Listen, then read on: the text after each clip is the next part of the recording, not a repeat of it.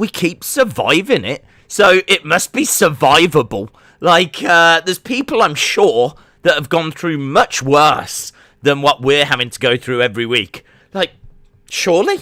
In the history of mankind, people have gone through... Well, I can't think of anything in particular, but I'm sure that there are people that have suffered more than what we suffer on a Monday. But with that being said, I've got high hopes, that this is going to be better.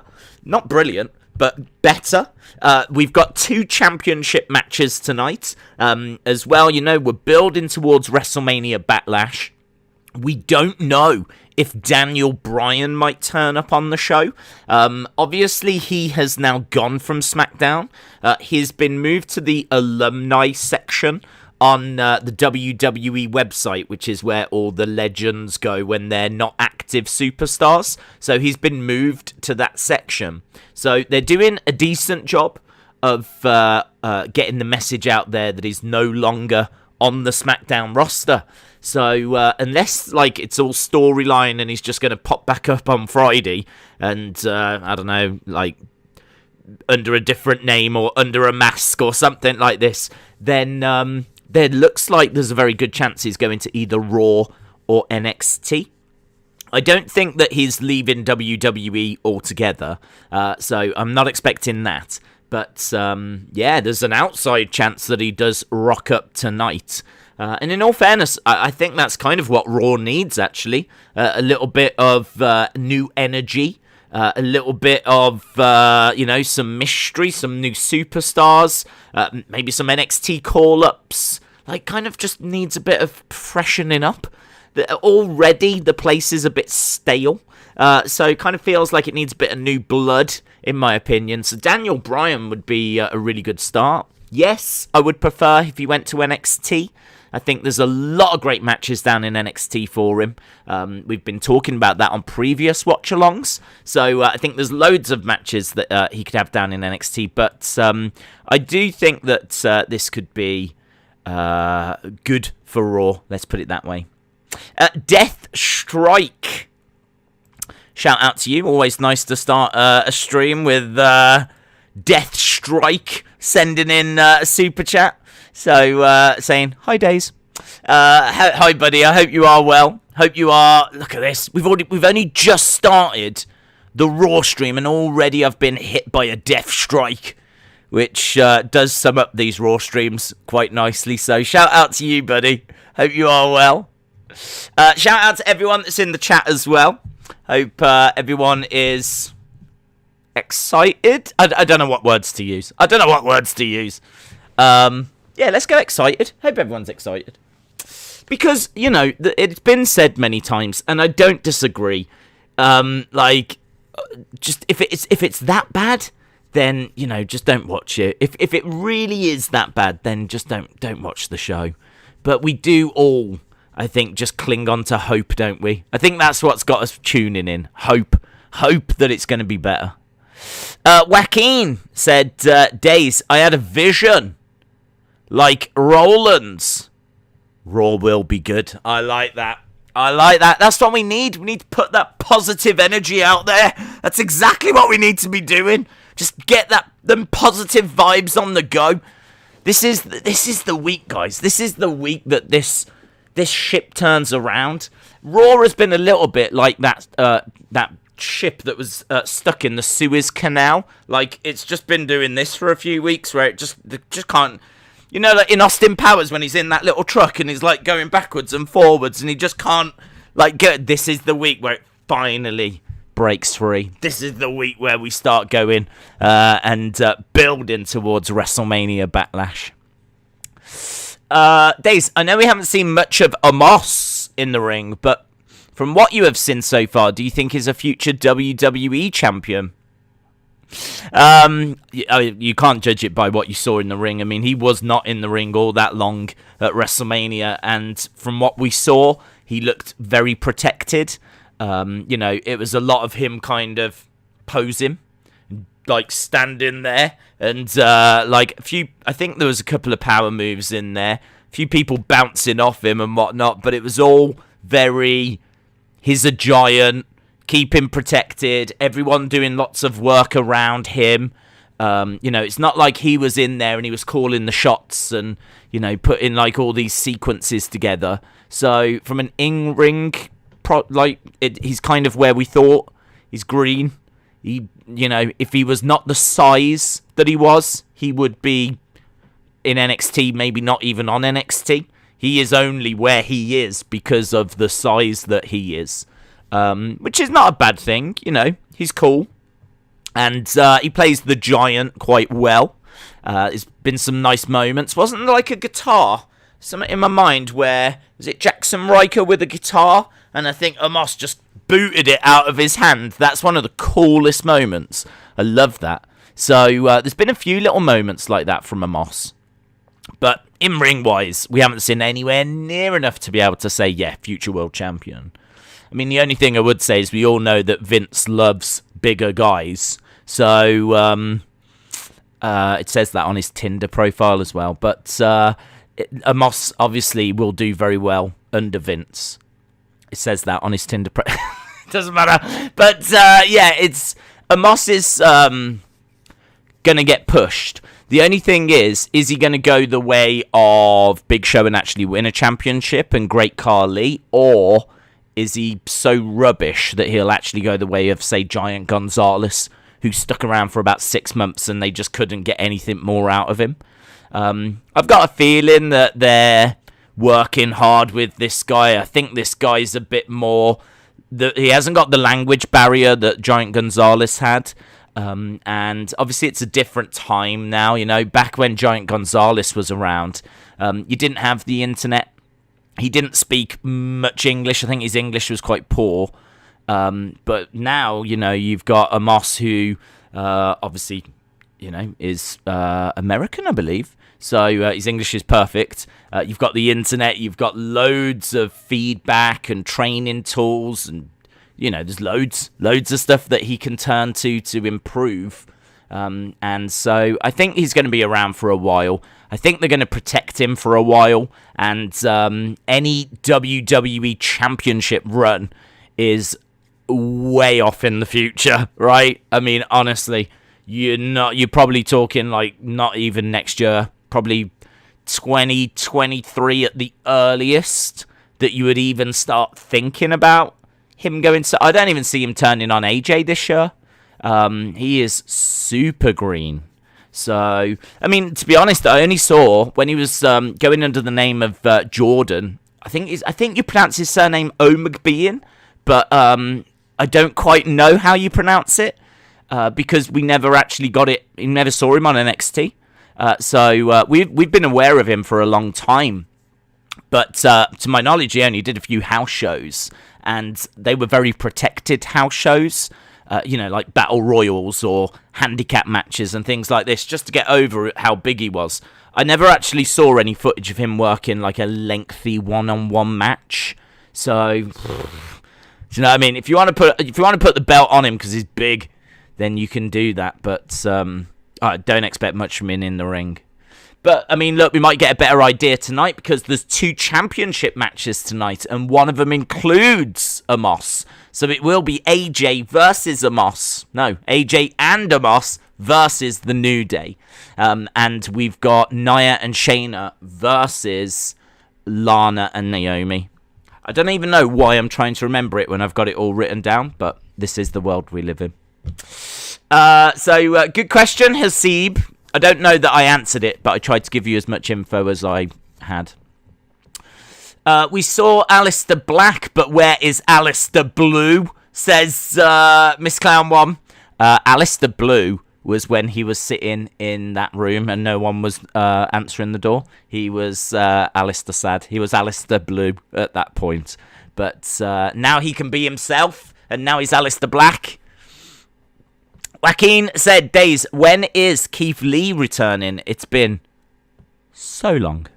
No news on Keith Lee. Haven't seen any news on Keith Lee. No updates or anything. So, obviously, we haven't seen him for a long time. And actually, that goes back to what we said earlier, that Raw could really do with some fresh blood coming in, like an NXT call-up or Daniel Bryan. And actually, Keith Lee really falls into that bracket, because if you could bring Keith Lee back from injury, having been out for so long, I mean, it's not like he's been out for just a few weeks. Like, we haven't seen him since WrestleMania, and I don't even kind of remember how long before WrestleMania, but he wasn't part of, like, the WrestleMania build. Obviously, he wasn't at WrestleMania. We haven't seen him since WrestleMania.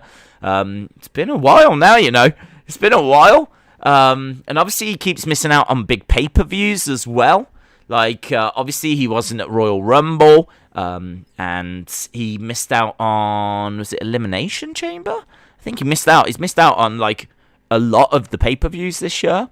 So, he's obviously made a few Raw appearances and whatnot, but, yeah, 2021 has been a dumpster fire for Keith Lee, but no news on when he will return. But when he does, it will feel like some new blood. It will feel a little bit like an NXT call-up, so hopefully not too far away. So, right, let me make sure I'm up to date with the Super Chats. We are. Days, what do you think of the protests that took place at Old Trafford? I was there myself. It was some atmosphere, says Ben Patterson. That's cool. What do I think about it? Well, obviously, I don't mind answering whatever questions come through. Obviously, this is primarily wrestling, but I'm certainly happy to touch on this. I think that it's necessary. I think people went too far. I saw that Graham Souness talking about a flare had been thrown up to a platform where the Sky Sports presenters were. And that's completely unacceptable, because that overshadows what was trying to be achieved. I personally don't mind the game being postponed. I think, you know, postponing one game, you know, sends a message. It's a big message. It's got people talking. I understand there was a lot of frustration that the game didn't go ahead, and people upset because they wanted to watch the game. But I think a lot of the United fans have just had enough now.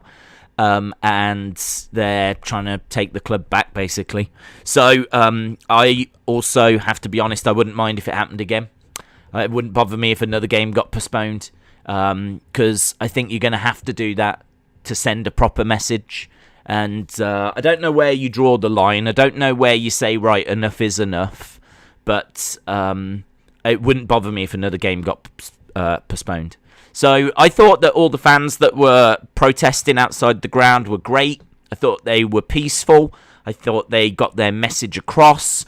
You might argue the game only got postponed because of those that broke into the ground. And, you know, the fact then that's how the game got postponed. So it's difficult, isn't it? I'm someone that believes that, you know, you should do peaceful protest. You can't say that throwing that flare was acceptable up at the Sky Sports presenters. I mean, they should find whoever that was and, you know, deal with them, basically. So I certainly don't support that. But I do support the protests. And I think that we should and will see more. So that's my thoughts on that. But it's got to be kept civil. Do you know what I mean? It's got to be kept civil. You've got to do things the right way. And the right way might be not watching matches. The right way might be if everyone didn't watch any of the matches, didn't retweet and like their posts, and just if everyone for a month, I know that's extreme, but just turned your back on Man United, yes, it would hurt them so much. You would force the owners out. You would literally force them out. And no one gets hurt. It's a way of making your voice heard, and you know that would seem like a constructive way forward.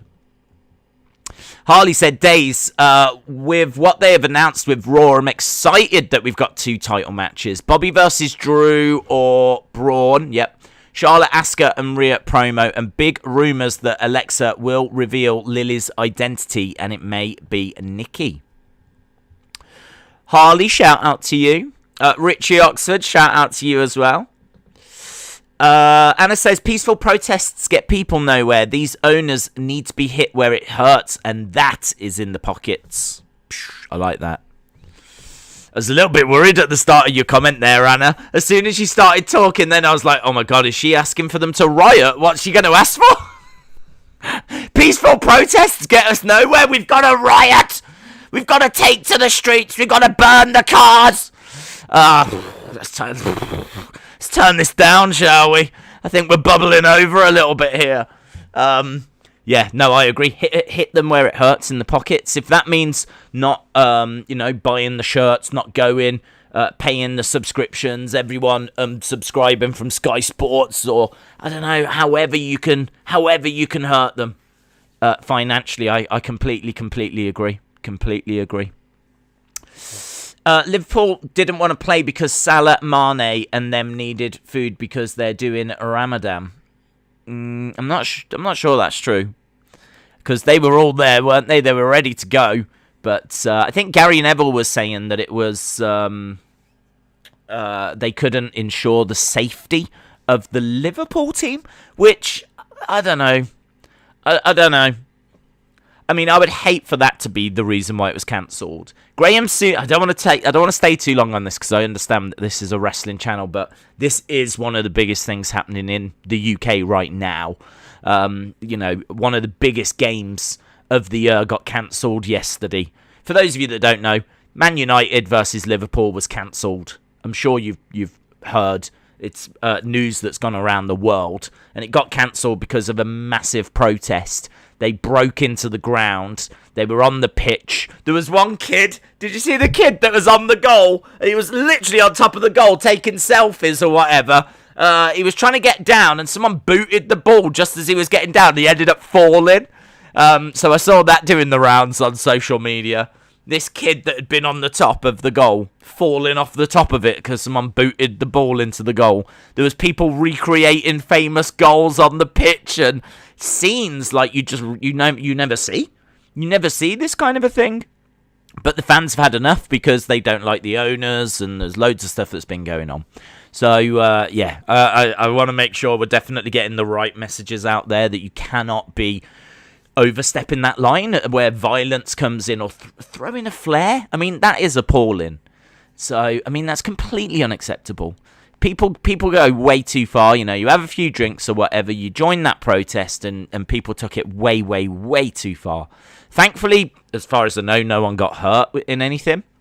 So, fine, but let's not do that again. But yeah, I think there needs to be more protests, and as Anna rightfully said, if you want to get them out, hit them where it hurts.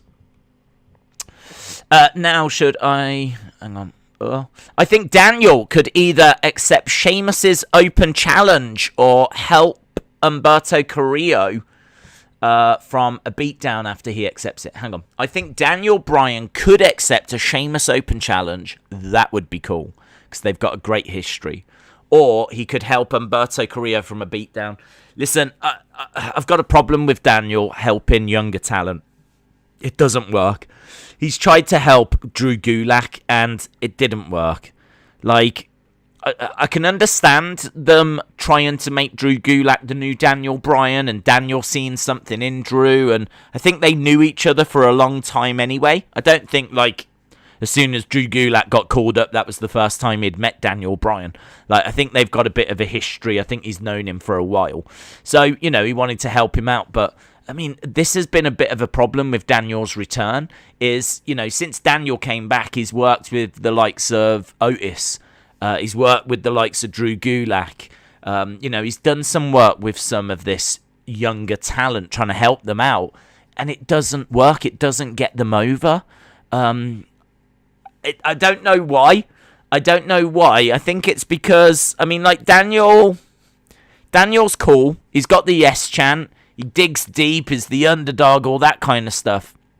But he overcomes the odds with sheer hard work, grit, determination, great wrestling ability. And I don't know that he can really help get someone over. I don't know that he would get over Humberto Carrillo. He's good on the mic. He's very passionate when he needs to be and whatever. But I kind of think he needs to just concentrate on himself, to be honest. I think he needs to concentrate on himself. I think he needs to, if he wants to put someone over, then have some great matches with them. If he wants to put over someone like Humberto Carrillo, then have a match against Humberto and make it a 5-star classic and get everyone talking that way. Because I think if he's going to try to do with, say, Humberto what he did with Drew Gulak, it's not going to work. Because it didn't work with Drew Gulak. It's just not going to work. I don't know why. I can't quite put my finger on it. It's one of those things that you give it a go. It didn't work. Fine, we move on. Nothing lost. Apart from, a bit of Daniel's career where he could have been spending, say, 6 months doing something different. So, whatever. But, just putting him with someone for whatever reason, it doesn't really work. Maybe you could say that Drew Gulak's a bit too dull. Maybe you could say Drew Gulak doesn't have the charisma. Maybe part of the problem was that Drew Gulak was a good wrestler, but nothing more than that. Don't know. So we'll have to see. I mean, first of all, we need to know where he's going, don't we? We need to know if he's going to Raw or if he's going to NXT. But I just hope they use him right. And for me, that would be primarily focusing on Daniel. I think you've got to have Daniel feeling like a big star, because he is a big star. So you've got to have him feeling like he's a big star. And when he was with Drew Gulak, he didn't feel like a big star. He didn't feel like a big star to me. It was just like, here's the Daniel Drew segment. I wasn't excited for their segments. And I think you need to get it to the point where Daniel's segments need to feel like big deals. And actually, it's quite interesting because that brings me nicely to a little bit of news, which was the ratings for SmackDown. They were only 2 million. 2 million for SmackDown, which is not bad compared to the 1.7 for Raw. So, it's ahead of Raw consistently now. But, we have been to like 2.2 for SmackDown. So 2 million for SmackDown on a week where, it's Daniel Bryan has to leave SmackDown if he loses, and it's a Roman match, and it's the Universal Championship's on the line. 2 million is a bit... I mean, I believe it was up against some stiff competition. I don't know. Was it the NFL draft on Friday? I believe it was up against something quite heavy competition-wise. But even so, not brilliant. Not brilliant. I looked at that number and was disappointed, to be honest. Because I think Roman's the biggest thing going in WWE. So I think a Roman match on SmackDown should be a big deal. I think a Universal Championship, the title being on the line as well, should be a big deal. The fact it's against Daniel Bryan and not, against no one. Do you know what I mean? It's not as if it was Roman against Drew Gulak just out of the blue. This had like a week's build. It was, and the other stipulation was if Daniel loses, he leaves SmackDown. So again, there was something else on the line. So you look at that match and you go, that really should have brought people in. And however you want to carve it up, it didn't. People still chose to watch something else. So I thought 2 million was a bit of a downer, to be honest. But I think it was up against some stiff competition. But hey, that's the past. We'll see what the future holds. Right, let's go down. I've got a man crush on Roman, says Miss Count1. He's cool, man. He's the best thing. He's the best thing around right now. He's the best thing around. He did a little video the other day on Twitter, which I did retweet, and I loved it, man. I think the video is awesome. It's him just working out, and he's like, I was just here, and I was just thinking about how lucky, and he was just going off like this heel promo, and he was talking about how lucky we are, how lucky Daniel is as well. Daniel has said he wants to be a family man now, and Roman's like, I opened that door and I've kicked you through it. So, this is the best thing for you, Daniel. You can go off now and hug a tree, be a family man. And he cuts this promo whilst he's working out. I think he's on some kind of treadmill or, what do they call it? Elliptical or something. I'm not too sure. Where you're like, I don't know what you're doing. This kind of a thing. Whatever it is. I don't know what that's called. But he was on one of them machines. I didn't watch that video. It was 2 minutes long, and I didn't feel like watching all of it, says Austin. Wow, it's true, isn't it? 2 minutes. It's a long time to invest. Moldy Spoon said Keith was meant to be in a triple threat for the US Championship at Elimination Chamber. It was meant to be Keith, Lashley, Riddle, but he pulled out, and we've not seen him since. Harry Richard said, Days, did you see that Johnny Gargano on Instagram posted a picture of him with Bryan when they were in Ring of Honor? I'd honestly love a feud between them. What are your thoughts? Yep. That's my thoughts. I would also love a feud between them. And it goes back to what I was just saying of I really want Daniel to be looking after Daniel. And I understand that, you know, he's there at the end of his career to, you know, help put some people over or whatever. But I don't want a repeat of what he was doing with Drew Gulak. So, because in my mind, wasn't he with Drew Gulak at like WrestleMania 36? I've got a feeling it was around that time, and, you know, we were seeing him doing like squats backstage and all this kind of stuff. It just, his segments didn't feel like big deals. And this is Daniel Bryan, Mania. His segment should feel huge. So, him against Johnny having 5-star matches and Johnny getting the better of that feud, I would be down for that. That you know, legitimizes Johnny even more.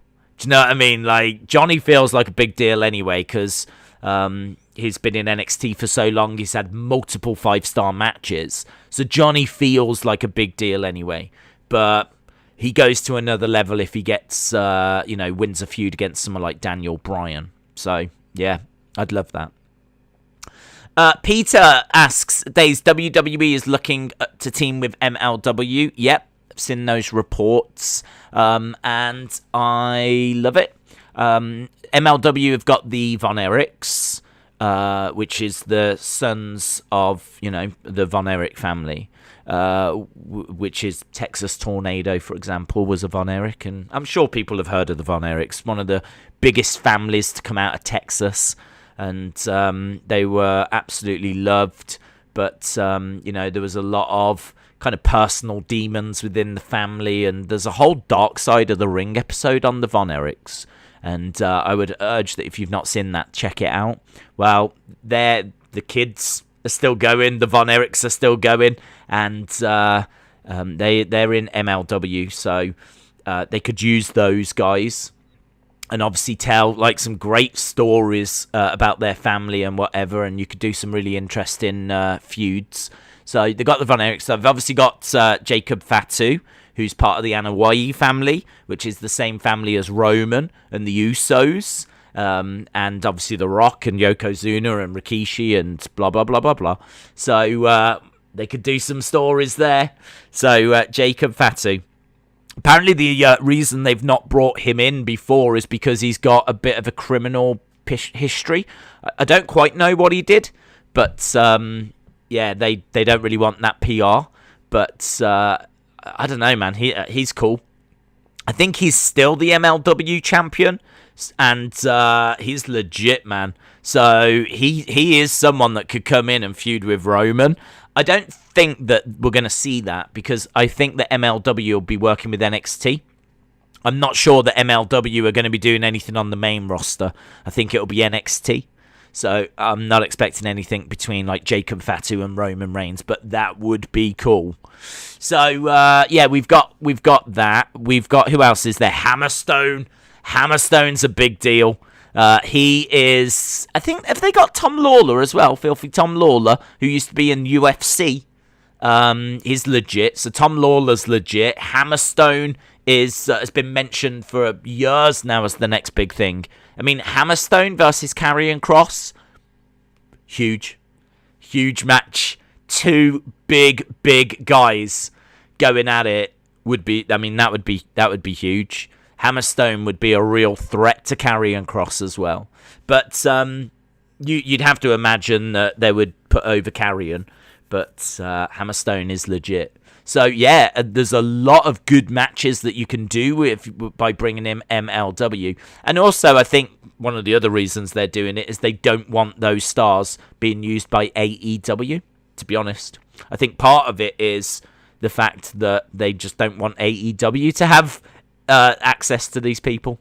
So there's a few reasons why I think that relationship's come about. Tom Lawler versus Daniel Bryan would be amazing. Days, does a wrestling family really matter for Vince? Does wrestling family really matter for Vince? What do you mean, buddy? Wrestling family. Do you mean like collectively, like we're all the wrestling family? I mean, no. I mean, Vince cares about money. So if he can make money from it, then he cares about it. If he can't make money from it, he's not bothered. That's all you need to know about Vince. Jacob Fatu is still the world champion, says James Chadwick. Thank you. Hope you're well, James. Ant Washington said the reason why we still have to wear masks after the vaccine is because it isn't 100% effective. The other thing as well is people that have got the vaccine, I think, can they not still carry it? I'm not 100%, but there's a chance that they would still be able to carry it. Even though they might not feel the effects of it, they still might be able to carry it and affect those that haven't been vaccinated. So, I think that's part of it as well.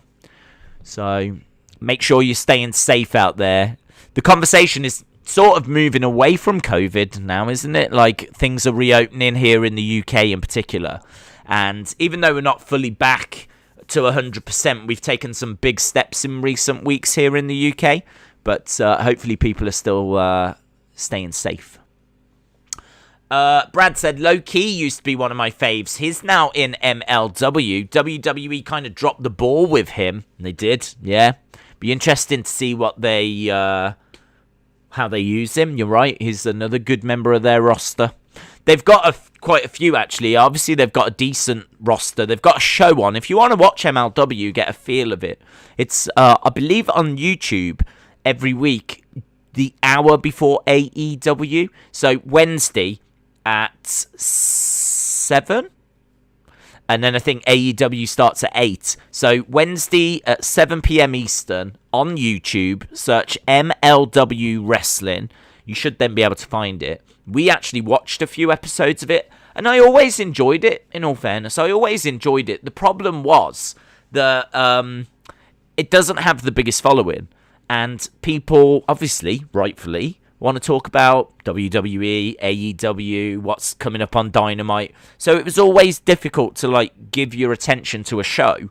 It'd be like trying to watch something right now. Do you know what I mean? People want to talk about where's Daniel Bryan going. People want to talk about what are we seeing on Raw tonight.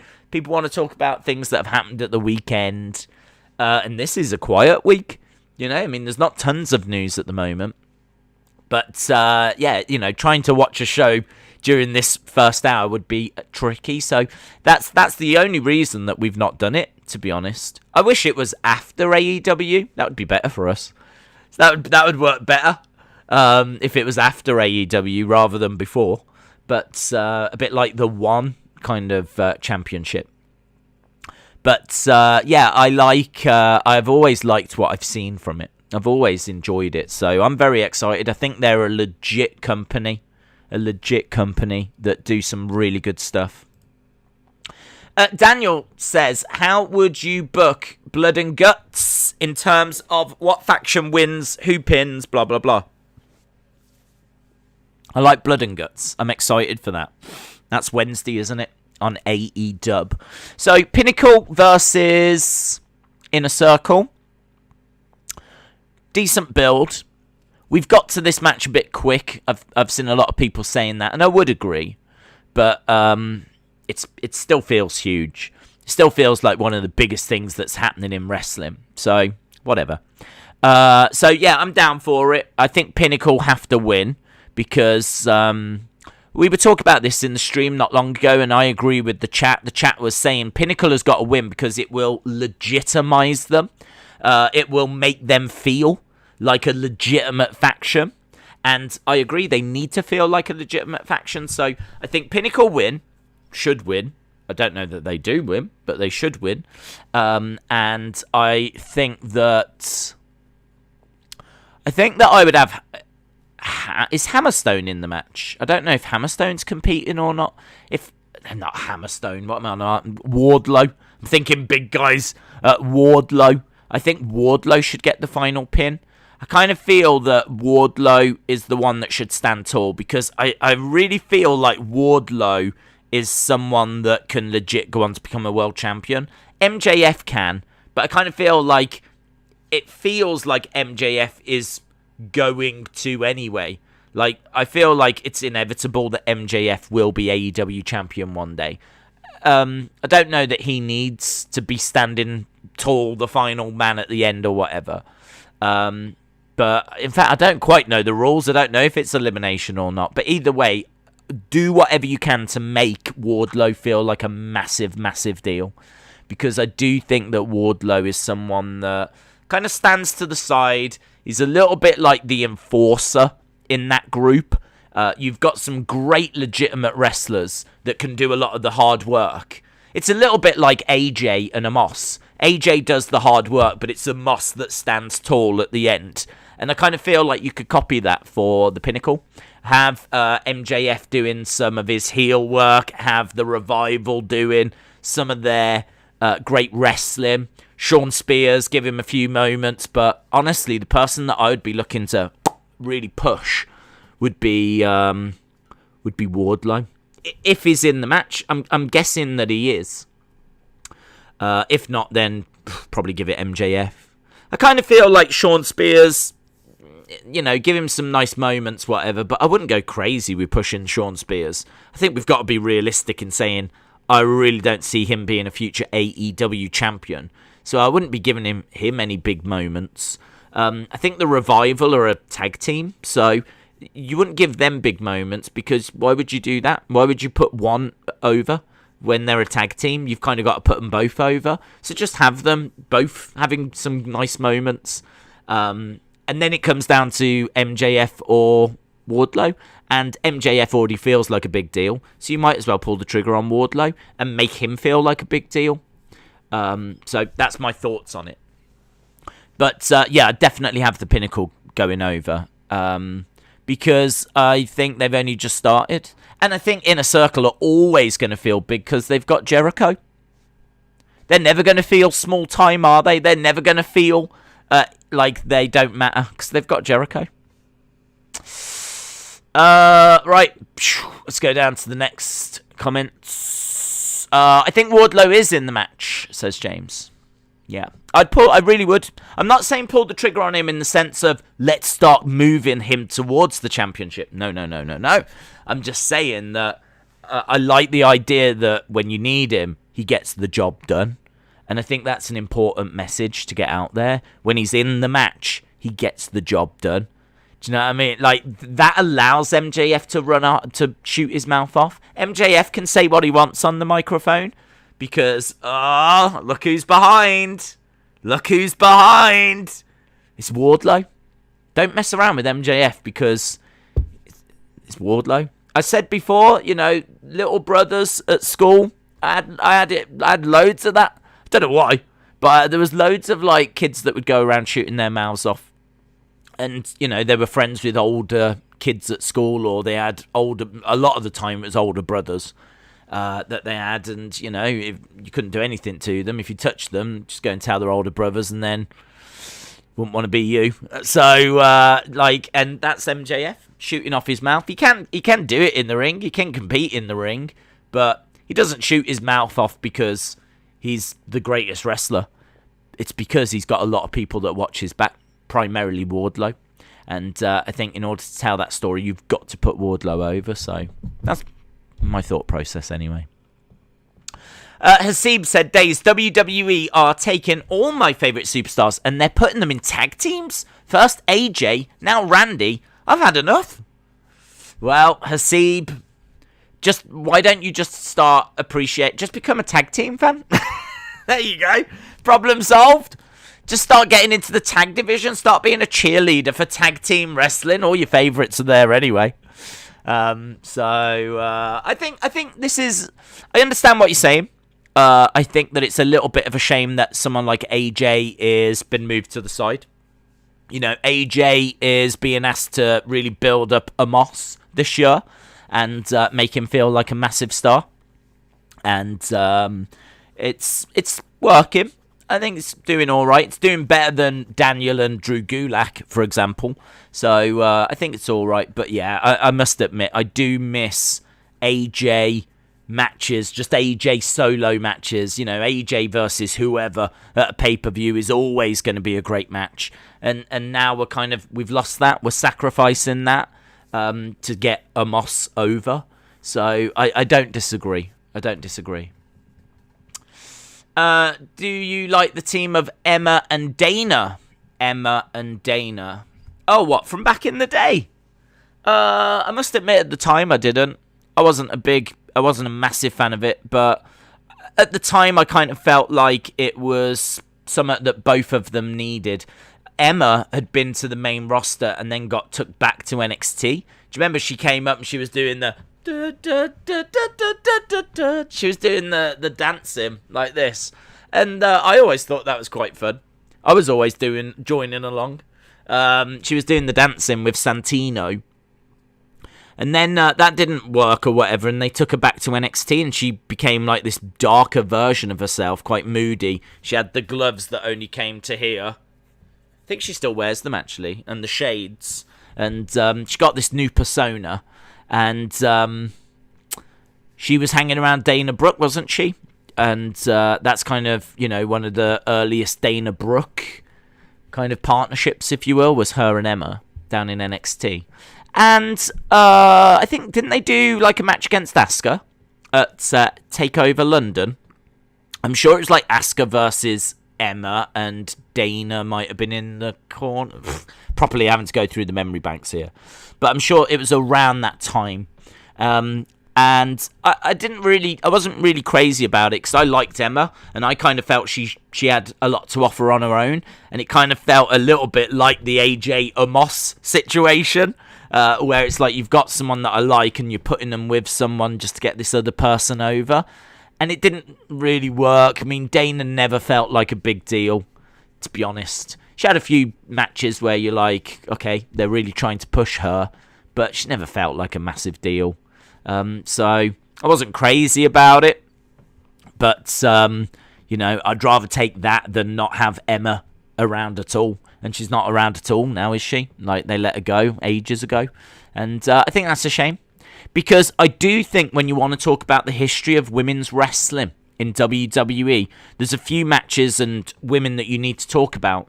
And one of the matches that you're going to have to talk about, and the match that you could argue really ignited the women's revolution, was Paige versus Emma in NXT for the NXT Women's Championship.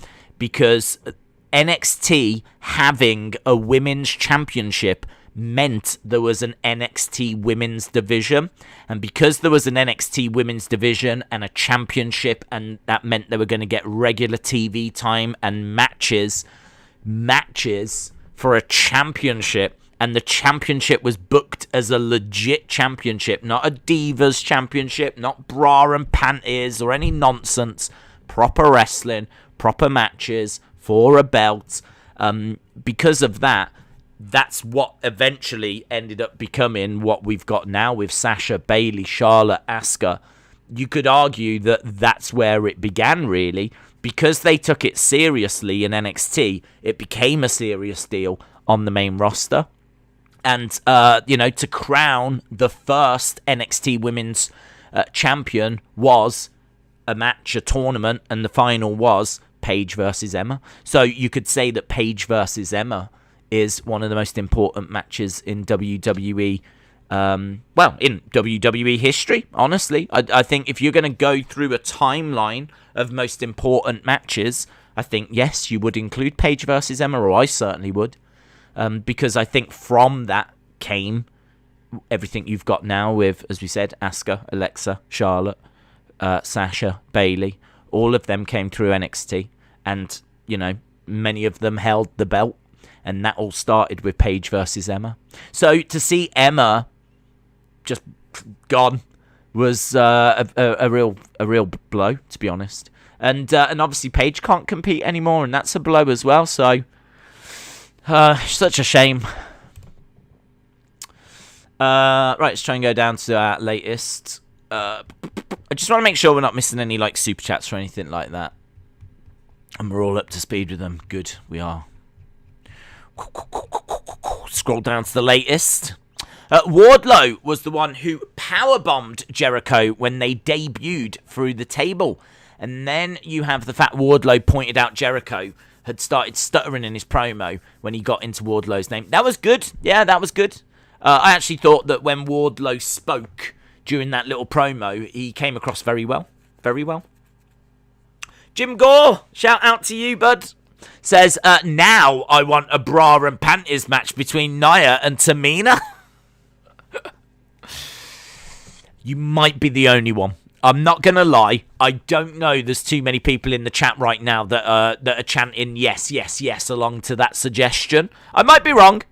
I might be in the minority. Right now, people might be going crazy, going, that's the greatest idea of all time. But I'm not sure. I mean, I've certainly not had too many people getting in touch with me asking, is this the week that we get a bra and panties match between Nia and Tamina?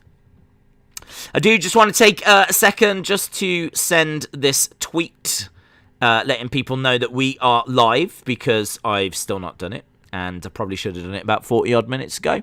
But hey-ho, you live and you learn. So tonight we've got Drew McIntyre confronts Bobby Lashley and Braun Strowman. That's going to lead to some sort of a match. It's either going to be Bobby versus Drew or Bobby versus Braun. We've also got Nia and Shayna defending their championships versus Naomi and Lana. I'm pleased that at least it's not Natalya and Tamina. We've also got AJ Styles and Omos taking on the New Day. And we're sure to see Charlotte as well. And I think that's it. Unless there's been a few other bits announced. But we'll see what Raw has got in store for us. Days, I feel sorry for Nakamura. There's no big matches for him nowadays. Well, Nakamura was getting a bit of a push not long ago. He was getting a little bit of a push. And I wouldn't be surprised to see him get a bit more of a push throughout the rest of the year. They seem to be doing a decent job of putting over, some new talent on SmackDown. We've seen Cesaro getting a push. Nakamura was being used a little bit more a few months back, and that was exciting people. Obviously, we're seeing Big E getting a bit of a push at the moment as well. Jey Uso's been getting used, on a regular basis as a solo star. I mean, granted, he's not been winning much, but he's been getting used. So they are using a few stars over on SmackDown, but they're using them in a decent way. And I think Nakamura's time will come. I think they do see something there. To Boy123, shout out to you, said we will probably see RK Bro tonight. Yeah, good shout. Edward Brown, shout out to you. C Wrestling, shout out to you. Hope you are well. Days, I've sent a DM. Read at your convenience. C Wrestling, shout out to you, bud. Is it urgent? I hope you're well, C. Well, C. Sounded weird, didn't it? I will have a read. Oh, that's interesting. Okay. So, C Wrestling has sent me a naughty picture. He normally sends that, though. So, shout out to you, C. I appreciate it. I've never seen it from that angle before, in all fairness, so very cool. But he's also sent through this, which I'm sure he won't mind me sharing. It's about AEW. And apparently, this has now been put on each bit of AEW content.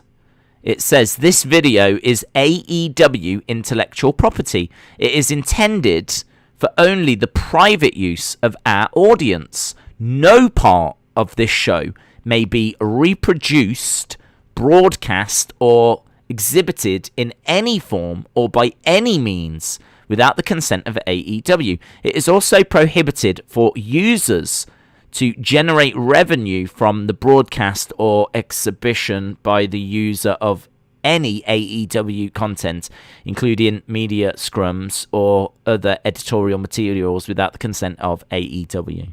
Right. Well, I mean, the only thing I would say to that is there are still fair use laws. And fair use says that, and it's a grey area, right? But fair use says that if you take a piece of work and you transform it to the point where you're using it in a way that it wasn't originally intended, then you're covered under the grounds of fair use. So if you're taking something very serious and you're turning it into something that's very funny, and you are transforming the original piece, these aren't my words, this is the law, right? Like, I know people will be like, no, you can't do that. You can. This is the fair use. So if you are transforming it, then you are allowed to do that. The problem is it's a grey area, right? And the problem you've got is that AEW... So if I was to take like a really sad like piece of AEW footage and then I was to put it on mute, but then put my own voice in instead. So you've got like MJF crying or whatever. Say he loses at Blood and Guts and MJF is in tears, right? I take that footage, I take the sound off, and then I start putting my own voice over the top. Yeah? I'm a little teapot. I don't know, right? Whatever. And I'm just doing something silly with it. I'm completely transforming it from what its original use was. I'm completely changing it from its original form. And I'm doing something completely different. I am covered under the grounds of fair use by that point. The problem you've got is AEW will strike the video. I'm sure they would give you a copyright strike for using their footage. The decision that you have to make then as a content creator is, do I really want to get a lawyer? And do I really want to be spending how many thousands of going to court to defend this video and to go to court and go through the process? And there's no guarantee you would win, because the judge might look at it and say, you didn't transform it enough. You know? I mean, where's the line? At what point is it that you've transformed it enough? At what point does it stop being what it originally was? So you've no guarantees that you will win. You've got a case. There's no guarantees you'll win. Are you really going to get a lawyer and go that far? 99.99999% of the time, no. Of course you're not. You're probably just going to take the copyright strike and just be like, okay, this sucks. And that's it. And that's the problem. That's the problem with fair use and being a content creator and stuff like that. But equally, I will flip it. I understand that there are people out there that literally take matches, take footage, take the dynamite, upload it onto YouTube, and don't do anything but literally just show it. They don't transform it. They don't do anything with it. They're not making it funny or different, or they're not being creative, not doing anything with it. They're just literally stealing it and putting it onto YouTube. And I completely, 100% understand AEW going after those people. 100% understand, and I completely support them with that, because you can't do that.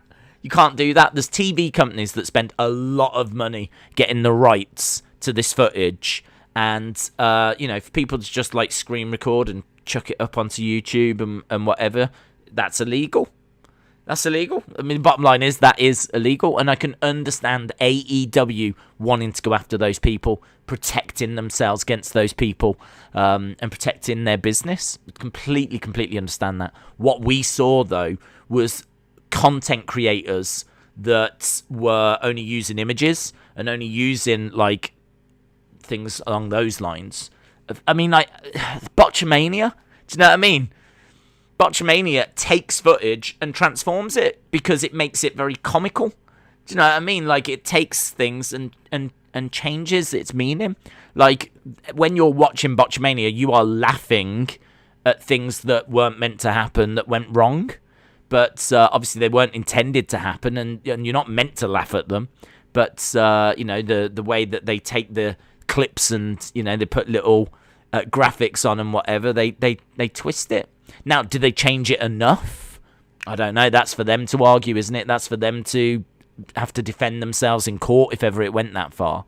But I would argue that something like Botchamania was acceptable. And for the longest time, it has been acceptable. I mean, how long has Botchamania been around for? But they got hit with this copyright thing. So, sucks, man. Sucks. That to me, is fine. Yeah, that's fine. That's fine. I haven't really got an issue with them saying that. AEW, it's their business, and maybe they're getting hit with some really bad, you know what I mean, people taking their footage and just showing it. So maybe they really are trying to protect against that. But I do think there's some very good content creators that aren't breaking any rules that are getting caught up in this as well. So, and then, I also think there's people that are covered under fair use, but how far do you go? How far do you take it? Very interesting, C. Shout out to you. Edward Brown says, I'm angry now.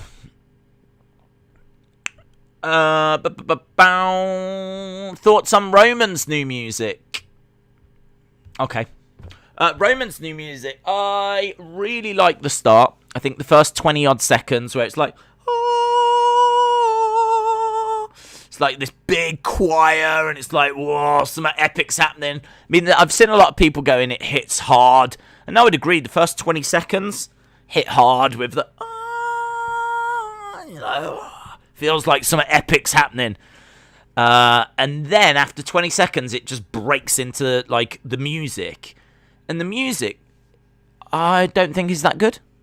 I don't think once the 20 seconds finish and it goes into the actual theme, I don't think the actual theme is all that great. It's not a disaster. But I don't think it's that great. And then the choir does come back and it picks it back up again. So there's these choir moments that are really good. But for me, it dips. And when I first heard it, I was like, oh, what's this? And I wasn't a big fan. And I've not changed my opinion. I've listened to it repeatedly on social media, like properly, because obviously I have to have the sound down normally. But I've listened to it repeatedly. I'm at about a 6 out of 10. I really am. I said it sounds like a bad Kanye West backing track. And I still stand by that, because you've got the choir, which is kind of like the bits in between where Kanye West would kick in. But the bit where Kanye West would sing is just a very average, very boring bed of music, to be honest. It reminds me a little bit of Samoa Joe. So Samoa Joe's music, that ba-bum, bum, bum, ba-bum, like that was awesome, right? But there's a bit where he had his theme when it first came in broke down, and it was like this really awful bit of music that no one liked. Check out Samoa Joe's original NXT theme. It sucks. But it's still got the ba-bum, bum, bum, ba-bum, ba-bum.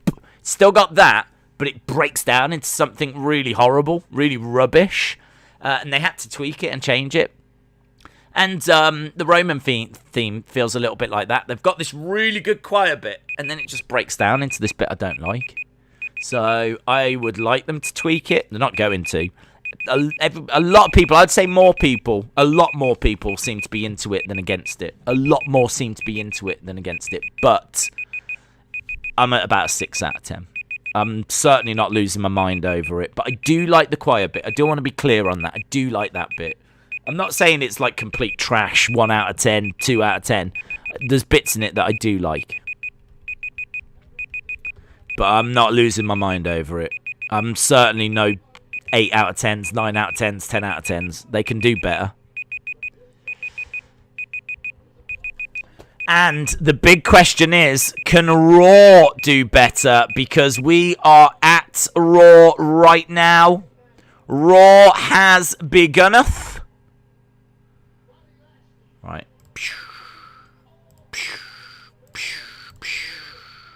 Shout out to Jake Huston, Appreciate the support, my friend. Hope you are well. Right, scroll back down. Okay, so we're just seeing Drew and Braun and a build towards Bobby is going to be facing one of those tonight. Roman theme sounds like he is in the main boss that you've got to fight, like his theme. Like, that's his theme. I love it. How does he not bop his head to that music? Says Harley. Brony said, Days, a lot of people, including myself, love Roman's music. It reminds me of a last level boss in a video game. It gives off a mafia boss type vibe. Yeah, there's a lot of people that do like it. But I'm just trying to point out the bit in particular that I don't like. And that is when the choir breaks away and then you've just got the music. I'm not a fan of that at all. I think they could do much better. Days, do you think they will be getting a Saudi show this year? And if so, what do you think the main event would be? I would say Brock versus Lashley. No idea, dude. Because I think we will get a Saudi show, but they tend to be February and about October, November. So we've gone past the February part. We've got October, November still to come. So if we are going to do Saudi, it's going to be much later in the year. And honestly, who knows who'll be champ by then. Right, we've got Sonya Deville in a red suit. Looking very sharp. So we're just seeing MVP talking to Adam Pearce. They're going to flip a coin to decide who's facing.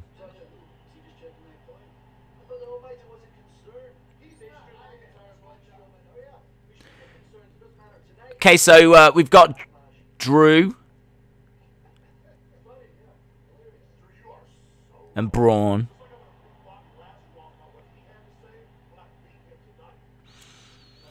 So Bobby's going to face one of these, and I think they're about to flip a coin to decide who it's going to be.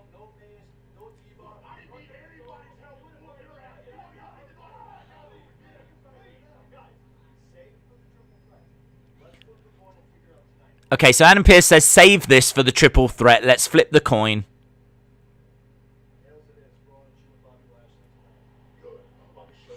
Okay, it's Braun.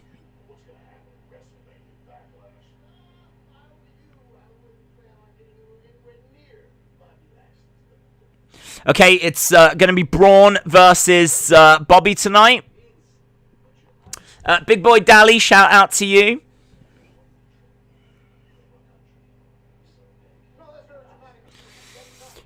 Drew saying that he's going to be taking people to Claymore Country. Braun versus Bobby. Yep. She looks good, man. Sonya Deville does look good in that suit. She looks good in all her suits, actually. It's nice to see a woman in a suit. You don't see it all that often.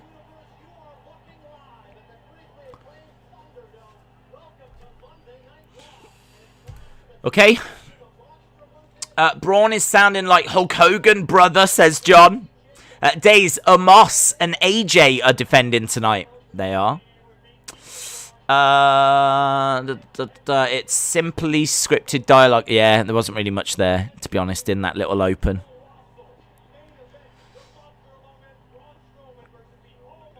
Braun versus Bobby. I mean, it's hard to go lose your mind over this, is it really?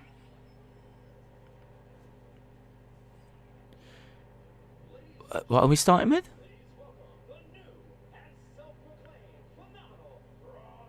All right, we're starting with AJ and Omos. Okay. AJ and Omos starting off Raw. Yep. AJ Styles and Omos. They don't want none.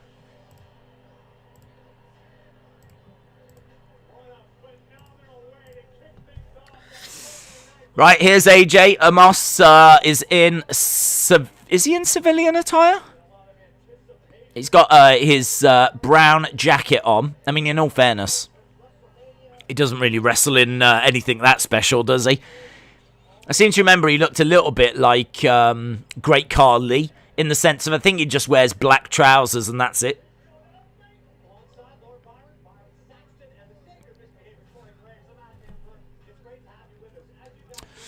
Grand Slam AJ. Do you think that Bryan could be on Raw or NXT? It could be on either, yeah. I honestly think both shows could do with him. Maybe Raw could do with him more than NXT could, in all fairness. But I think there might be more exciting matches for Daniel in NXT. Right, these two are in celebratory mood. Big smile on AJ's face. It's nice seeing him back, actually. I like it when people go away for a little bit.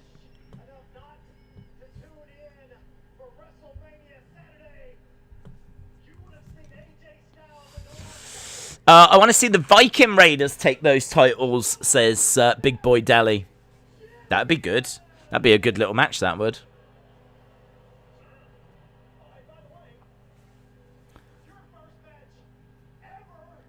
Your first match ever.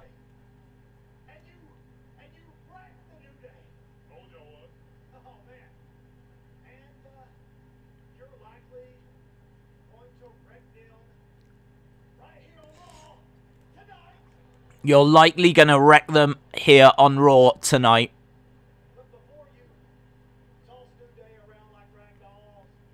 I don't know that. I don't know if I'd have Omos talk, to be honest. I don't know what.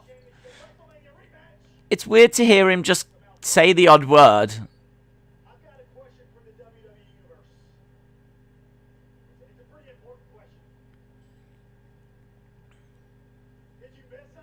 AJ asks, did you miss us? And they pipe in fake boos. David Connolly said, I love this team. William says they're booing them. Yeah.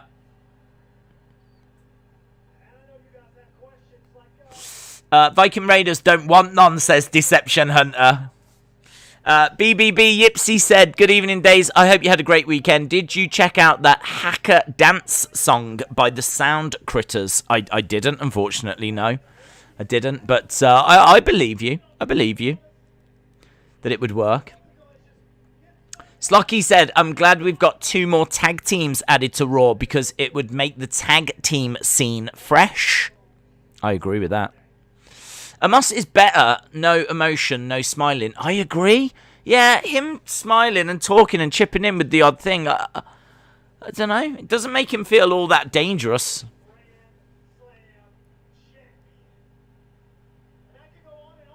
I mean, he's just kind of standing and applauding, like, as AJ's talking. It makes, I don't know.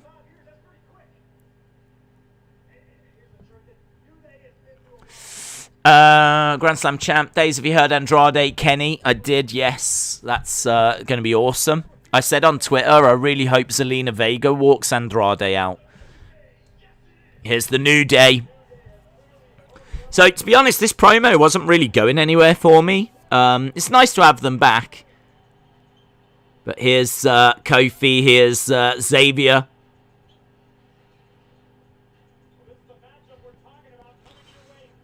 Coming up next, New Day against AJ and Omos. So that match is next. It's a WrestleMania rematch.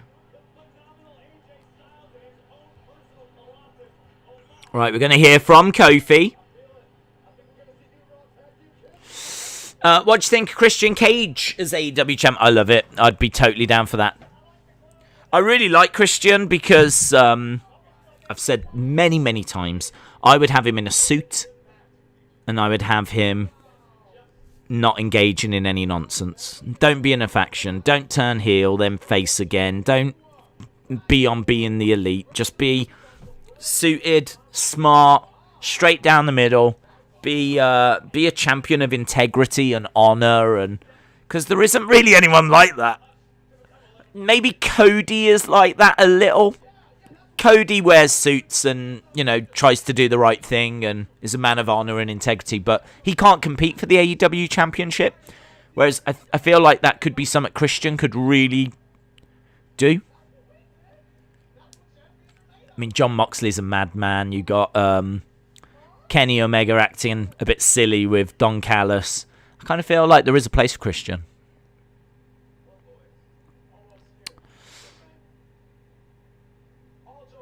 All jokes aside.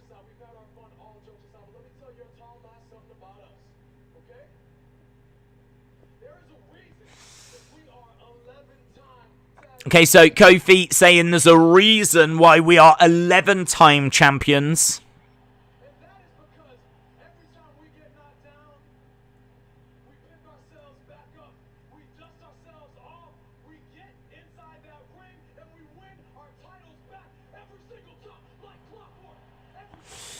New Day are so boring without Big E. They try to be funny and it doesn't come off natural. Yeah, they really are missing something big without Big E, aren't they? Not just physically, but you're right, his personality was...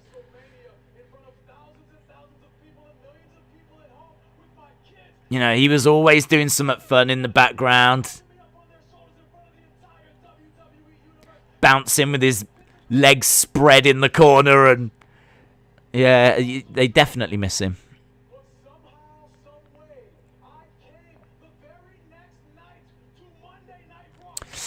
Days, the boos that were piped in earlier aren't really true because everyone loves Omos. Oh, they're definitely not true because there's no one there. There's no one to actually boo. All of those noises you hear are piped in. Well, crowd noises, I should say. Omos is going to wrestle in that. No, he just takes his jacket off, his top off, that's it. He tends to, well, when we saw him at WrestleMania, I think he was just wearing black trousers and that was it.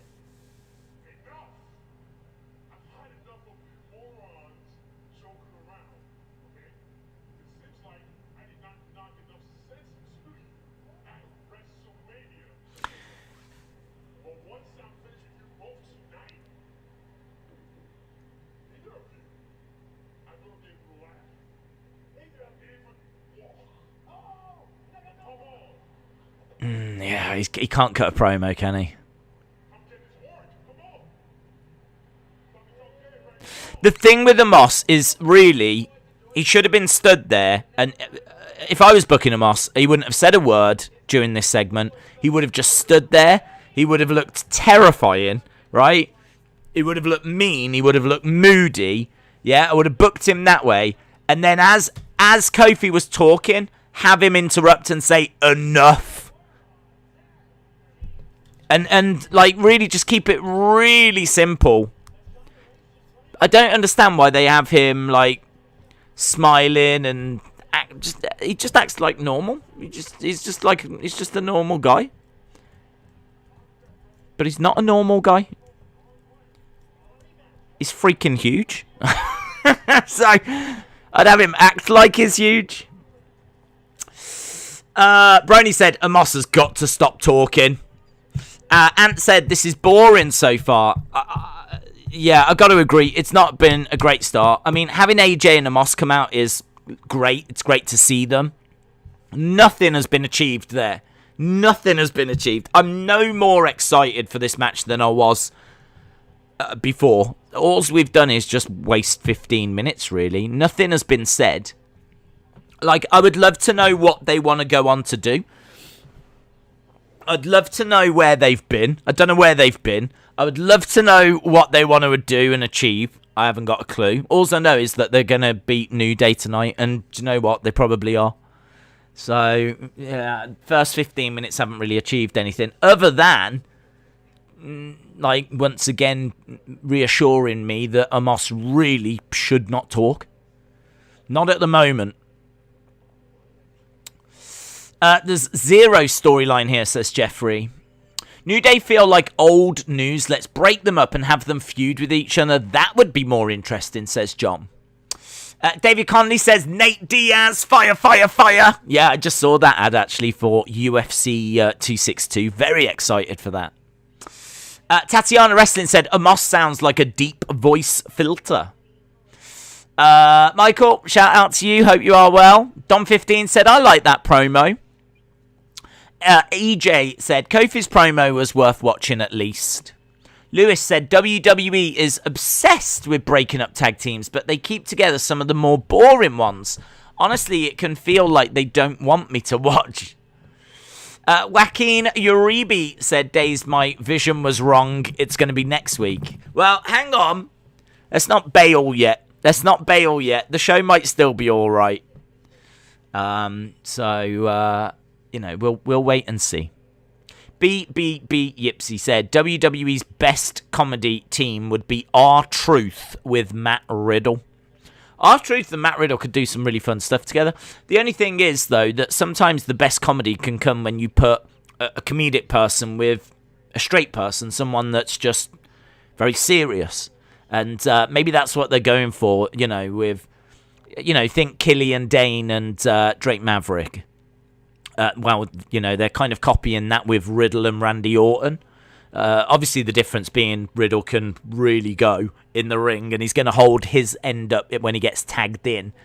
But even so, he's going to be the funny one, and Orton's going to have to put up with this silliness, and them bouncing off each other is probably going to be what provides a bit of the humour on Raw over the next few weeks at least.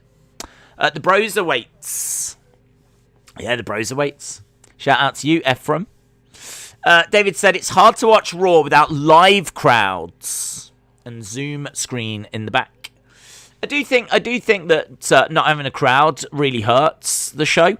The other thing as well is Braun actually spoke to Bleacher Report, and Braun Strowman said that there's been a lot of disruption. It's been quite chaotic behind the scenes.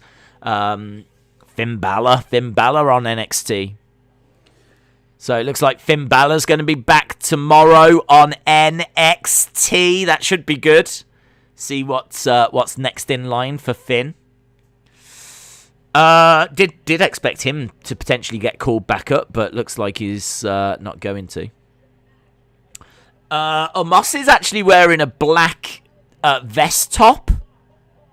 So Omos getting tagged in early as well. So this is quite interesting. We're going to see Omos starting off the show. So Omos being tagged in. So we've got Omos and we've got Xavier kicking at Omos. Omos not feeling anything. Omos grabs Xavier, hurls him across the ring.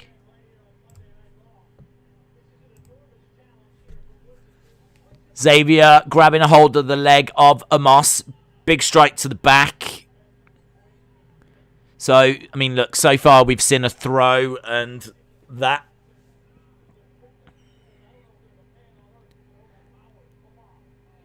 A second throw. Into the corner goes Xavier, and Omos calls in Kofi.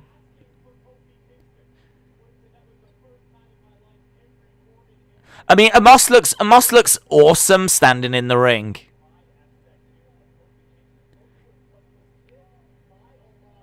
Kofi with a leg kick. That was quite... I mean, I like the strategy there.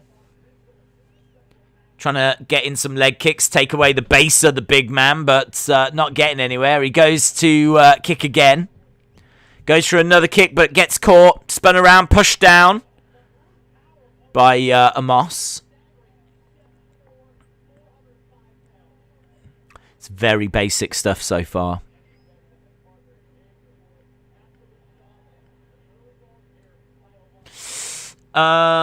Days, I just got the Stone Cold belt and an Edge Funko Pop. That's cool.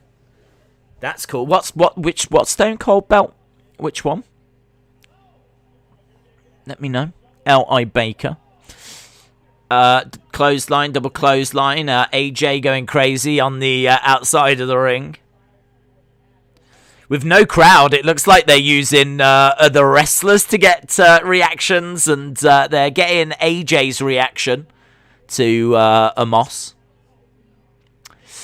Days, would you make Raw 2 hours or add more tag teams? Oh, I think I would always look to make Raw 2 hours. Tag. Bit of arguing here, but the ref, I don't know what the problem is. Omos gets out the ring, and Xavier tries to roll up AJ.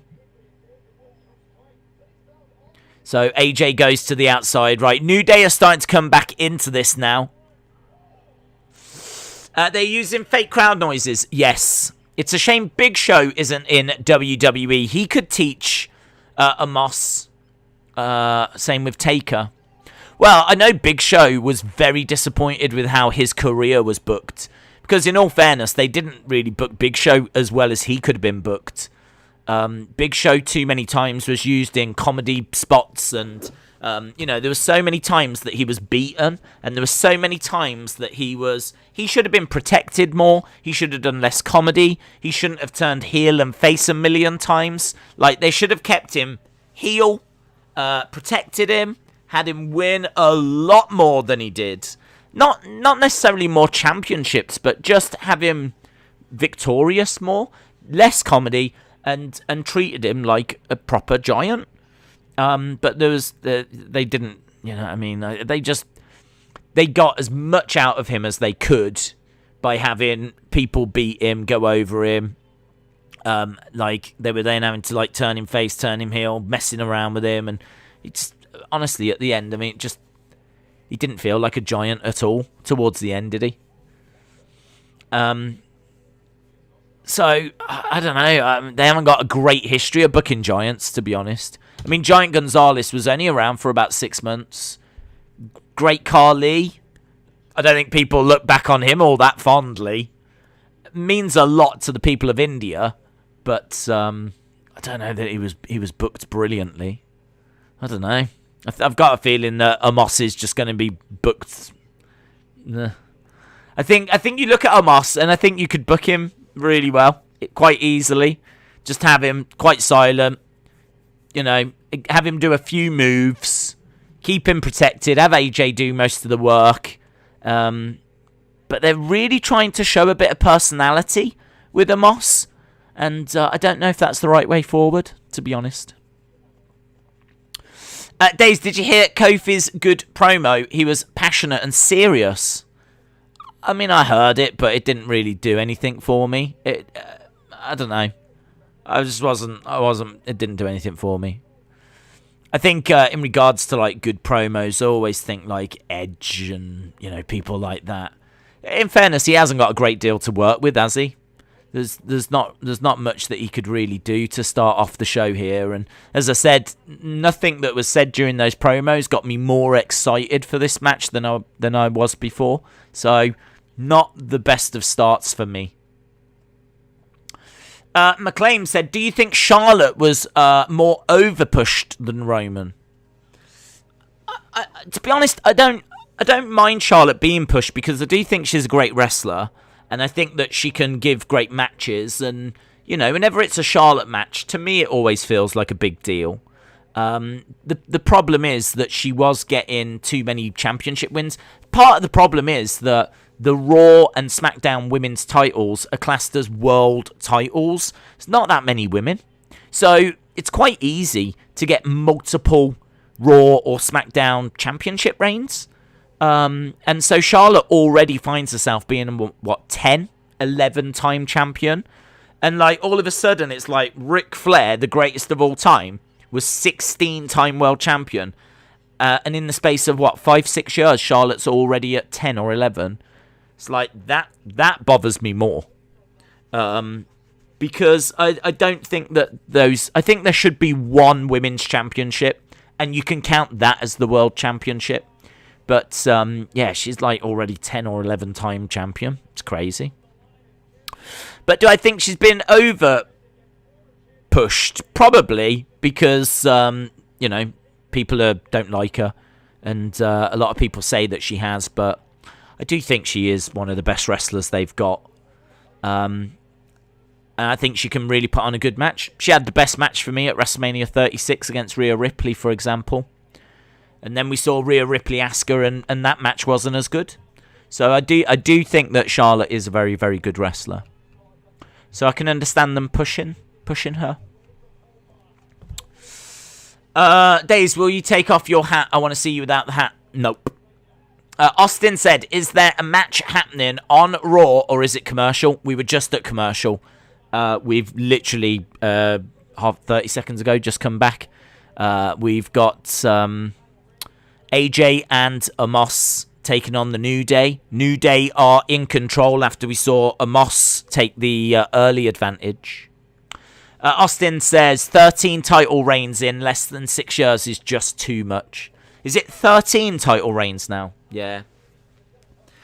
Yeah, I mean, this is what I'm saying. There's no mid-card titles for the women, and so their only belt, other than the tag titles, are classed as world championships. So if you want to push Charlotte and you want her to be in big matches, chances are their matches are going to be for world titles. And she is a great wrestler, so she does deserve to be in the conversation.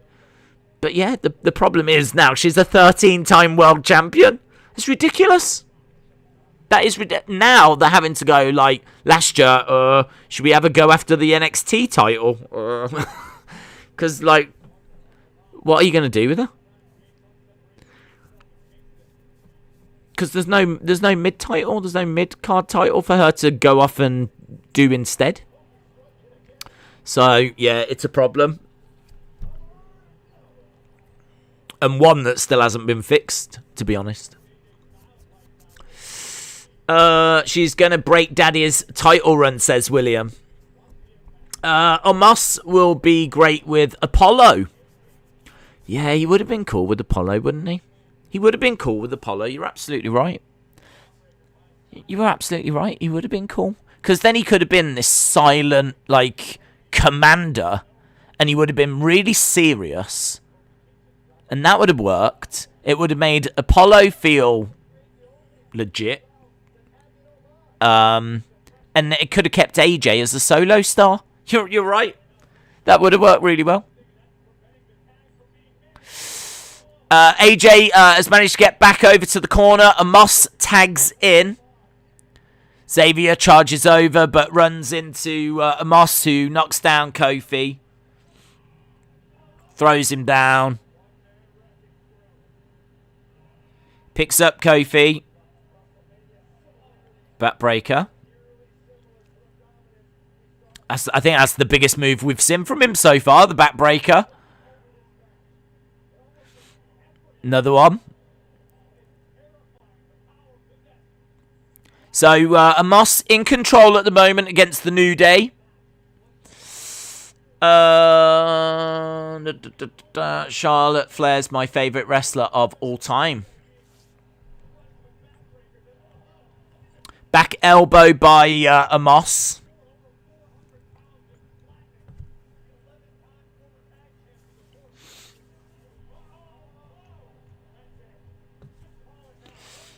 Why don't I have my member box? I don't know, buddy. Maybe, did it expire? I think WWE releasing the women's superstars when they're lacking a lot is just terrible. AJ in the corner. Makes the tag. AJ on the shoulders of Omos. Forearm strike.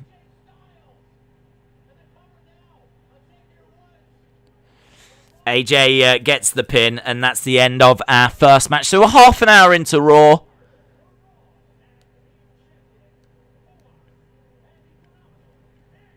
That was not a great match. That match was largely there to put Omos over. So when AJ was in the ring, he struggled. When Omos was in the ring, he dominated. That was the match in a nutshell. I mean, it's probably the right thing to book. It's probably the right way to go. But it didn't result in an exciting match. Dave's Fightful has just backed Dave Meltzer's report that MLW and WWE are having conversations. Cool. AJ and Omos are like Ray and Big Show, says William. Michael said WWE has just confirmed that Raw will be on 24/7. Okay, we've got Sonya talking to Charlotte.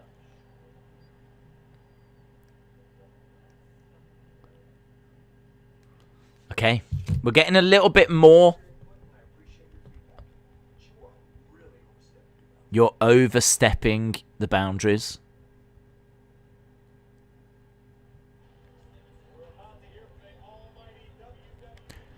Adam Pearce saying to Sonya, you are really overstepping the boundaries. So there's a little something there. That could get quite interesting. There could be something that comes of that. I'm tired of Charlotte, says Ant Washington. Kayla 2 shows. Tonight we've got Braun against Bobby coming up, and this Friday, I don't know if you've heard about this throwback SmackDown. In all fairness, they haven't told us tonight on Raw. They told us about 20 times on SmackDown. That's going to be good, that will. I am looking forward to that. Throwback SmackDown. Days, when do you think Bryan will appear, on Raw or NXT? I don't know, but I don't know what they've got planned. I mean, in all fairness, they might give him a week or two off, might they? I mean, I certainly don't think he's done with WWE. So, yeah, there's a chance that they give him a week or two off now. But so we'll have to see where he goes and what he does. But, yeah, I can't say, oh, yeah, he's definitely on the show tonight. We just don't know. Did you hear, apparently Sasha has gone on a 4-month holiday and will then return. This is like a couple of years ago when she lost the tag titles and went away for 6 months. Someone said she was filming, so I think that's... I don't know that it's like 4 months holiday. I think she is off, like, doing stuff. But yeah, she is gone for a while. Butterspark said, Days, what is your opinion of early loose cannon Brian Pillman? I'm talking about his introductory press conference and feud with Steve Austin. Oh, I loved it, yeah. I mean, I love... Brian Pillman was so interesting, and obviously there's the Dark Side of the Ring episode that's going to really put a spotlight on him. And people are going to have, like, lots of different thoughts. I've seen a lot of people talking on social media about, you know, how he was a bad person, and, you know, you do watch that episode and there is a little bit of truth to that. But I think it was such an interesting time when he first came in to WWF. It's one of the more exciting times because it's early in the Attitude Era, and things are really starting to get somewhere. I mean, we're not, like, into the later years at this point, you know, of the Attitude Era. In fact, the Attitude Era hasn't really kicked off yet. So when Brian Pillman comes in, we're moving from that new generation really into the Attitude Era. And it's such an interesting time because you can see things are building. So I really like when Brian Pillman comes in. I think it's so... He's got such an interesting character. And obviously, you know, his feud with Stone Cold, they can play on the Hollywood Blondes thing. But it's just a shame he wasn't around longer. What he could have gone on to have achieved, you know, would have been so fascinating. Where was his ceiling? What was his potential? What was he going to go on to do? I mean, we'll never know. But, yeah, I was a fan of that stuff. It was just not... He just wasn't around long enough, was he, really? I mean, who knows? The Attitude Era, you would think, would be perfect for him. Like, because he had bags of it. He had bags of charisma, and it was, yeah, really good stuff. I'm really looking forward, actually, to watching that Dark Side of the Ring stuff. And, like, really getting a bit more info on it all. Brian Pillman kicked off the Attitude Era, to be honest, says Crazy Ginger Jake Holder. My call time is 1 hour and 45. I'll then be joining the ThunderDome, says Aaron. Have fun. Wrestle King said, I feel bad for Steph. She is getting cursed because it's her father's company. Hello, what we got? What the...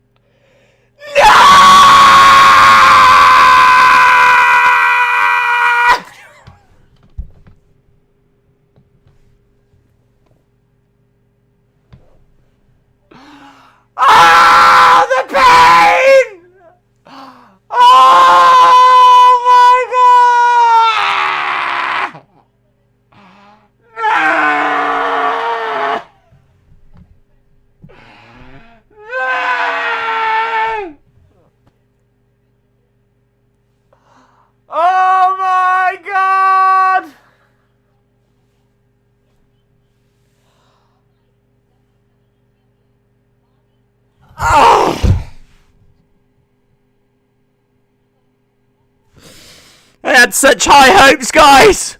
I had such high hopes.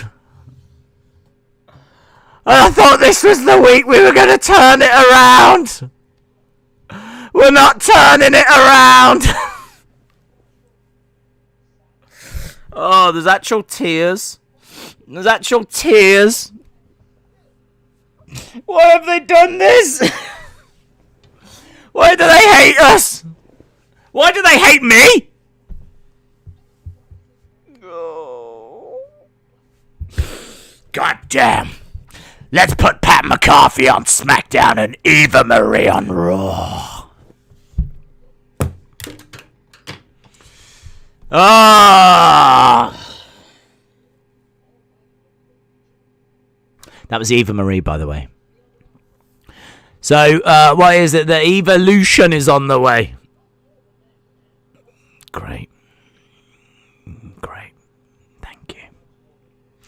Best Raw ever! Says Anados. Mo Jones. It's her! It's her!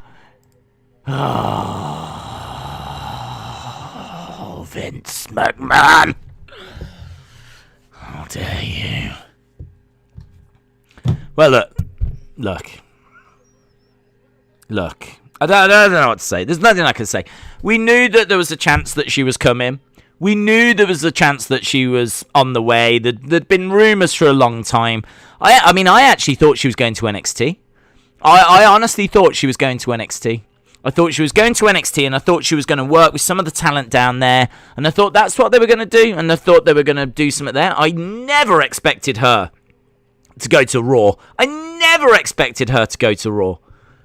Eva Marie returning to WWE. I mean, I don't even think she's got anything. Why is she coming back? Like, I'm not being offensive, but she can't wrestle. Granted, she might have been away and she might have been practicing. Maybe she's all right now. I don't know. But when she was around the first time, she couldn't wrestle. She wasn't brought in as a wrestler. She was brought in for her looks. Like that, I'm not being nasty. She seriously was. She was brought in for her looks. And then they tried to make her a wrestler. And it didn't work out. She was awful. Like she was one of the worst wrestlers I'd ever seen. And as a result, early on this channel, she was someone that we were constantly speaking out about.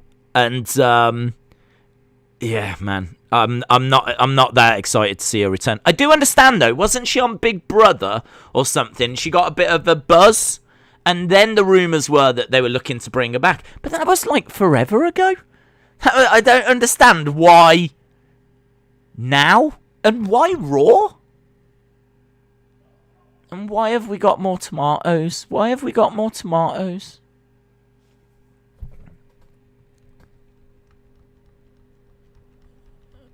Right, we've got Elias and Jackson Riker, and they've thrown tomatoes. They've landed on Randy. And here's Riddle. So I'm guessing it's going to be Elias and Jackson Riker against RK Bro. That vision didn't include Eva Marie. Yeah, this vision of yours, Joaquin. I don't know what's gone on, mate. I don't know what's gone on. Austin said, you know that you love seeing her.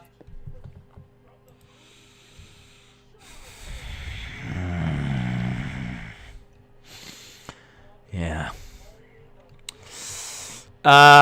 There's nothing I can say, is there? There's nothing I can say. Did Raw need Eva? No, it didn't. Let's put it that way. Eva is back. I mean, look, what I'm going to say is this. I'm going to give her a chance. I'm going to give her a chance. She's been away for a long time. She might have gone away and really worked. Do you know what I mean? I mean, we watched Lana wrestle now. You know, Lana wasn't brought in as a wrestler. She's had to learn how to wrestle. We watched the likes of Omos, who's got very limited wrestling ability. So, honestly, the likes of Eva Marie in this current environment, she might not look that bad anymore. So, I'm going to give her a chance. I'll give her a chance. Eva Marie clearly wasn't embracing the vision. Eva Marie has crashed my tablet, says Sonny. Raw didn't need Eva, but you needed her. I definitely didn't. Eva Marie has got better when she was in NXT. She had a really good match against Bayley. That's true. That's true. She did have a very good match with Bayley. I don't know that the match itself was all that good. What they did was they did a very good job of making you believe that she was about to win the NXT Women's Championship. Bayley was NXT Women's Champ at the time. And I remember Eva getting this opportunity. I think she won a Battle Royal. And so she got the opportunity to go up against Bayley. And the match is fine. Like, it's not a botch fest by any means. Let's not get this mixed up, though. She's not having 5-star classics or anything. But there was a couple of moments where they make you believe that Eva's about to become the NXT Women's Champion. And honestly, it's I'd say the only good Eva Marie match. The only passable Eva Marie match. So that was a couple of years ago. If she's continued the wrestling training, then let's see. Let's see. I don't know. I don't know what to say about it. I mean, I don't feel like the show needs her. I don't know that she's going to be bringing anything in particular that's special. She's someone that I really wasn't a fan of back in the day. But as I said, genuinely, I'm going to give a chance to now. Because, who knows? Who knows? She might have got better. It is possible. She's going to be good for all the girls that do TikToks. Says AJ. Yeah, well, that's true. Vince has got revenge on your relationship with Linda, says William Hensey. That's true. Do you think Orton will kill Elias and Riker? I think it's going to be moody for them, Harley, yeah? Jim said, Eva fact, she was supposed to be the first SmackDown Women's Champion. Mo Jones says, so she is just going to get done dirty like Liv and Mella. I'm back, but sexier than ever. Proceeds to not accomplish anything, then disappear. Well, maybe. I don't know. I don't know. I don't know why they've brought her back. I honestly don't know why they've brought her back. The only thing I can think, and I could be wrong, was that. Do you remember when she had the wardrobe malfunction? So, like, they did a gimmick with her where she used to come down to the ring. And, like, her music was like, she is beguiling. She is the most beautiful, the most dominant. And, like, it'd be like this voice that would basically build her up. And she'd slowly walk down. And then as soon as the bell would sound, or just be about to sound, something would go wrong. Like, she would feel a bit sick or a bit faint, and the match wouldn't happen. And one of the things that went wrong was her top came undone.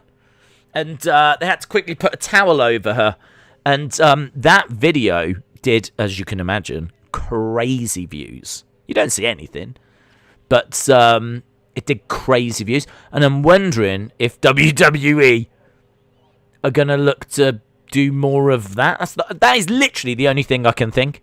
Because they have not brought her in for a wrestling ability. If they want a great wrestler, do you know what I mean? There's people in NXT right now that I'm sure are better. That are better. Let me rephrase that. That are better. There is no way Eva Marie has gone away and is now a better wrestler than Io Shirai. Right? That's not happened. There's no way she's better than Zoe Stark. So they've not brought her in for her wrestling ability. I don't know. Look, it's sports entertainment, isn't it? You have to keep reminding yourself of that. This is sports entertainment.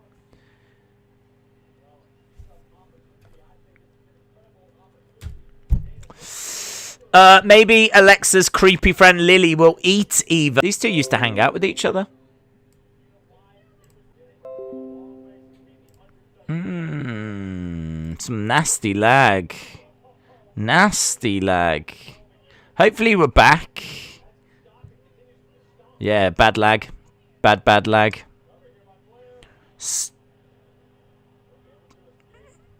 Okay, I'll keep an eye on this.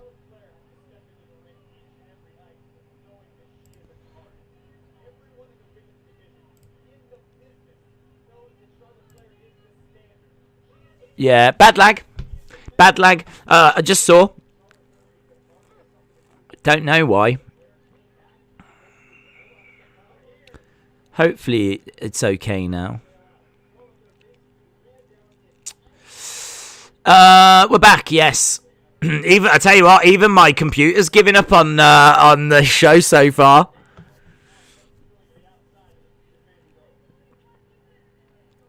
Big boot by Charlotte, and Dana goes to the outside. Eva killed the stream. The stream. Honestly, I'm struggling here to keep the stream going. Even the stream's had enough of this Raw. Eva was the final straw. Clothesline. Dana Brooke goes down.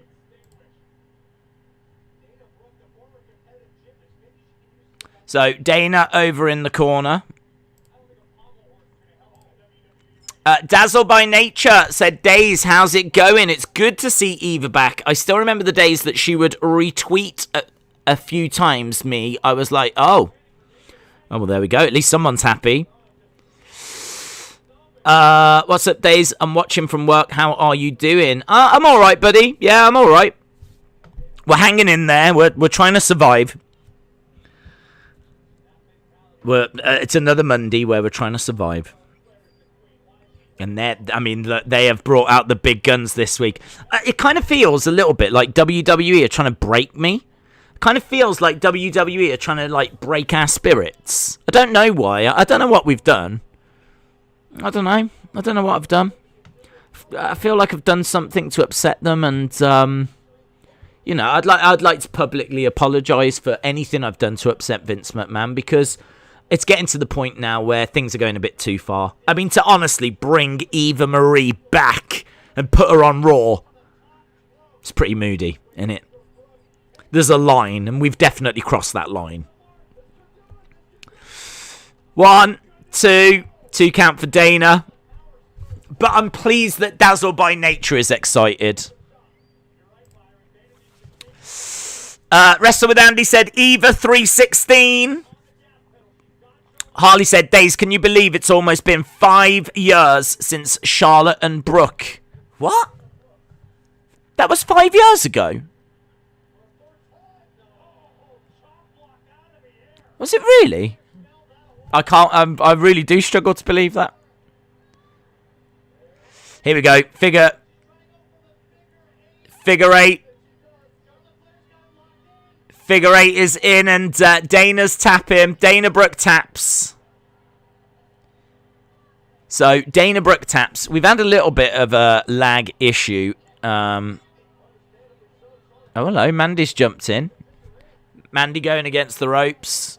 Knee strike to the side of Charlotte. Charlotte goes out the ring. So what? And now Sonya's coming out.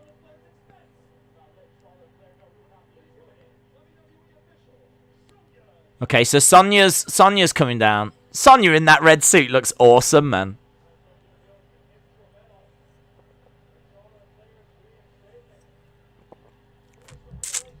That's a beautiful knee. Yeah, Sonya looks great. Okay, I think we're going to commercial break. Cookie Don Fire, shout out to you.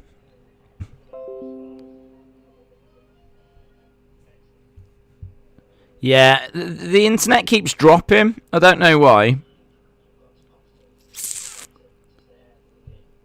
It should be alright again now. So, yeah, Eva Marie is back. I am going to try and give her a chance. I am going to see if... I also want to see if I can change over, maybe. Okay. If the internet... I've got 2 routers. If the internet drops out again, I'm going to try the other router. So, there might be a bit of interference.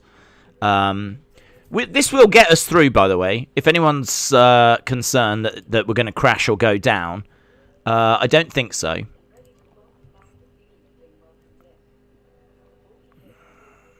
Does suck, though, because we are using a more powerful computer.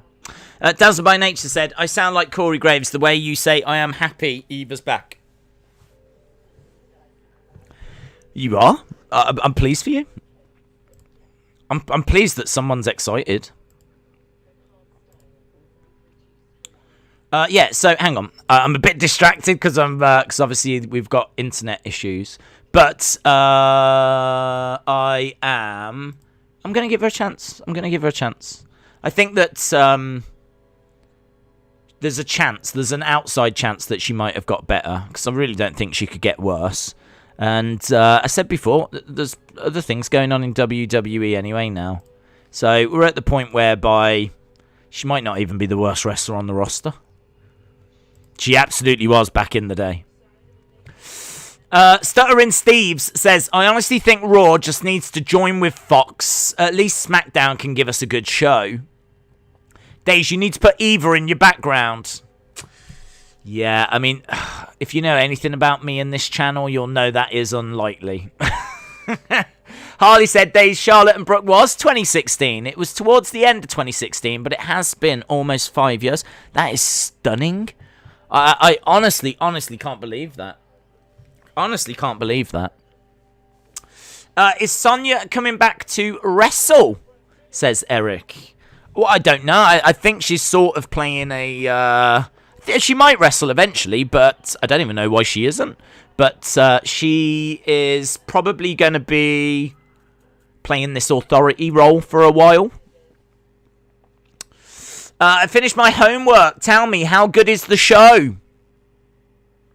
Not great. Let's put it that way. There's been nothing really significant. You'd say the most significant thing so far is the fact that we found out Eva Marie is coming back. That is the most significant thing so far. So it depends how you feel about that news. That's My Nature says, May the 4th be with you, Star Wars Day. Oh, yeah? Yeah, it is. It's May the 4th here in the UK. May the 4th be with you. Spaceman88, shout out to you. Andres said, would you have Daniel return after Backlash to Raw or NXT? Well, I would put him in NXT, to be honest, because I think there's some really good matches there for him. And I think there's a lot of NXT matches I would like to see. And it just makes NXT feel a bit bigger and a bit more of essential viewing. Raw could probably do with Daniel, though.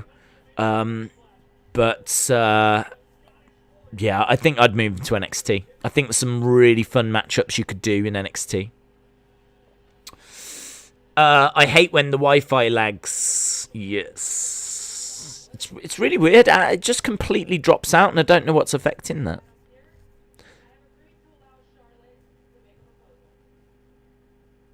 Okay, so we've got Charlotte and Sonya in the ring.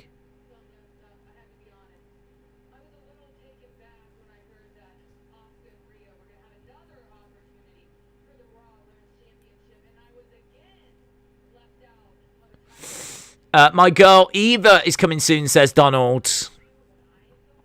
Do you think we get Bray? Bray hasn't been advertised. I don't know that we will.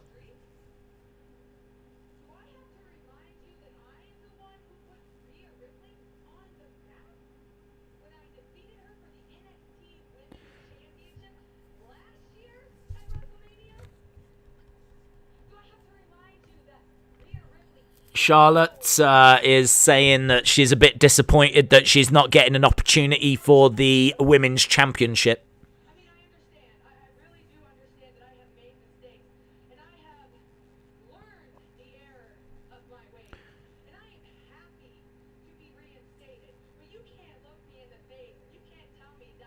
She's got really thick eyebrows, hasn't she, Sonya?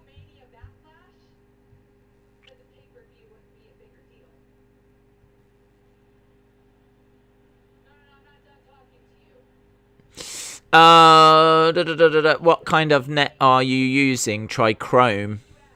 No, it's not that.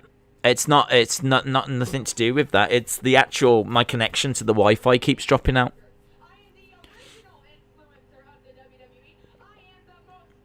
It's like something's interfering with it, and I don't know what that is.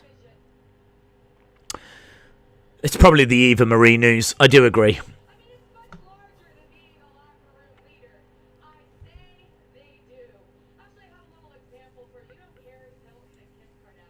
Okay.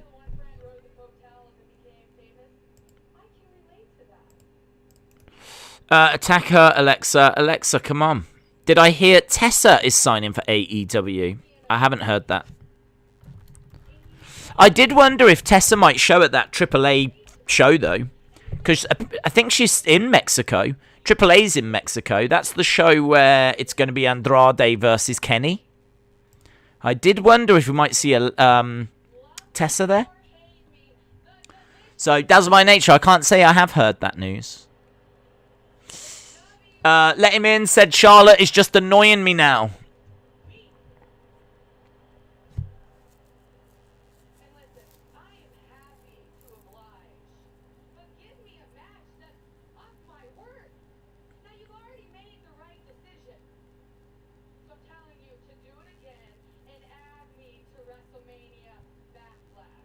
Add me to WrestleMania Backlash. So she's saying to Sonya, you've already made the right decision to bring me back, but add me to WrestleMania Backlash. No, I know. Sonya. Be fair. To Flair. I feel like Sonya's going to do it. Adam Pearce will get upset.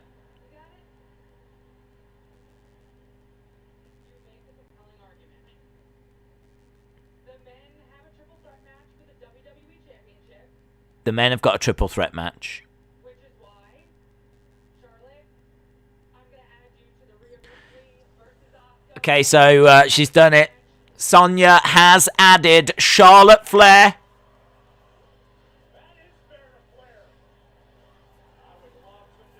Is this Rhea? Okay, so Rhea making her way out.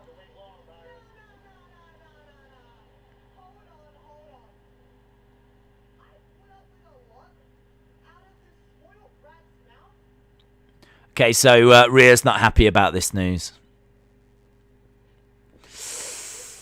What are they going to do with the Fiend since WrestleMania? I don't know, buddy. I don't know.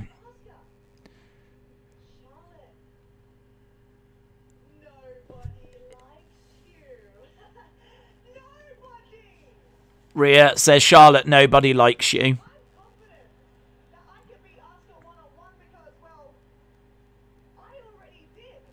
Rhea Ripley said, I'm confident that I can beat Asuka one-on-one because I already did. Her title win didn't feel anywhere near as big as Bianca's, did it?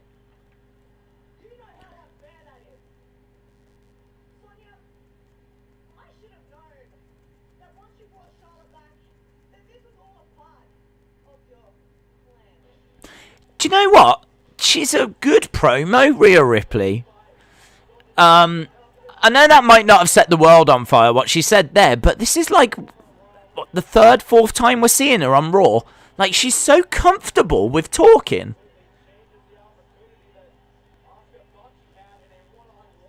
She definitely feels comfortable. She definitely feels like there's no sign of nerves. She definitely feels like she belongs there. And you forget that she's not been there that long.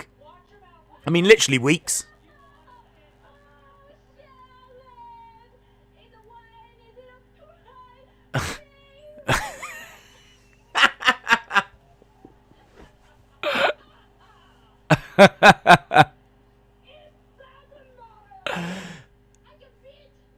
I can beat you. I can beat Rhea.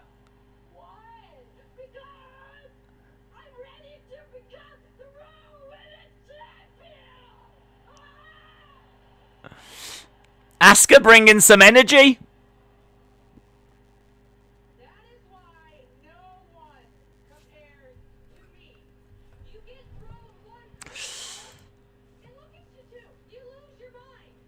You get thrown a curveball and you lose your minds. Eric Defcon Prime Derigi says Snoochie Booches Wrestling Day Snooches for a wrestler who doesn't want to be in her father's shadow. She just makes his line, love me or hate me, blah. Yeah, I mean,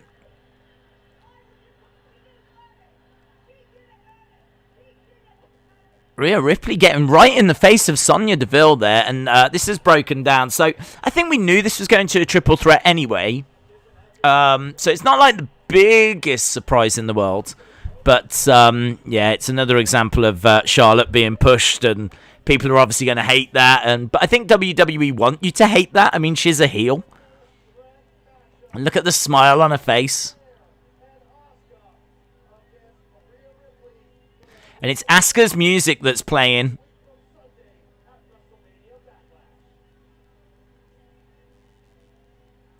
All right, we got Kayla Braxton backstage. Joaquin Uribe said, Days, do you think we'll have fans back by September?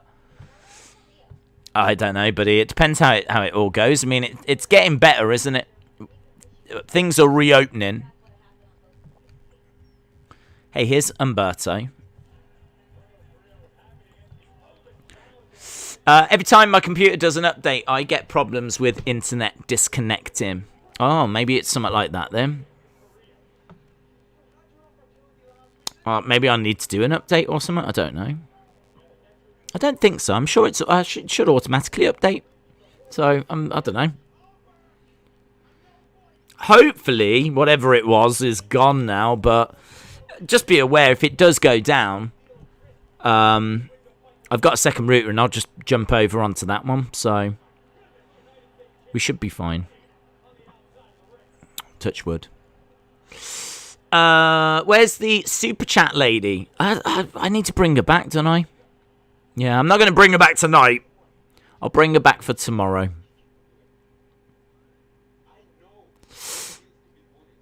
Umberto.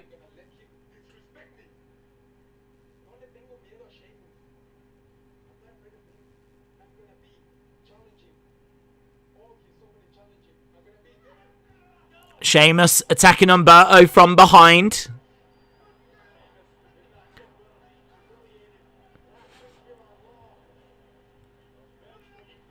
Into that trunk. Right, so I'm alright with this feud. I mean, it's quite good. Sheamus has been putting on some great matches. Umberto deserves an opportunity. I'm down for this. This is something that I think Raw's doing well.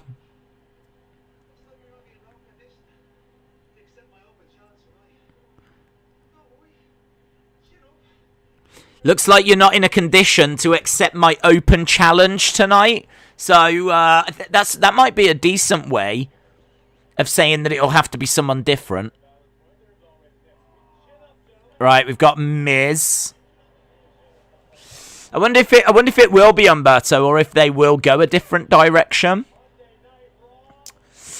Days, what if the Fiend attacks Charlotte and Charlotte is Bray's new friend? I don't think that's happening, bud. Days, I'd rather watch Vince take a dump in the ring than watch another Eva Marie match. She might be alright. I don't know.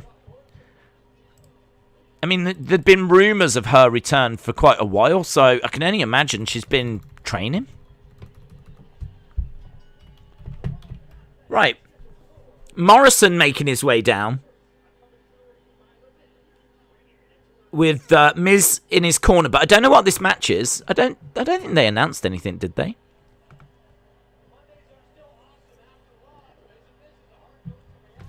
Caden asks, has Eva come back yet? No, we just got a little promo. Dazzle by Nature, shout out to you. Cookie Don Fire said this Raw sucks. I actually think this Raw is a bit better than what we've seen in recent weeks, which might surprise people, me saying that. And the reason that I say that is because I hate the Sonya Adam Pearce story. Charlotte's involved in that. Asuka was pretty funny. Matches have been a bit, but like, I don't know. I don't know if we've just had worse. Like, maybe this is bad, but we've had worse. So as a result, this just feels I can get through this. Like, I'm not sitting here looking at the clock going, how long's left? So yeah, I mean, I agree it's not great. But I think we've been lower than this. It's an awfully low bar considering how bad last week was, says Program for Damage. Maybe that's it. Maybe like recent weeks have been so poor that if this just doesn't seem as bad in comparison. I don't know. Jaden said 4 out of 10 Raw is just a chore to watch now. Did not know what Asuka was saying, says William. It's not the worst show. It's not the best, says Taboy. I was going to say... Big dump, that's disgusting, not true. The mother, shout out to you. Do you think things could change after Backlash? I don't know, but, I mean, honestly, you would have expected better after WrestleMania. I mean, you would have thought that WrestleMania is normally like... It's kind of like wrestling's season finale, isn't it? Kind of like things finish after WrestleMania and then like they restart and refresh. So you would have expected some more storylines and creativity, and I suppose they had Charlotte lined up to do something because she wasn't at WrestleMania.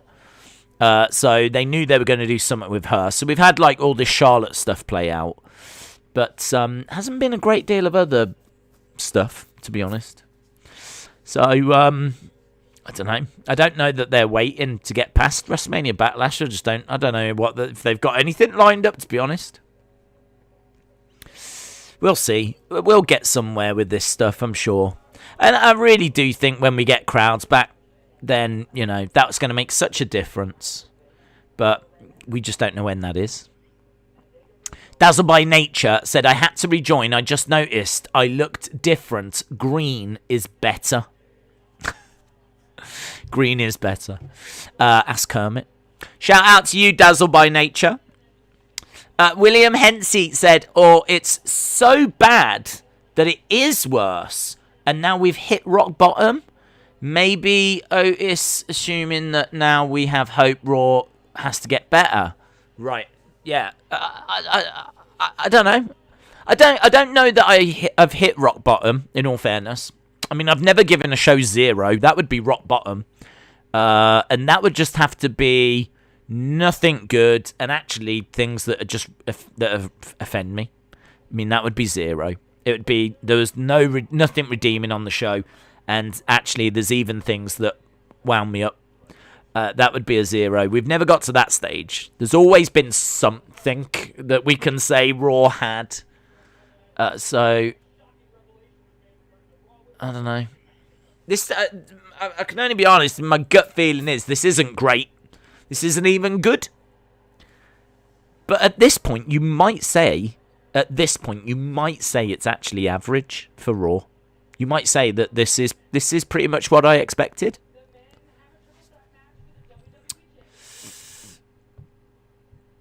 Austin316 said, look at the tweet I just sent you. Oh, have you sent me one of them pictures as well? I'll retweet that. So, Austin has sent...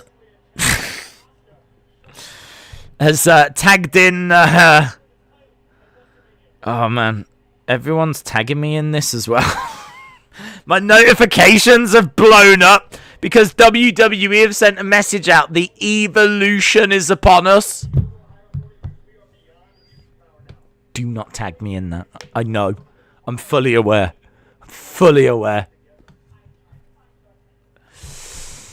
me, it's Paige, Teddy Long, Eric Bischoff, and, excuse me, Vicky Guerrero. I don't know what that conversation is, but gave me an opportunity to do that.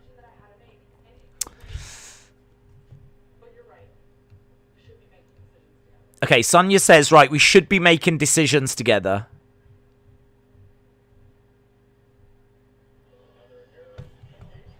Okay. They always... Have you noticed how they always hold the camera on them too long?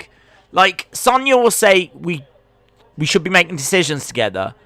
And then there's like this awkward pause for like 10 seconds where they're just standing and staring at each other. And no one's got anything else to say. But the camera doesn't cut away all that quick. There's a couple of times they've done that tonight. A couple of times where they've said something, then just had to stand there and just like stare at each other. It's a bit awkward. In a beautifully cringe way.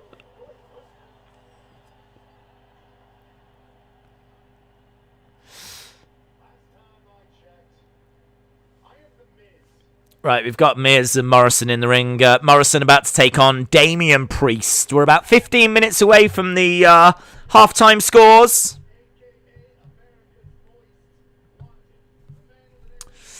I enthusiastically despise Eva because she takes away more deserving women's highlight on TV. That was always my problem as well.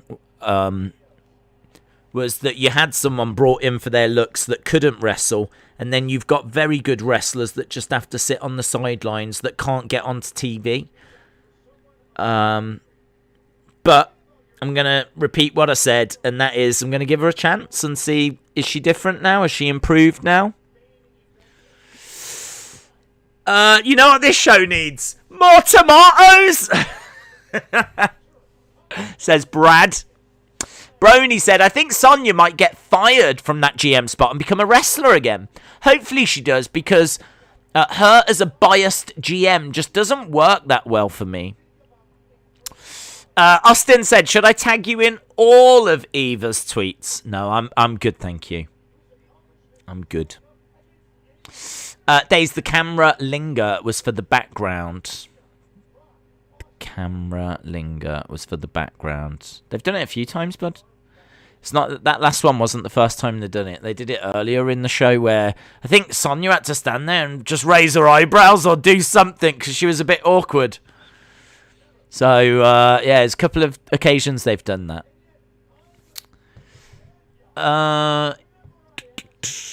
Trish couldn't wrestle when she first came in, and look what she became. I would argue, though, that she was already at a better standard than Eva. I mean, I don't know if she just got it quicker than what Eva did. But Eva just wasn't picking it up. But again, let's see. Johnny Drip Drip. Right, Damian Priest making his way out. Program for Damage said, so if Lily is loitering in the background now, does that mean Firefly Funhouse puppets are no more? I don't know, bud. I don't know. Lily was behind Sonya. I didn't notice until the last second. Oh, I didn't see that at all.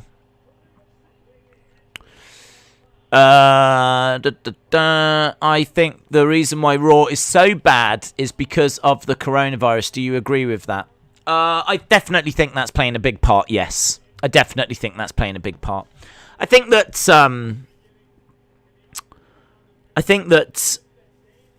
the fans not being there really hurts.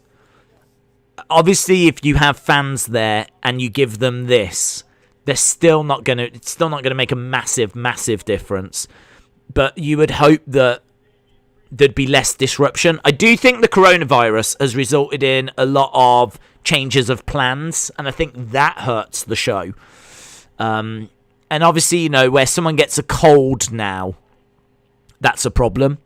Like before, I'm sure there were wrestlers that wrestled with colds. Now, they're definitely not going to. So, any sign of like illness, sickness or something, you're done. And the show has to change. And actually, Braun Strowman was saying that Raw is quite chaotic because of sickness and illness and injury and plans changing a lot last minute. So, yeah, I do think coronavirus, COVID has definitely played a big part. Michael said, do I keep watching Raw or do I play WWE 2K Universe mode? I can't answer that, but I mean, I don't know. It depends.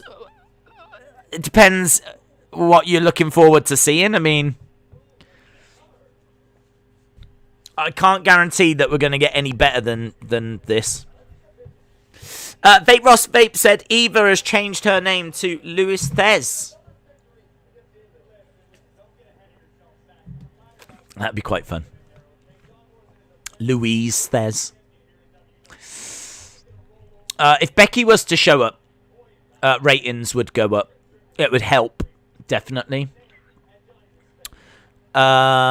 Priest shot the bunny with a bow.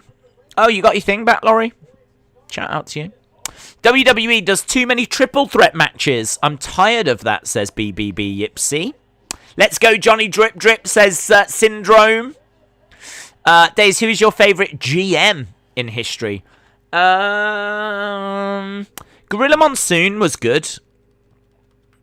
I like Gorilla Monsoon. And I really love what William Regal does. So I'll probably go with either of those. There's been some good ones. Paige was very good. Daniel did a decent job. And AJ Lee was alright. So, yeah, there's been some decent GMs. But honestly, Gorilla Monsoon and William Regal. Raw has the potential to be as good and at most better than SmackDown, but they're just not using Raw's potential. I think, to be honest, my problem with Raw is that there's a lot of silliness. Too much silliness. It's kind of, this feels to me, and I'm sorry if this upsets anyone, but it feels like this is wrestling aimed at 8-year-olds. I mean, there's PG and there's PG. You can do a PG product, but still do it effectively that pleases all age ranges. This, to me, feels like it's aimed at 8-year-olds. You know, you've got Matt Riddle on his scooter. You've got tomatoes being thrown. There's not really much in here. You know what I mean? You got, like, Lily in the background or whatever, and there's nothing here that's really for adults. Like, there's no great wrestling matches, and I don't know that there's like any interesting storylines, or I don't know. It just feels like it's really aimed at kids. Really aimed at kids.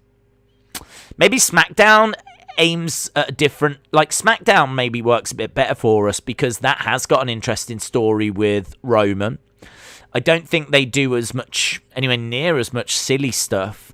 I kind of feel like SmackDown might be aimed a bit more at the kind of teenage market and is fine for adults to watch. Whereas Raw, honestly, I kind of feel is aimed at a lower demographic. And I could see Raw being aimed at like 8-year-olds, 10-year-olds, and kind of, you know, being more for them. So, I don't know. I should imagine that, like, kids that watch this are probably into it. Like, kids that watch this probably love that Omos match. Do you know what I mean? Oh, he's big. Did you see Omos? How cool is Omos? But it's like, he didn't do anything for us. Like, for me, watching, it was a dull match. So, I think if you're young, you're probably quite impressed by some of these things. But maybe if you're a bit older, you want a bit more. And less of the silliness. I agree, SmackDown isn't perfect, but it does get to the point, says Jesters. I really hope live crowds return soon. Maybe July or August, because Raw is getting bad, says David Charles. McLean said, I'm a kid, and I don't like Raw. Oh, well, there we go. Looks like they're messing that up as well. Then, aren't they? They're not even getting the kids in that demo that entertained.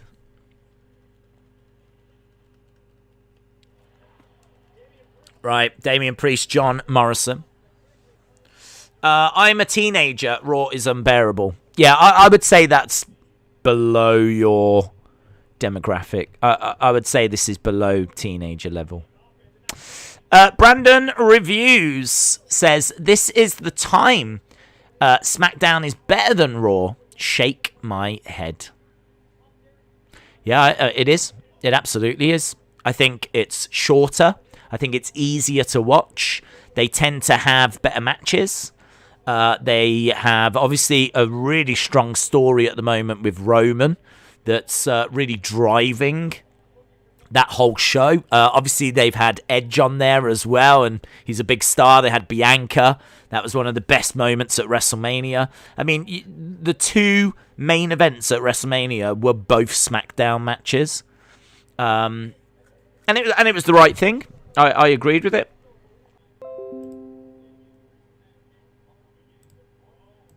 Yeah, still lag.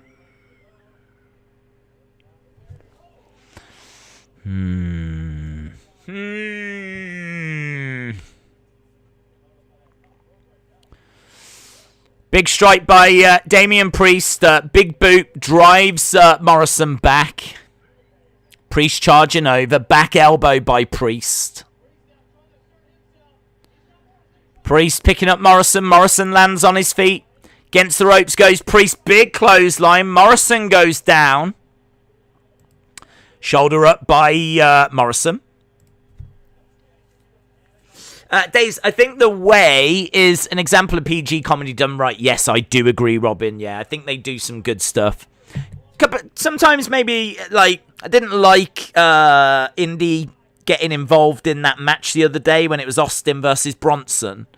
Kind of feel like, you know, I'm a big fan of shoulder up. I'm a big fan of things setting up matches and then you just have the match. I don't really like it when the silliness kind of gets involved in the matches.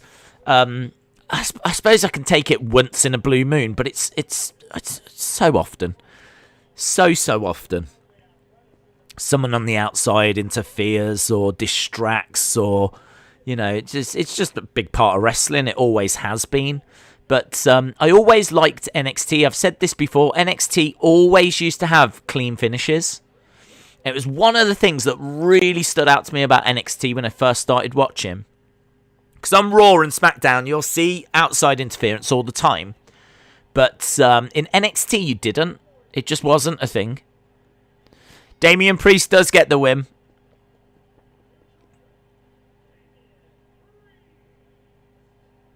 His hair's kind of caught up in his necklace a little bit.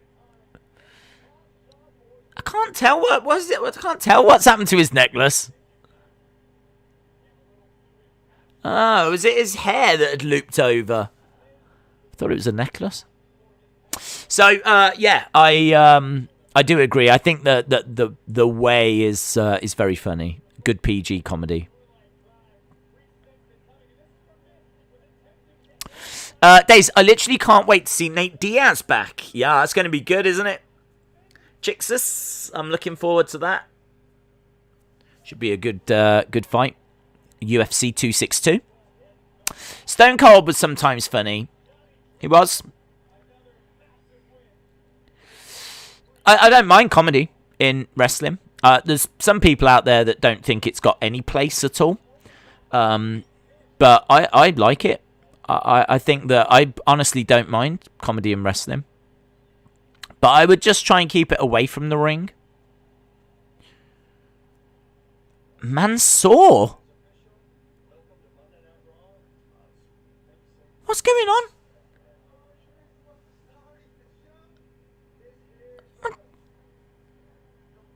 Big Match Mansoor! Big Match Mansoor has been signed to Raw?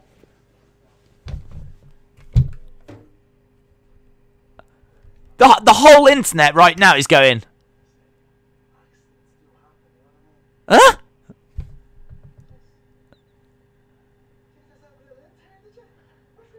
Did you get yourself an intern?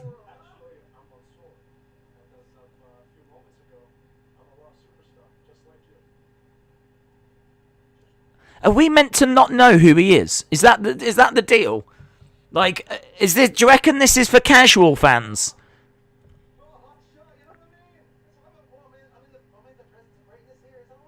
Am I in the presence of greatness, says Sheamus.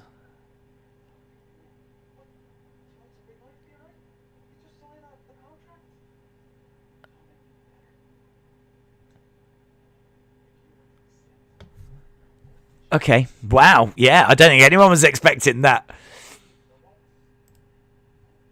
Do you know what Raw needs? It needs Big Match Mansoor. This is definitely my moment of the stream. Why have we done that?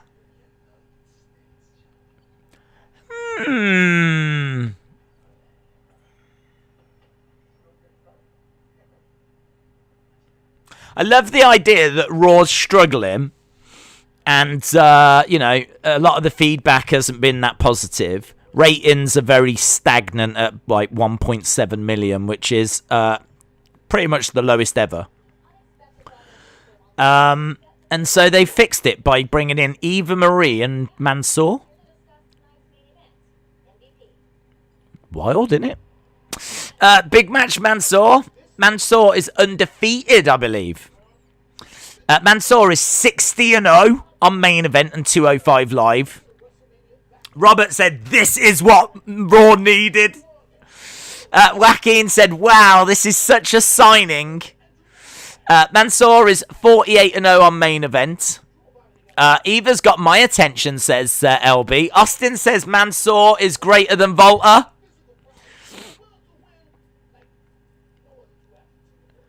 More Kayla.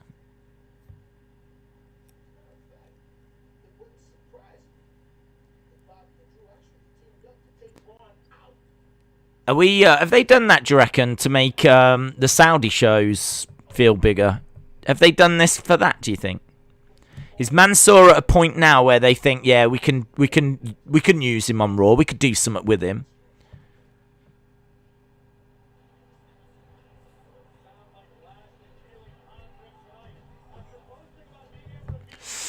Mansoor is going to beat Sheamus. The only positives out of this Raw is the talking points we've had Eva and Mansoor.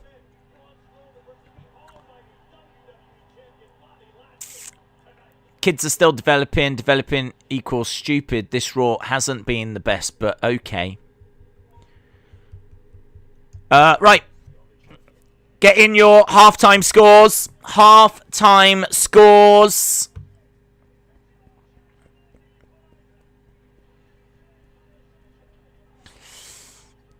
Mo Jones said, Samoa Joe who? We've got Mansoor, baby!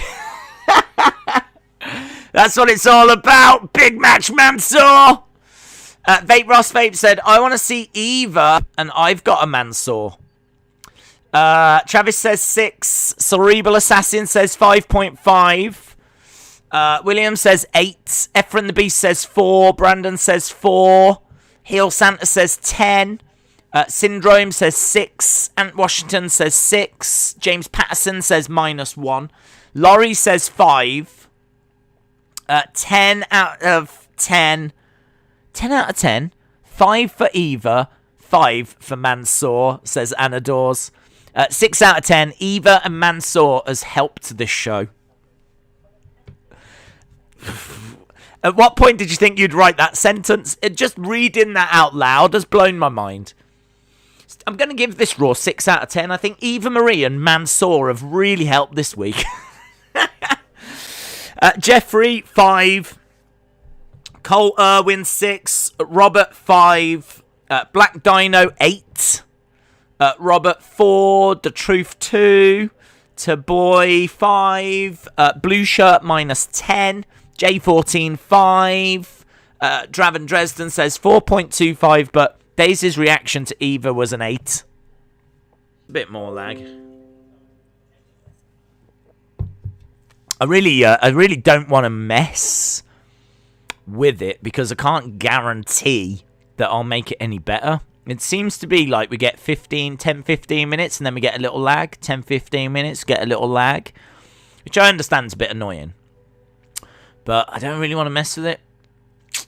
Because I feel like we'll get through. We'll get through with it. But I think there is just going to be a little bit of lag every now and again. And then I'll have to have a look and see what the issue is. And I don't really know how to do that. Or how to figure that out. Maybe, I don't know. Big match Mansoor. OMG, says Dom15. We need more Eva Marie, says Austin. Anthony says 8. Johnny said, Days, WWE should go TV 14. It would be so much better. I think there's quite a few things they could do to make this better. And I think moving away from PG is definitely something that would help, but you've got to still book it right. You've still got to book it right. Simply moving away from PG just for the sake of it doesn't guarantee... Hello, we're going straight back to a match that wasn't... I never saw this match. We didn't see these people even get intros. Yeah, I do agree. Moving away from PG would help, but you've still got to book it right. Right. Lucha House versus... Wow, are they they're not the Hurt Business, are they now? Are they Shelton and Cedric? When did this match start? I think it started whilst we were doing our halftime scores. We were at commercial break, and when we came back, this match was just underway.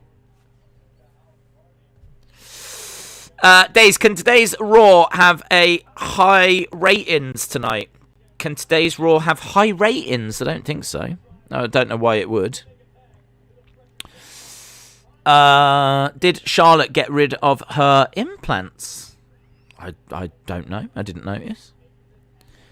I can't say I noticed. She hasn't been away or had surgery, has she? Harley said 675. I thought the opening was fine. First match was okay. Priest Morrison was good. We got Mansoor and Eva as talking points. Charlotte, Asuka and Rhea promo was alright. It's an alright show. Days having a breakdown was 10, says William. Draven Dresden said proof Raw has given up. Current match, jobbers versus jobbers. Dave in real life. Shout out to you. Shout out to you, Dave. They got reduced. I'm still on a break. Backbreaker by Shelton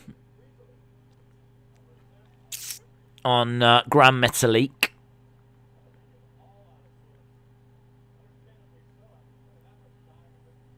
Going over to the corner. In comes Cedric, straight to the midsection.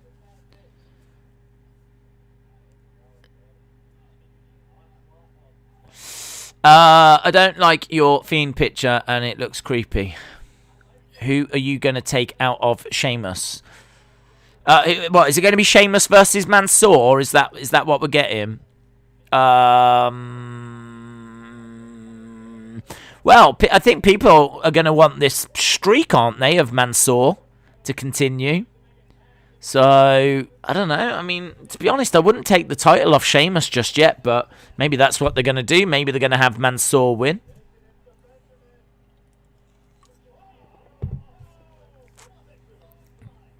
I don't know if it'll be for the title, actually, but if Mansoor wins, I'm sure it will be. If Mansoor wins, it's going to have to be for the title next time. He'll be sure to get a rematch. Big clothesline by Shelton, and Lindsay Dorado was turned upside down. By the way, they did announce... we were having a bit of lag at the time, but they did announce Alexa's Playground. No news on Firefly Funhouse. Which, I gotta be honest, I'm a bit confused about, because we saw him a few weeks ago, and he said this was the start, this is going to be the start of Season 2, a brand new refresh, maybe new puppets, all this kind of stuff. So, unless there's a way, like, recording that, creating that, perhaps it wasn't ready to go. Perhaps that's why he's not around. Perhaps he's working on stuff. Whatever Season 2 is going to be.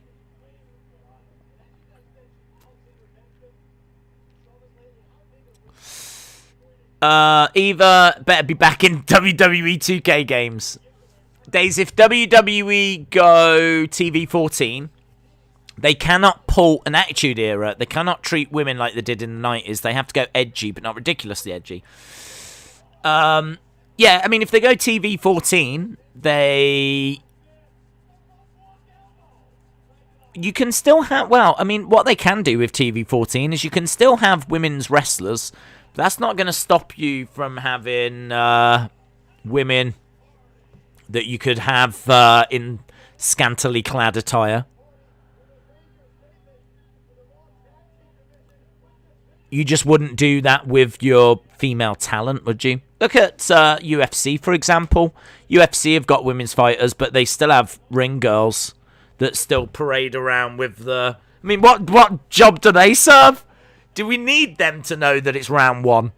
No, they're just there. They're garnish, aren't they? That's what they are. I mean, no offense. I'm sure they work very hard, but they are garnish. And I'm sure WWE would look to do something similar.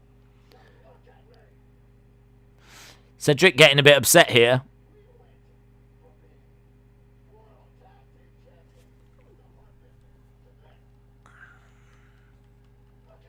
Look at us.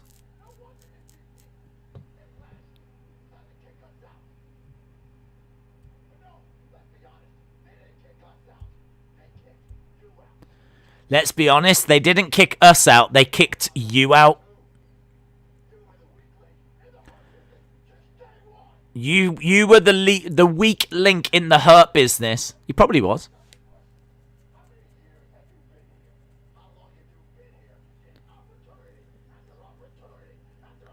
It's alright. If this is going to lead to Cedric and Shelton in a little feud, I'm alright with that. How many years do you have left?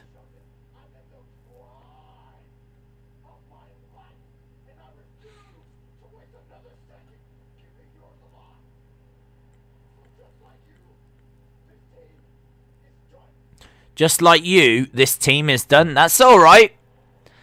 That's alright from Cedric. I'm down with that.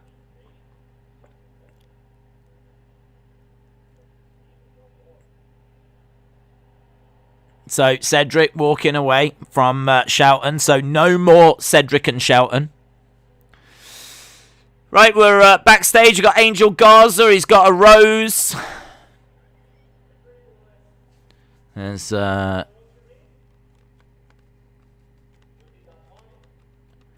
Drew Gulak.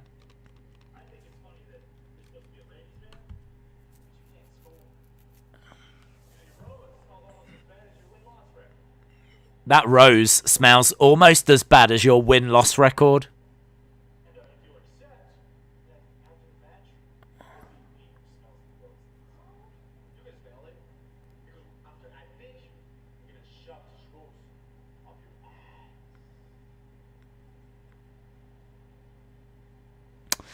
Better rivalry than the WWE title one. Shelton may get buried. Great promo by Cedric. I feel bad for Shelton. Breaking up another tag team, says Paul Carpenter. Shelton Cedric feud. Oh, hello. Cesaro Seth will be on Throwback SmackDown.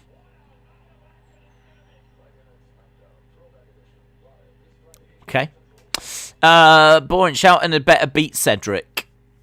This Raw has been extremely random, says Dario. The reason Mansoor keeps winning is because he's Saudi. He might never lose. Definitely feel bad for Shelton. Yeah, I mean, the way that Cedric was talking there, it seems like they're positioning him as the heel. So I think you are meant to feel bad for Shelton. I think Shelton's in that feud as the face. So it's interesting. I like the fact they're splitting them. I kind of felt like they could have worked as a team. It could have been all right, but yeah, we'll see what comes of this little feud. I didn't know there was a retro SmackDown this week. Where have you been? Where have you been? How did you not know these things? To be fair, a lot of potential could come from the new stars tonight. Well, yeah, I mean, maybe this is a week of, like, even though this isn't, like, an amazing week, maybe it's a week that is going to really plant some seeds. Maybe this is a week where, you know, things can get quite exciting. And, as you said, something big could come of it. What is a retro SmackDown? It's just going to be a retro show, isn't it? So it'll have like probably old logos, old entrance stage, I should imagine there'll be a few legends around. It's just going to be like how it was back in the early 2000s. I mean, when did SmackDown start? It was 99, wasn't it? So I should imagine it'll be late 90s, early 2000s. I was going to watch tonight, but I don't really feel like doing an Xbox reset to sort the BT app out. In fairness, you've not missed a great deal, so I wouldn't worry about it. I thought the Lucha House Party was over. Kalisto left and then got released, but the other two have continued, and yeah. At least, do you know what? At least that match served a purpose. Do you know what I mean? It was a bit random. We went back to it. It had already started. And, as chat was saying, it was like jobbers versus jobbers, but at least something came of it. Big question. Has Alexa been on her swing yet? No. But she will be. And who knows? There might be something there as well. We might get another answer on Lily. Someone sent me a message on Twitter. I did retweet it, saying that they wondered if Alexa was going to become Lily. And, if she's going to wear a mask that looks like Lily, could be quite cool. Happy birthday to The Rock!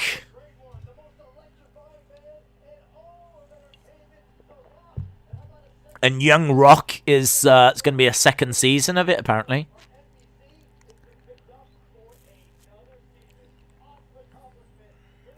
Does anyone watch that? Is it a good show?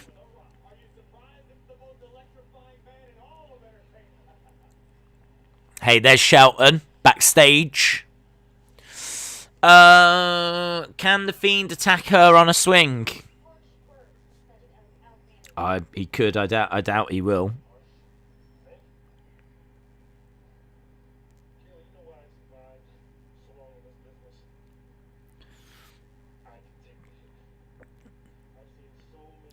Draven Dresden said, throwback SmackDown. They are pulling a Raw, doing the same thing they've done 100 times already this month.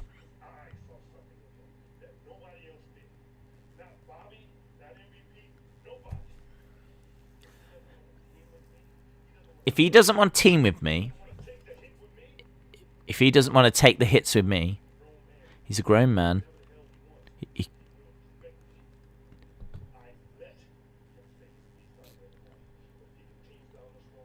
Shelton says, I let him say his piece tonight.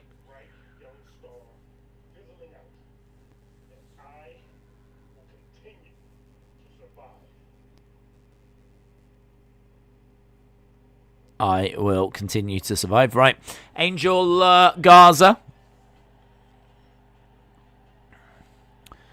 Making his way down. We got a CGI Rose. There we go. Giant. Thug Rose! Right, Angel Garza making his way down. We've got 1 hour, 10 minutes left.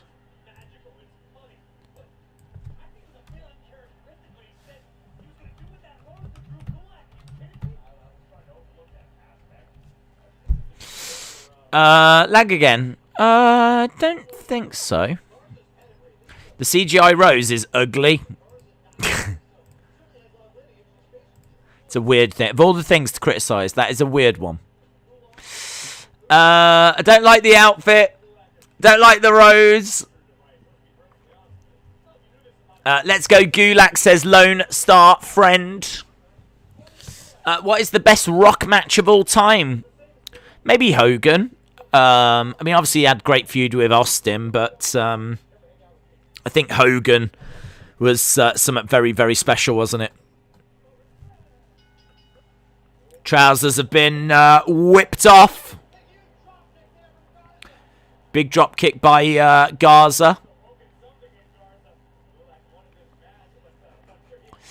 Riddle's CGI birds should CGI poop on that CGI Rose. Forearm strikes by Garza, who's wailing away.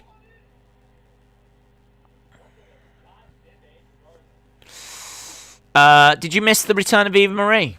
No, I didn't. Anyone just joining us may have, but it was. She wasn't in ring. It was just a little promo. But I certainly didn't miss it. There was no. I tried to. Kicked by. Can I just say that Drew Gulak's attire might be the worst wrestling attire I've ever seen? It's horrific. It's an ugly orange colour with like text that's at a horrible angle, and it's all horrible. It's really ugly. Gulak could have some really classy looking tights. But these, I don't know what they are. Or why he thinks they're a good idea. Garza with a vicious clothesline. Gulak goes down. Drop kick. Gulak in the corner. Eva Marie is the best return of 2021, says Dave in real life. Worse than Murphy? I think so, yeah. Murphy looks like he's been attacked by bears or lions with his attire. These look like they need to be attacked by lions or bears. It is the wing clipper.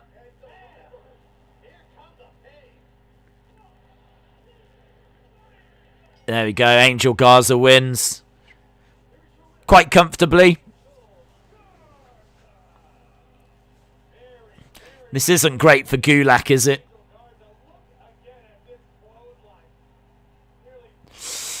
He needs a sharper colour, like a sharp red or sharp blue. Yeah, I mean, I'd lose that text.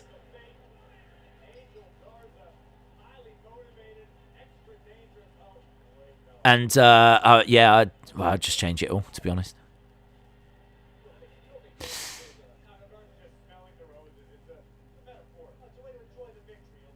Is he actually going to now shove this up his ass?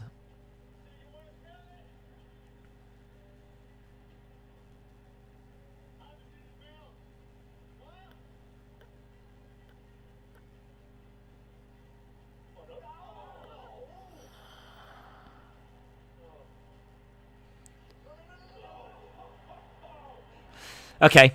Well, he threw it down his trousers and then he kicked him in the ass. Okay, that wasn't as bad as I thought. I thought he was actually gonna...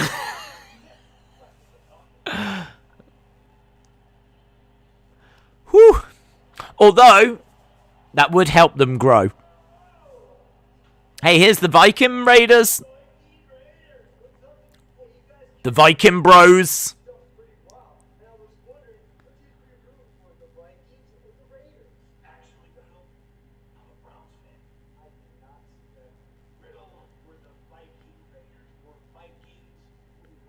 We're Viking Raiders.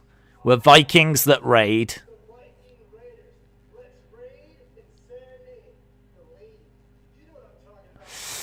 Daisy's face says it all.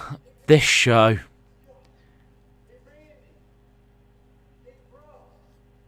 Here's Randy.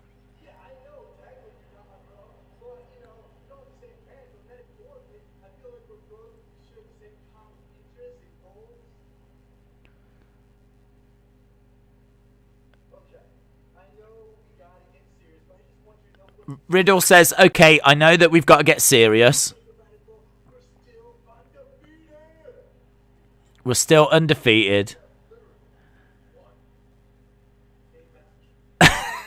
And Orton says, we've literally won one match.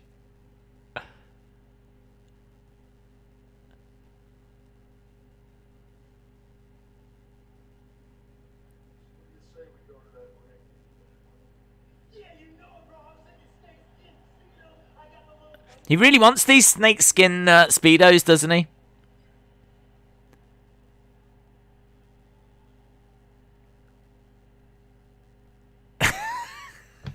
These two are good together. These two are good together. I like these two. I like these two. I like these two. He just told him to zip it, and then he asked for the key. So Riddle was like, that's all right, man. That's all right. Riddle and Orton, RK Bro, that is where we're going to get some comedy from. Credit where it's due. That's good. RK Bro would be over as hell in front of a crowd. God, all you have to be is just even remotely funny. Even if you're just remotely funny, just remotely interesting, you steal the show. all he did was that. And it's like, and we're like, yes!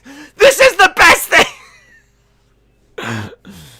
Something entertaining happened! Ah!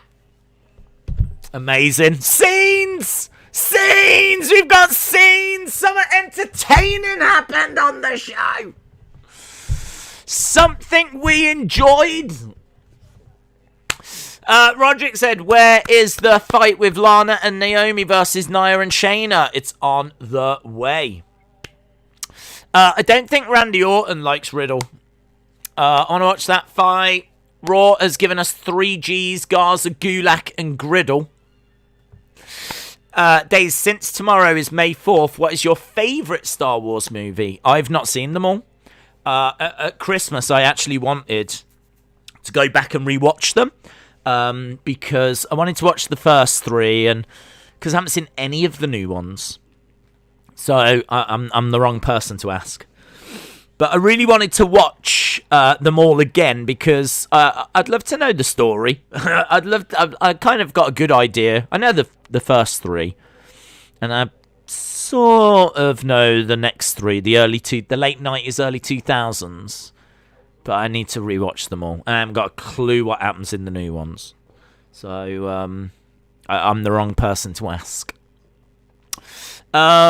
Days, what if all the disgruntled people show up in MLW? Well, if they've got a working relationship, then I'm sure WWE will basically tell MLW, what they can and can't do. And if they are going to have a lot of disgruntled people show up, then WWE obviously wouldn't look to use those. Make no mistake about it, WWE are in the controlling seat with this one. Days, I went to a WWE Raw event when there was fans. I made my own sign that said Rihanna stole Michael Jackson's song.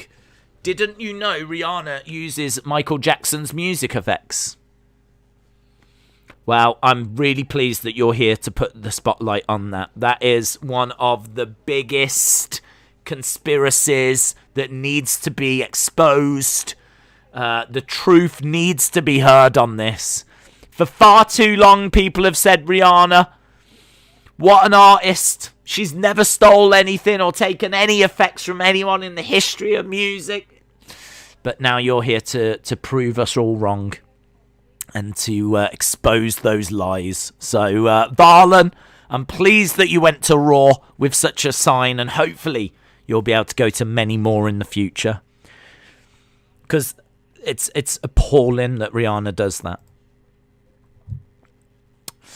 Varlan, please, feel free to give us more information if you have it, as and when it comes through. Jim said the best way to watch Star Wars is to do the original trilogy, then the prequel trilogy, and then the sequel trilogy. Okay. So the 70s films, the modern films, and then the noughties films. Got you. Mo Jones says, wow, who knew that a tag team with a funny man and a straight man works? Too bad it took them destroying several teams with that formula to realise. Yes, but at least we got there. At least we got there. Raw has some good moments, some good talking points, and some talent that we usually don't see. Says Dom. Joaquin says, Days, I can't wait for Evolution to return. You might be waiting a while. I think Batista is very much done. Pretty sure that he's not coming back. In fact, he's spoken out and said he absolutely isn't. Jay-Z turned Rihanna into the dark side. You know that he likes Darth Vader. Days, I think they should keep them together until maybe even the start of next year. Then split them up and do an Orton-Riddle feud next year. Well, I'm certainly enjoying what I'm seeing so far. Riddle making his way down on his scooter. Bro. Going Ghost. Going Ghost, shout out to you. Hope you are well. Going Ghost said, serious question. How can the creative team for Raw and SmackDown be so different? Do you think the problem for Raw is the creative team or the talent? It's really hard to say. I mean, I don't know that the creative team is the problem. I do wonder if Vince is more hands-on with Raw. I also think that Fox are more hands-on with SmackDown. So I don't think this kind of silliness that we've seen a lot of, on Raw would fly on Fox, because I just don't think Fox are interested in that. I think Fox know what kind of product, what kind of wrestling show they want. They want it to be a bit more athletic and a bit more sports-based. And I think as a result, you don't get the silliness you get on Raw. And you get better matches on SmackDown. And I think, as a result, SmackDown is a better show. But I think USA are quite happy. They've had such a long relationship with WWE. I think USA just kind of leave WWE to it. So I don't know that it is the creative team's fault. I actually think it's the networks that play a bigger part than what we maybe think. One network lets them get on with it. The other network keeps them in check. Rotem said, have I missed anything important? We saw a promo for Eva Marie. We saw Big Match Mansoor has signed for Raw. Not joking, that's happened. And Shelton and Cedric have split up. And that is it, honestly. That is it. 57 minutes left. Orton and Riddle are in the ring. Crystal said, I think SmackDown works good because everything is built around Roman and Heyman. Without them, I think SmackDown would be just like Raw. Riddle just jamming out to Orton's music, says Tifton. Paul said, come on, man, you know what the hell is. This is just another way to push Riddle up after he gets an RKO. Yeah, they're definitely going to build towards a feud between these two, but I do like this. I do like them as a team, so I would keep them together for a little while, and then, there will be a feud, and surely they would go with Riddle at that point. You would hope, anyway.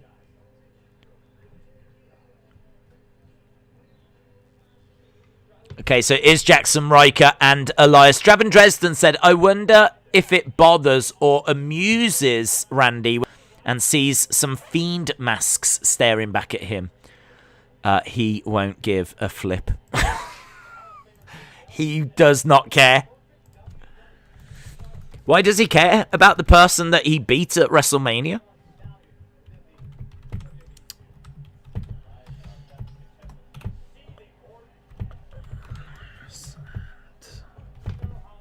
Riker. Bray should have his own movie, says Michael.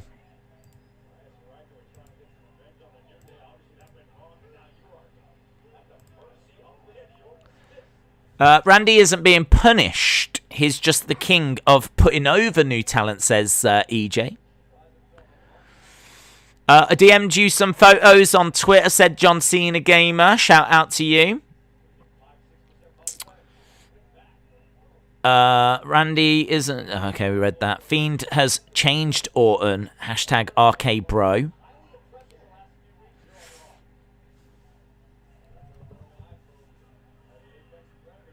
going over. Tag by Riddle. Riddle comes in.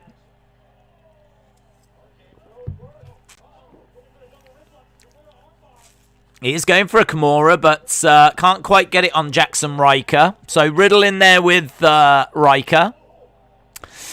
Big Boy Dally said, USA has complained in the past about more adult content. Has WWE just ignored them? What? That they want more adult content? Well, they're certainly not getting that. Knee strike by Elias. Kick out. Randy has talked about working with Riddle in the past. Fiend is going to eventually destroy him, says Butterspark. Bray should be in the next White Zombie music video. Days, when do you think Roman's opponent will be revealed for WrestleMania Backlash? Well, I should imagine Friday, to be honest. I think we'll get a good idea, and I think it may be Cesaro. There's no sign of Edge at the moment. I would imagine that Cesaro, having seen Daniel get kicked off SmackDown, is going to be gunning for Roman even more now. So Cesaro is facing Seth on Friday. I expect him to beat Seth, and I think we'll take a step forward towards Cesaro and Roman, unless Edge comes back. Elias suplex to Riddle. Riddle lands on the knee of Riker. Gets his shoulder up. Orton on the outside wants the hot tag. Headbutt by Jackson Riker. Orton goes from a serious feud with The Fiend to a comedy pairing with Riddle.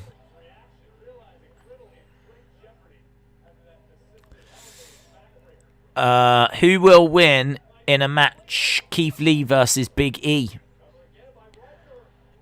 It depends. I thought that was a 3 count then. It depends how it's being booked, where it's being booked, what's happening at the time. Nice chin lock by Jackson Riker. Jackson Riker looks awesome. He looks really good. He's got a great physique. Great looking tattoos. Jackson Riker would have been awesome in the Wyatt family.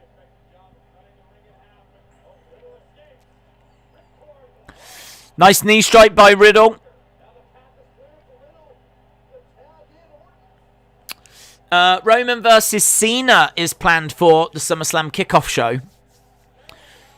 Here we go. Riddle in. Clothesline to Elias. So Orton in the ring. Going crazy right now. Looking for the draping DDT, but Elias manages to get out of there. He's dragging Orton out of the ring. Strike to the midsection. Face first onto the announce table goes Elias. Orton hurls Elias onto the announce table. The announce table doesn't break. Big strike to Riker. Orton in the ring. Looked like he was going for the RKO, but he couldn't quite get it.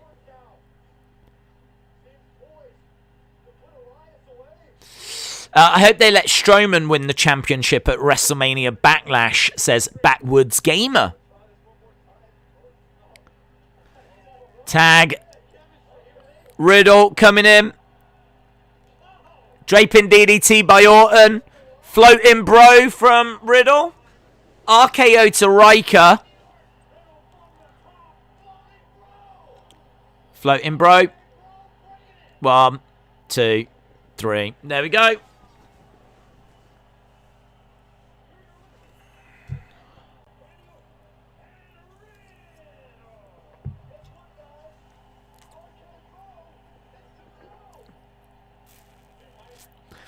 RK bro.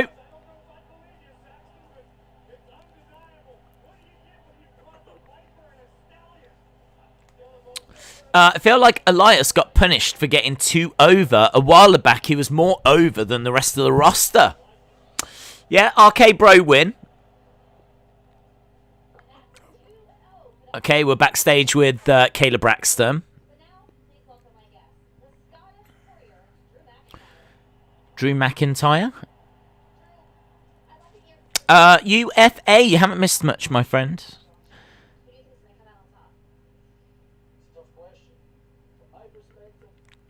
Elias might have actually got hurt. Riddle landed on his head. Going Ghost said, not that it would happen, but would you see Edge go to AEW and have one last run or feud with Christian? I don't think so. I think that Edge is quite loyal to WWE. He's not been to any other promotion, to my knowledge. Never went to TNA or...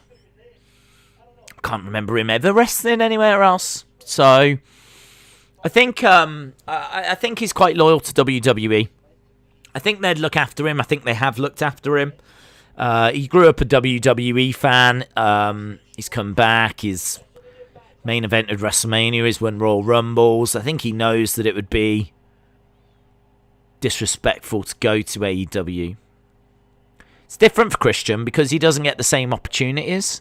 Like, Christian has to go to Impact. He has to go to AEW to get World Championship opportunities.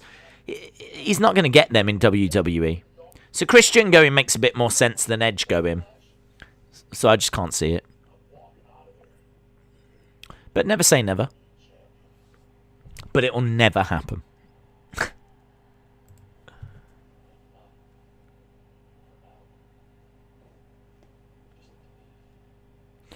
We got Braun getting into Drew's face.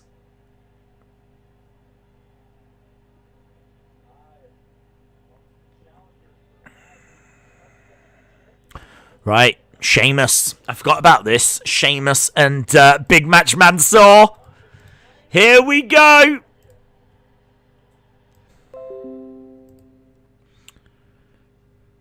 Justin Dark Mystery says, I've been watching for 3 years. Keep up the good work. Shout out to you, buds. Appreciate the support. Justin Dark Mystery. I like that name. Mystery. This booking is very mystery-y. Shout out to you, dude.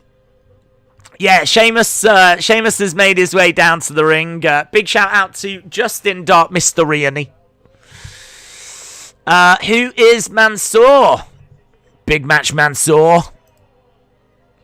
He's not been seen that much. He tends to get used on main event and places like that. He's from Saudi Arabia. And as a result, he gets used a lot on those shows. Nice red ring attire by Sheamus, says Brony. Basti says, is this a title match? I don't know, but I missed it. We'll see when we go back. Does anyone know if this is a title match? Trump and Biden JPG. 3D Printing said, how do you feel about Eva returning? I feel like someone punched me in the face. Someone punched me in the face, but they only did it once. Quite hard, but they only did it once. So I'm kind of slowly recovering from it now.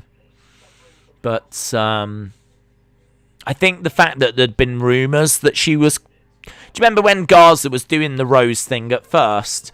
We all thought that that was meant for Eva. And we know that she, signed a long time ago. So emotionally, I was fairly well prepared, but still stings, still hurts. Wait, did Eva return tonight? We did see a promo of her on... Was she on a car? What was she... Do you know what? We haven't even spoke about it, really, because I still haven't got over it. Was she on a car? Was she lying on a car? I think she was lying on a car. I don't know why. Is that what she does now? Does she model cars? And she just decided to come back to WWE. Perhaps, I mean, honestly, when you're lying there on a car, what else have you got to think about? Perhaps she's like, maybe I should go back to WWE. Sitting in catering was better than lying on this car. I never even thought about what was that about. Days, I've got a question. Fire ahead. Fire away. Richard K said, who do you think will take the Universal Championship from Roman? I'm hoping they put it on Sami Zayn or Big E. Yeah, Richard K, I agree. I would like either of those. Sami would have to turn face. I can't see Roman turning face. I don't want Roman to turn face. So Sami would have to turn face, and I'd be down for that. I like Sami as a heel, but I like him just as much as a face. So Sami would be cool, but I think Big E is the one. I think it will be Big E. Where is Bend Over? I don't know. Perhaps Eva Marie was Bend Over. So she's secretly been joining us under the pseudonym of Bend Over. And now she's back on Raw, so she can't join us anymore. Did you think about that? I did. Laurie said, I thought Sheamus was going to give an open challenge every week. Well, I think he did. I think he said, like, it was an open challenge, but then he ended up deciding who he was going to face. He open challenged Big Match Mansoor. Where is the banana? I do have a couple actually. I do have some, but it's not really a need. I'm feeling all right this week. Here's Mansoor. I'm running on Mansoor power. That's what I'm running on. We don't need banana power. Not when you've got Big Match Mansoor. Woo!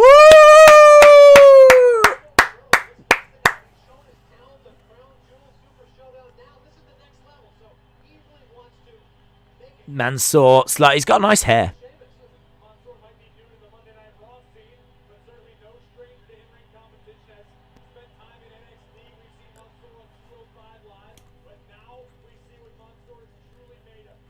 Sheamus doesn't look impressed.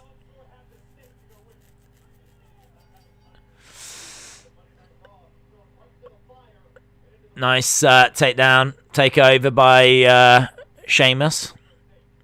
I like Mansoor's ring attire. It's a bit Eddie Guerrero-ish.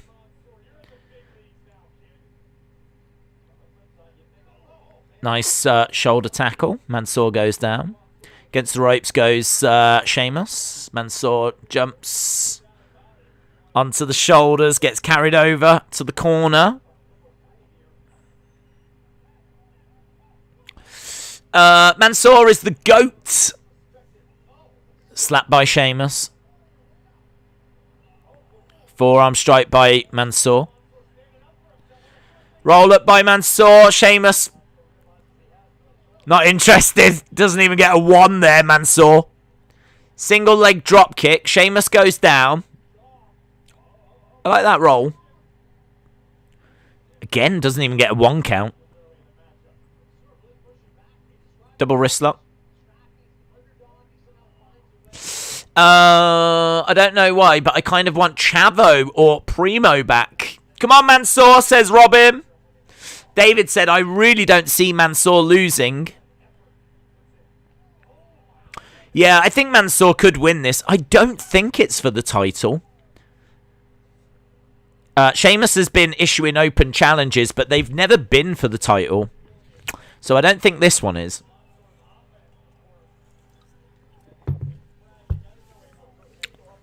Imagine Mansoor and Dominic in a tag team, says AJ. UFA said, Days, what are your thoughts on Santino's daughter coming to WWE? I haven't seen her. So I can't really comment, to be honest.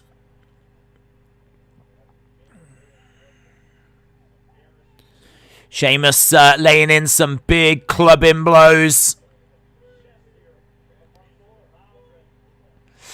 Put out a missing person thing for Bray. John Cena Gamer said, I've DM'd you some pictures. Okay. I'll have a look at them, bud. Mansoor is thrown. Oh, that was moody. Mansoor was thrown and landed on top of the barricade.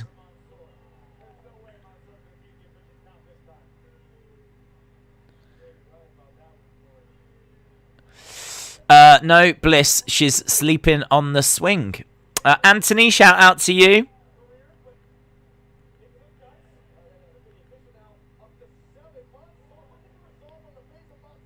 Mansoor goes into the ring.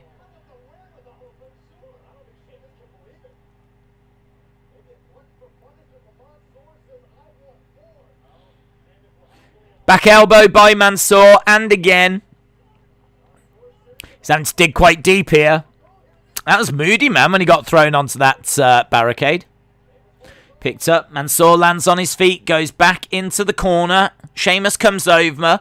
Nice basement drop kick right to the leg. Step up enziguri. Mansoor. Tornado DDT by Mansoor. 1, 2. A bit of blood on the forehead of Sheamus now. This match is okay. Mansoor going up top, but Sheamus takes Mansoor's legs away from him. Do you remember how it was like Monday Night Rollins? Oh, it's Monday Night Sheamus now. The best matches tend to be Sheamus matches. Yeah, he's got blood running down his face, Sheamus. Oh, Humberto Carrillo.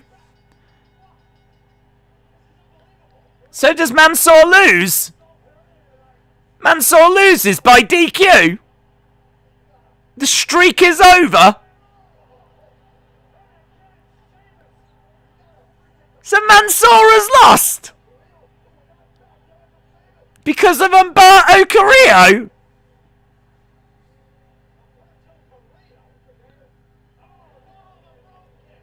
Bro kick. Sheamus gives a brogue to Mansoor. So Sheamus looked like he was about to win.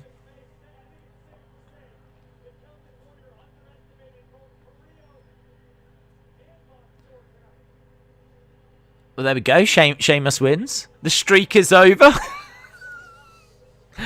The streak is over. What was he? 60-0?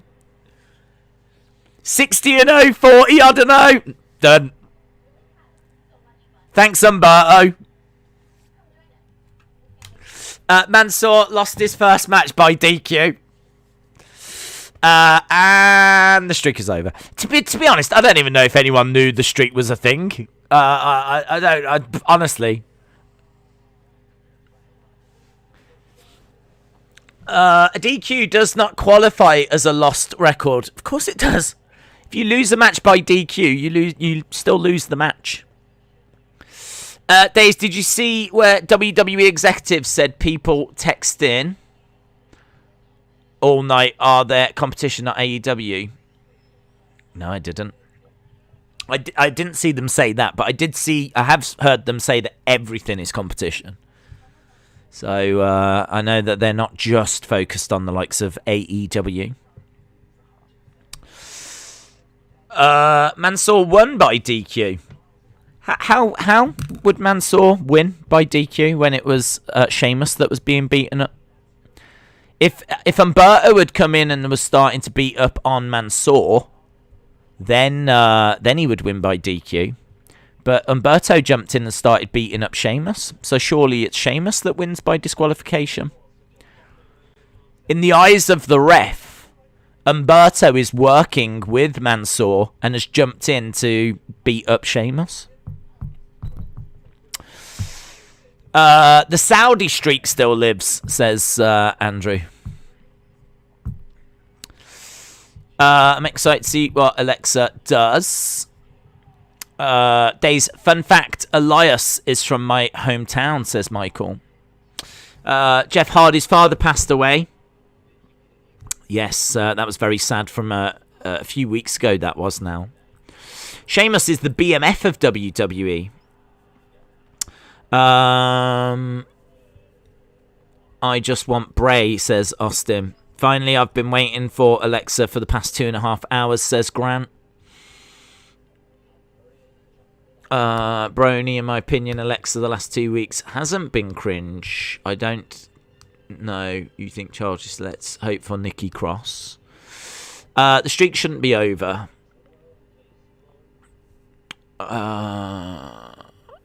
Bendover's back. Shout out to you. Hope they don't ruin Mansoor.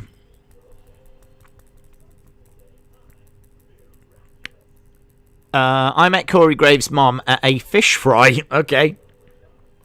Sheamus looked worn for it all. That match was all right. I was getting into it. It looked like Sheamus was about to win, though. We are just at commercial break. We've got just over half an hour left. Half an hour of Raw to go. And, there's been a few things on this show. I would actually say that this is maybe a bit better than what we've had in recent weeks. Not much, but I would say that it's been a bit better. I agree, at least there's been some talking points. At least there's some things that have happened, like Shelton and Cedric broke up. We've obviously had Mansoor sign and had his match.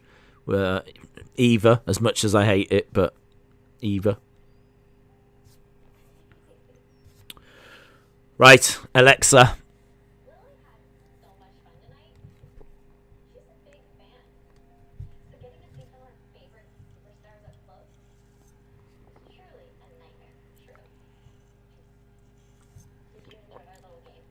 Marked Trey said Jeff Hardy needs to come back. I'm sure he will.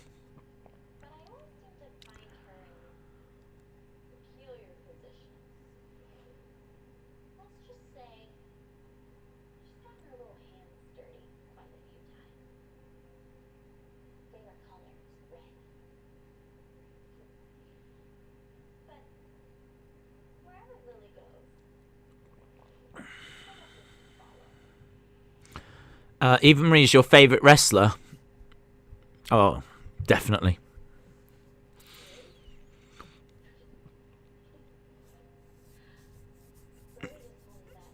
Just talking about Sonya.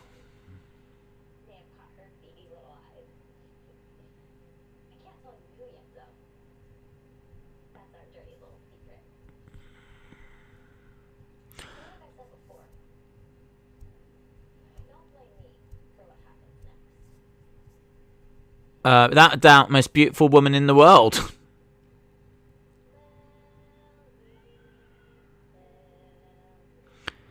I missed what happened with Alexa. Nothing. She's on right now.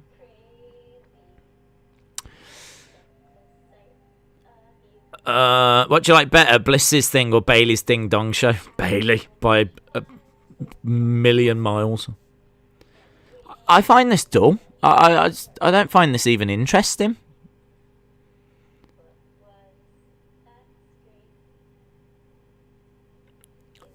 Sure glad WWE got rid of all those people to bring back Eva Marie, says Dad Stuff.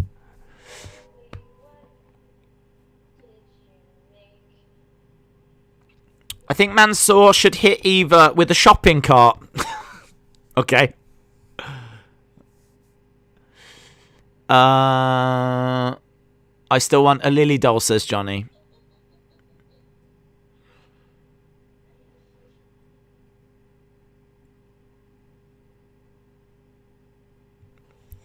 Oh, God. Okay. I know there's a lot of people that enjoy it. I can see in the chat there's a lot of people that really look forward to those segments. And there's a lot of people that seem to be quite into Alexa and like this thing. I just think it's rubbish. I just think it's rubbish. There's nothing about it that appeals to me personally in the slightest. if she's going to be quite dark and twist, I mean, like, it's taken forever to get anywhere. I mean, that's another segment where she's just sat on a swing, don't get anything from it. At least with Bray, when you had Bray in the Funhouse, each episode kind of, do you know what I mean? There was something there. Kind of felt like you was getting something significant. Like, each episode of the Firefly Funhouse had a theme. There was some really, you know, like the Muscle Man dance, and you got introduced to a new puppet each week. And it kind of felt like it was kept quite fresh and interesting. This isn't fresh or interesting to me. This is just dull. It's just boring. Like, if she's going to be quite dark and sinister, then, and she's going to wear like a lily mask or something, I could get with that. I could get on board with it. But, it's taken a while, and nothing's changing week after week after week. It just feels like we're killing time, to be honest. So, I don't know. I mean, could it go somewhere interesting? Yes. Has it yet? No. So, and another week where we're left waiting. 803 Domain 1 says, honestly, Tony could easily buy Bray out of his contract. I feel for him right now. Well, all I would say about Bray is, I mean, I don't know why he lost at WrestleMania. I really don't. I can't explain that. The only thing I can think is that he needs some time off, because we haven't seen much of Bray.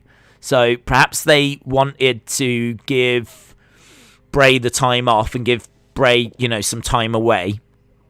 So they gave Orton the win, so Orton can go on now to work with Riddle, and Bray can have that time off. And he said that, like, season 2 of the Funhouse was starting.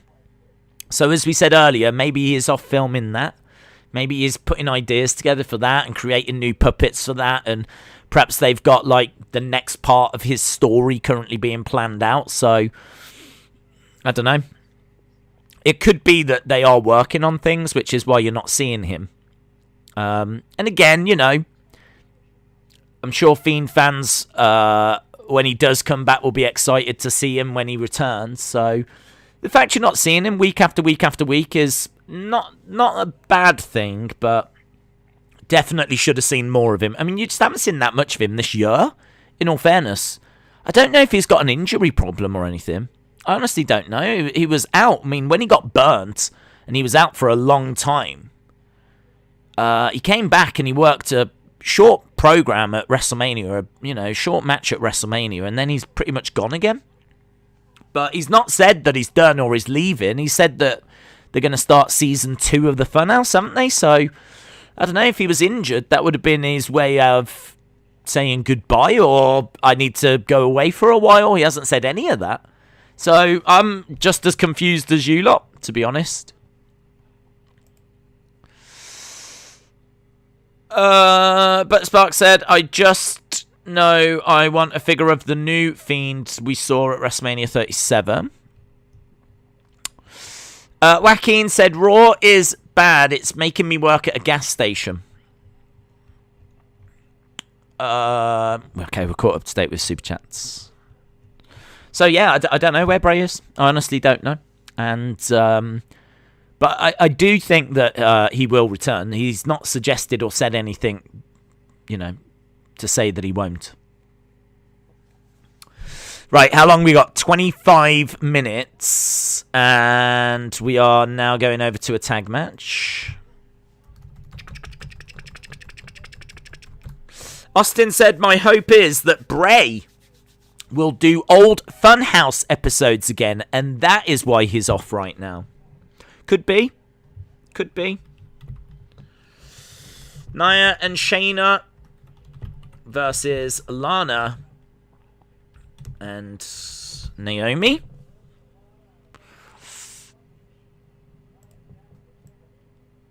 Days Bray is creative. I like the new character. It looks just like Alexa. Oh, wait.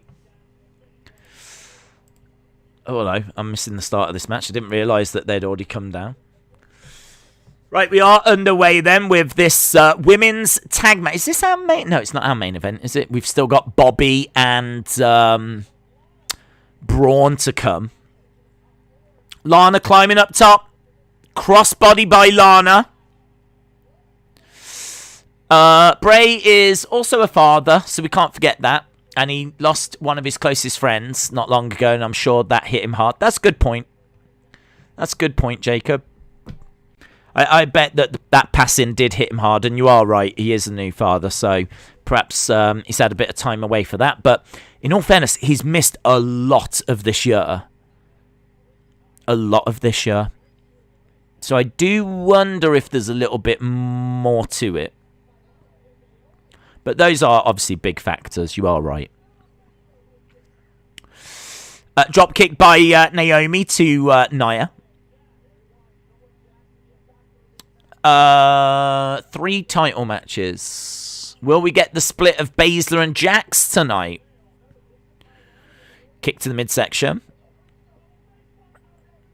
Nia pulling Naomi out of the ring.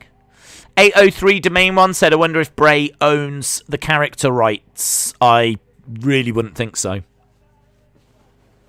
I really wouldn't think so. I would imagine that WWE own those trademarks.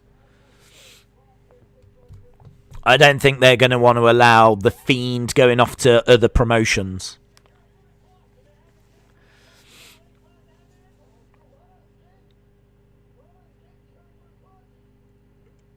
Oh, she got caught. Lana's caught, middle of the ring. She's in trouble there. Oh, and she's tapped. Lana taps. Pretty straightforward win for Shayna and Nia.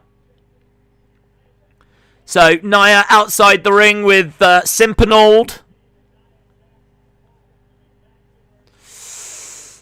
Who is winning? Well, Shayna and Nia have won. Very short match. Nia and Shayna win.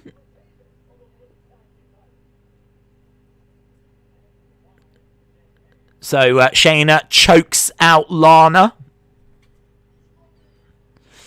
I don't know if we've overrun in places, and that's why that match was so short, or if it was always going to be that short. But we're quite quickly moving on to Bobby, who's backstage. Bobby Lashley versus Braun Strowman. Oh.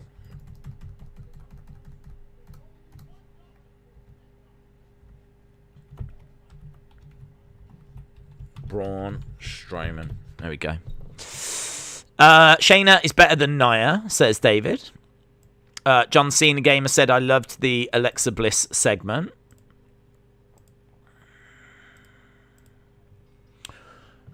I thought that match was going to be interesting, says Ant. Going Ghost said, Days, I tweeted you the article with the WWE executives saying what their competition is. Okay, thank you. That was bad, says Dom15. Main event time. I think so. We've gone quite quickly into this, so... Bobby Lashley making his way down.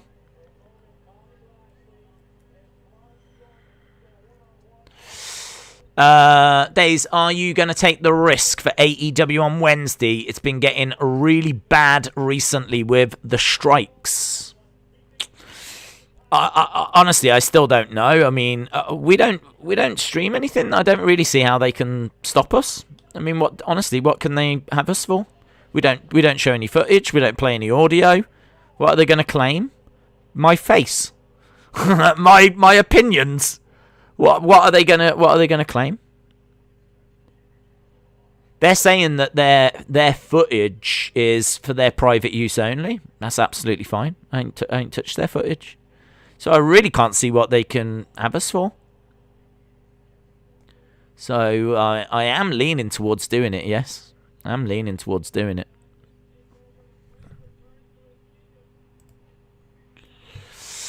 I always love the fight that Lana and Naomi have together against Nia Jax and Shayna. I love the fight that Lana and Naomi have together against Nia and Shayna.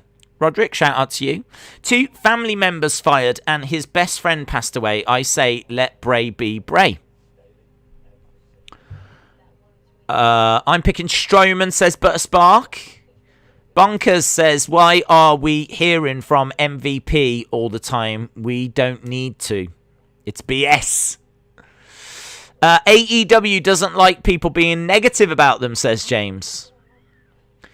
Camvlog said, I think WWE is letting Alexa have her moment because it will be too much to take in if we have a funhouse as well. Kevin said, Days will probably get tons of AEW live traffic, so I know not many are going to stream anymore. I don't know why other people should... Everyone, if you want to stream it, you should stream it. Because honestly, I don't see what they can claim. What are they going to claim? What are they going to claim? I mean, maybe I'll change the thumbnail so that it's not got any, I don't know, AEW reference to it. Maybe I'll just put white text on a black background, AEW watch along or something like this. I mean, what are they gonna claim? I don't understand. Anthony said, worst Raw ever. Eva returns, and there was no table for Lana, says Anthony. Someone's got to make a return in the main event, says Eric. Robert said, if Bobby Lashley wins at WrestleMania Backlash, do you think Bray will come back and face Bobby at Money in the Bank? I don't think so. I don't think so. Only because, well, it's hard, isn't it? Really, as to what is Bray going to do? What's he going to go after? If he wants to go after the title, then that's fine. But is there not other people for him to get revenge against? Or are we done with all of that now? I don't know. It kind of feels like the Fiend was all of Bray's darkness and his frustration, and he was coming back to get revenge on people. And I think there's easily people that he could get revenge on. Do you know one of the people that I would like to see him feud with? Chad Gable. And I know people will be like, what? I don't want that. I want something better than that for the Fiend. But I actually think that would be good for Chad Gable because it's going to, it's going to be better than what he's doing now in Alpha Academy, which is all right. But I think a feud with the Fiend would be bigger for Chad. But the reason that I say that is because Wyatt family lost the tag titles to American Alpha, so it would make sense. And I think it was because they lost those titles that planted the split in the Wyatt family. I'm sure that it was because of that. We got Orton turning on Luke Harper, and there's a history that they can play on. They can play on a whole backstory to do with how American Alpha took the tag titles from the Wyatts and how that was part of the downfall. He can say, you took something from me, and really play on the history. And I think people will really like that because it actually calls back to something that's actually happened. So I think Chad Gable would be great for him because it would give him an opportunity to, be in a good feud. I think it's good for the Fiend as well because it carries on the idea of getting revenge on people that have wronged him. It's an unexpected name. It helps build up a talent that really could do with some help. And I just think it would be a good little feud. I'm not saying it's a feud that's going to define the Fiend, but I'm just saying there's a backstory to it. And I think if they've not got any plans for him to go after the title and they're done with him and Orton, then you're going to have to find something for him to do. So something like that might make sense. And, you could really explore some interesting stuff there. Because how would Chad Gable deal with that kind of attention? And I don't know, man. You could bring out an interesting side in Chad. I totally understand. People will be like, I don't want that. I totally understand. But I think you've got to give these young talents, or these overlooked talents, an opportunity. I don't know that Chad Gable's had that many opportunities, to be honest. He's a great wrestler. Might be able to get a really good match out of Bray as well. Bit on the shorter side, though, isn't he? So it does open it up to, would someone help?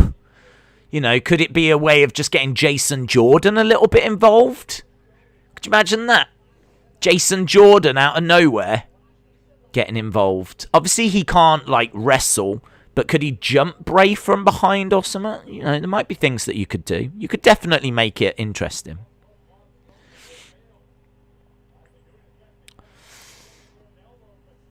Big strikes by Bobby.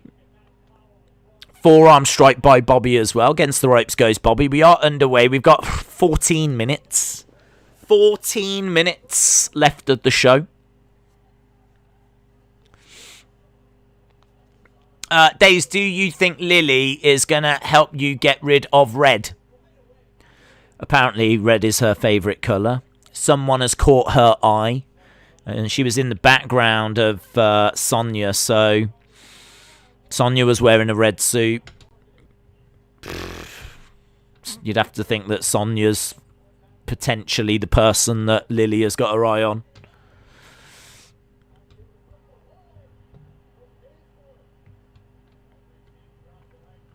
WWE Fox Twitter said the streak is over for Mansoor. If Jason could wrestle, here's someone that The Fiend would have to go after, because Jordan pinned Bray once, which was horrible. That would be good. That would be good. I would like that. I would like The Fiend to, you know, go around collecting debts. People that, you know, wronged Bray before. The Fiend is here to fix all of that. It obviously is going to have to go back to Orton at some point.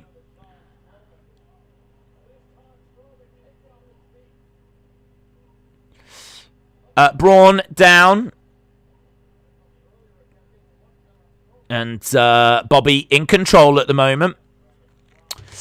Days, do you think a feud between Fiend and Bryan could be a feud? They faced each other. They had a little thing early 2020. There was a strap match. There was a few matches between them. So they've already sort of feuded. It's already been done. Can you rank the 4 world champions from best to worst? I think Roman's best.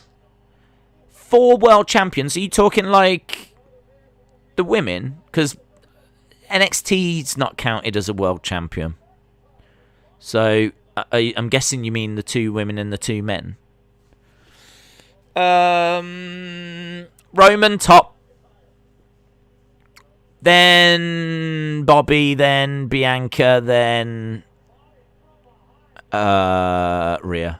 Rhea is at the bottom. She's got great potential, but she doesn't really feel like a champion at the moment. I think Bianca had such a great moment at WrestleMania. But I do like Bobby with MVP. I think Bobby with MVP and, you know, Bobby finally, after all these years, becoming champion. I think that was a really good story. And I think they can do some really good stuff with him.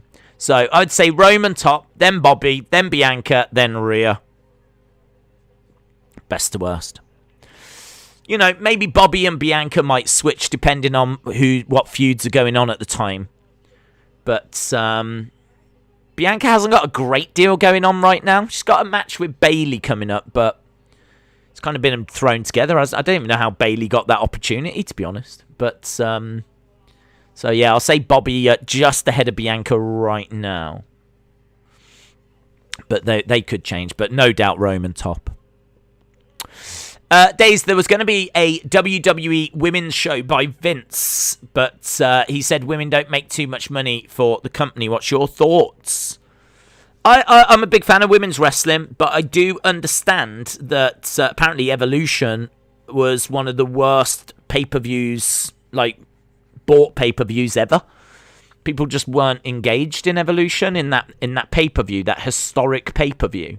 So I understand that, you know, if the numbers, and this is what we're being told, if the numbers are and the analytics are that people are not interested in women's wrestling for whatever reason, then I can understand why there's a reluctance to give us more. Do you know what I mean? If something's not working, you don't do more of it.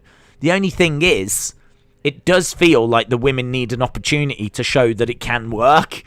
Like, what we get isn't working because what we get is not that great. I mean, look at the women's segments that we get. Look at the women's segments we've had tonight. They're not brilliant. I wouldn't be surprised if these matches and segments we get aren't working, because they're not very good. But that's not women's fault, is it? That's not down to them. It's down to what they're being told to do. So I kind of feel like it's a vicious circle. The ratings are bad because the segments are bad, and as a result, you don't get more women's segments. So I know that Steph has said they're striving for 50-50. I don't know when they'll get there. It seems to be a bit of a long, bumpy road, even still. And I do think that the women deserve better than what they're getting right now.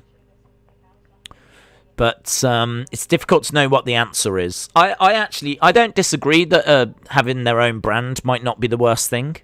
If they had their own brand and they had their own show, then you would get somewhere, really. It would give people the opportunity to show what they can do, give more women time for promos, more women to have more screen time and all this kind of stuff. I mean, it doesn't even need to be on a show on a network. Just change 205 Live to an all-women's brand, and then just do, like, you know, a women's show and give women an opportunity where if they don't make it onto Raw or SmackDown, they could end up doing something on this, you know, new 205 Live show instead.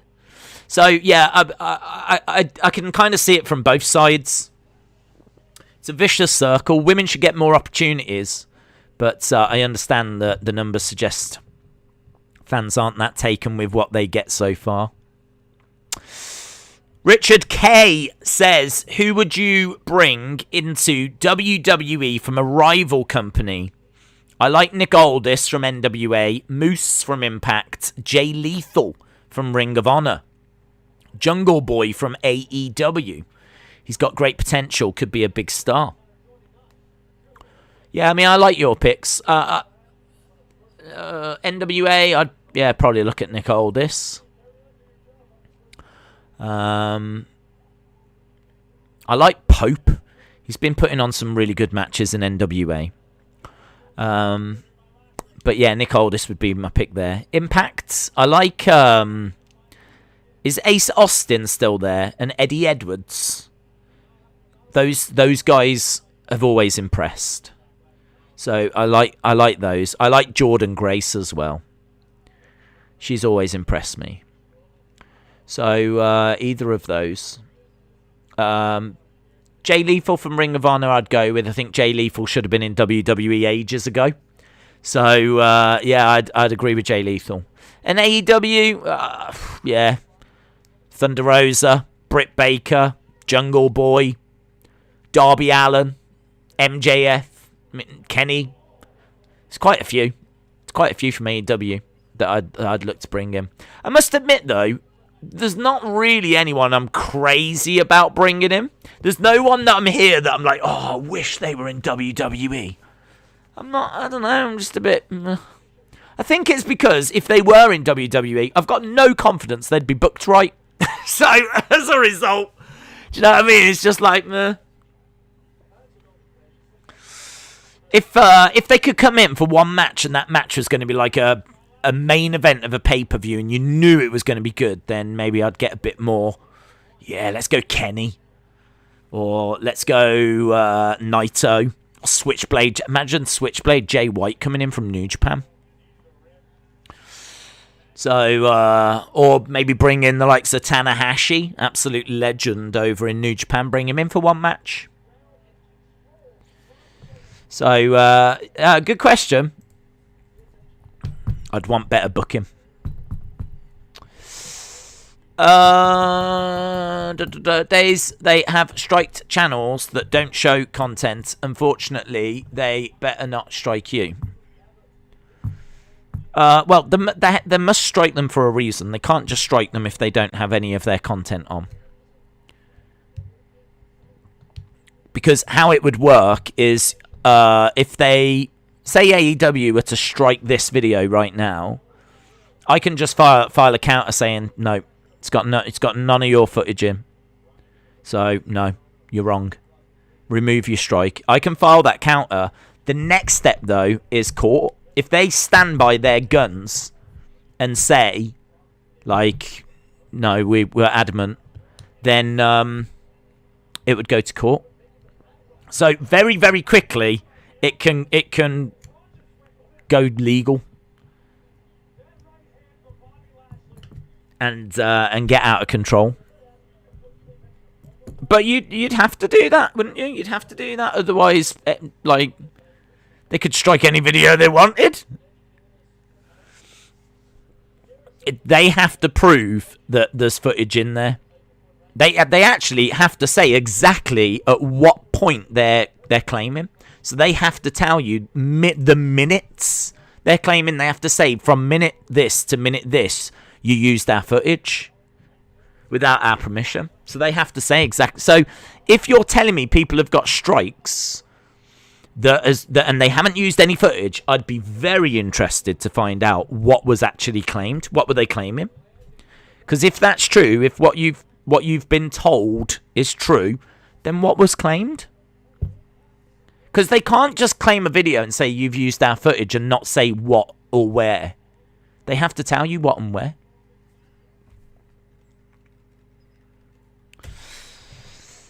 A WWE No Way Out stream was asked to be removed. Well, again, they'd have to say what it was. I mean, a lot of this is a rogue bot. It's not someone going around that's doing this. It's a bit of software that's gone rogue. So I think that they tried to sort it. And they dealt with the Botchamania one. Botchamania was still allowed. But his strikes were removed. So Botchamania was all right after. He got caught up in it, but it got removed. I don't know what happened to all the others. I only saw the Botchamania one get mentioned. So, yeah, I'm not sure, because there was quite a lot of people that got affected. But it was a rogue bot. It wasn't someone sitting there doing it manually.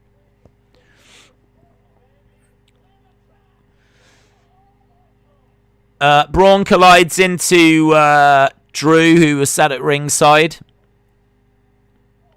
Braun is pushing Drew. We're really running out of time here. This needs to wrap up.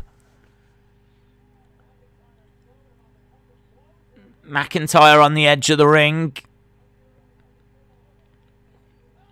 Spear by Bobby. Bobby gets the win. Braun was distracted. What is the best Chris Benoit match of all time? Well, probably the most significant was him winning at WrestleMania 20, wasn't it? I don't know that it's technically the best, but it's the most significant, and he might have regarded it as his best. Certainly reckon he probably regarded it as his favourite. Darby would be booked in comedic stupid segments in WWE, and that was his reason for signing with AEW, because he knows what his fate would be. Days, unfortunately, that's what... Oh, it's gone. Next week, it's going to be Drew versus Bobby.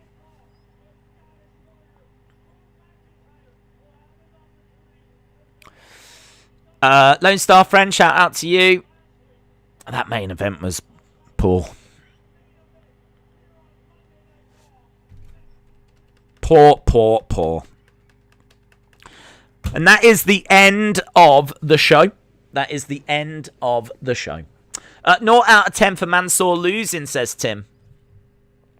Days, unfortunately, that's what happened. I don't know if they're doing it on purpose. Maybe something is happening, but they have been striking people that don't use content. I have no idea what was claimed. SmackDown in Utah always starts an hour late. If there is any way I could watch SmackDown live. I don't know, buddy. I'm not in the US, so I don't know what options you would have, to be honest. Maybe someone in the US can help you out with that one. Days, what feud would it take to the Fiend to win to get back to the top? It's difficult, mate, because I think the Fiend is an attraction. Much along the same lines that Undertaker was an attraction. And, you could argue that he's been at the top. I mean, his feud with Orton was, closing Raw some weeks and was a big focus for the show. So you could argue that was the top, even though it might not have been for the championship. He was being used heavily. And obviously, Alexa was with him, and now we've got Alexa here. I mean, don't forget, when we went to the Thunderdome, lights went out. Bray was face-to-face in the ring with Vince at one point. Do you remember that? When the Thunderdome first started, and then Retribution invaded. So, yeah, I kind of think that it depends what you regard as the top. He just needs to be feuding with a big name. If he's feuding with a big name, he'll get used a lot. He'll get a lot of TV time, and, then he'll, be close to the top. If you regard the top as being for the title, I'm not sure he's going to compete for the title all that much. I don't know if I don't know if that's what the Fiend is after. To be honest, I'd be interested to know what the Fiend is after. He was after revenge, and then the Orton feud just wasn't satisfying. He didn't get the win, which I think a lot of us still can't quite understand why. And apparently he was meant to, and it was changed last minute. So again, that's a feud he needs to go back to. So it's difficult for the Fiend. Difficult to know what to do with him, to be honest. And maybe that's part of the reason why we haven't seen much of him this year. I don't know. WWE have a gold mine with Bray and they treat it like garbage. I just don't understand. Fiend has some of the most dedicated fans I've ever seen, says Seth. I think Raw is cursed. Move Bobby to SmackDown and it just feels more refreshing to see people there. Right, get in your scores. Get in your scores for the show. Johnny said, what time is it in the UK? It's 3 minutes past 4. Brian said, better than last week, but still not great. Old School says 6.5. Jay says 5.5. Harley said at halfway, I was at 6.75. Only good thing that happened after was RK Bro. So 6.25. I think it is below average, but I didn't think it was bad. Desmond says 5.75. 5 for Mark.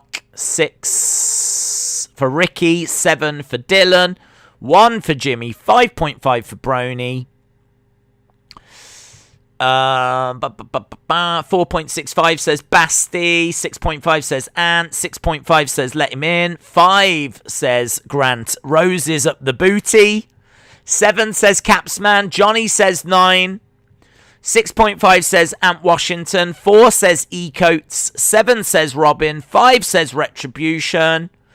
AJ said 6 for the first half. 1 for the second.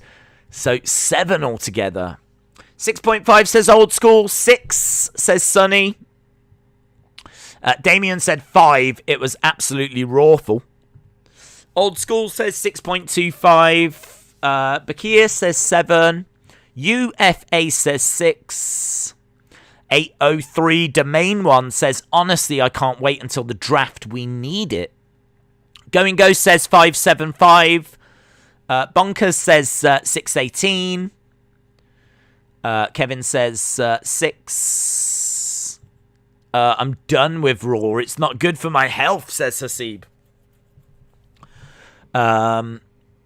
Yeah.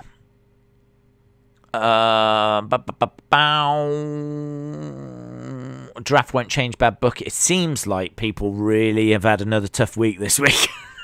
Doesn't it? It seems like people have had another tough week. Richard K says, other than The Rock or CM Punk, who would you like to see make an in-ring return? I would like to see Mr. Kennedy, Eugene, or Scott Steiner. I sort of feel that Scott Steiner's past it now. I've seen him in a few matches, and he doesn't look great.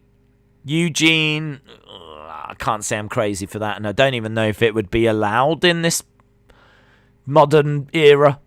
Mr. Kennedy, yeah.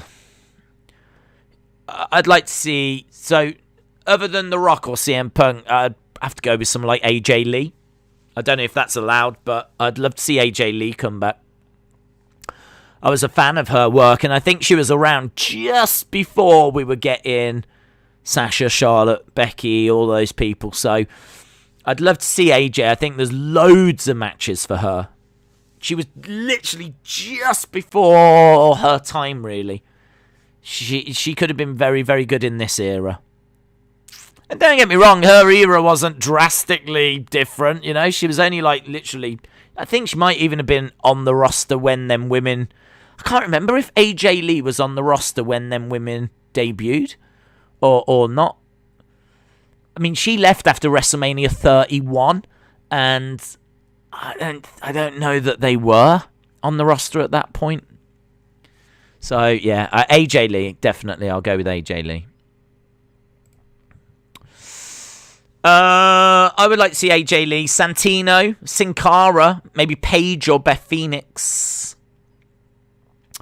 5 out of 10 says LB. The fact that Eva's promo was my favourite part says it all.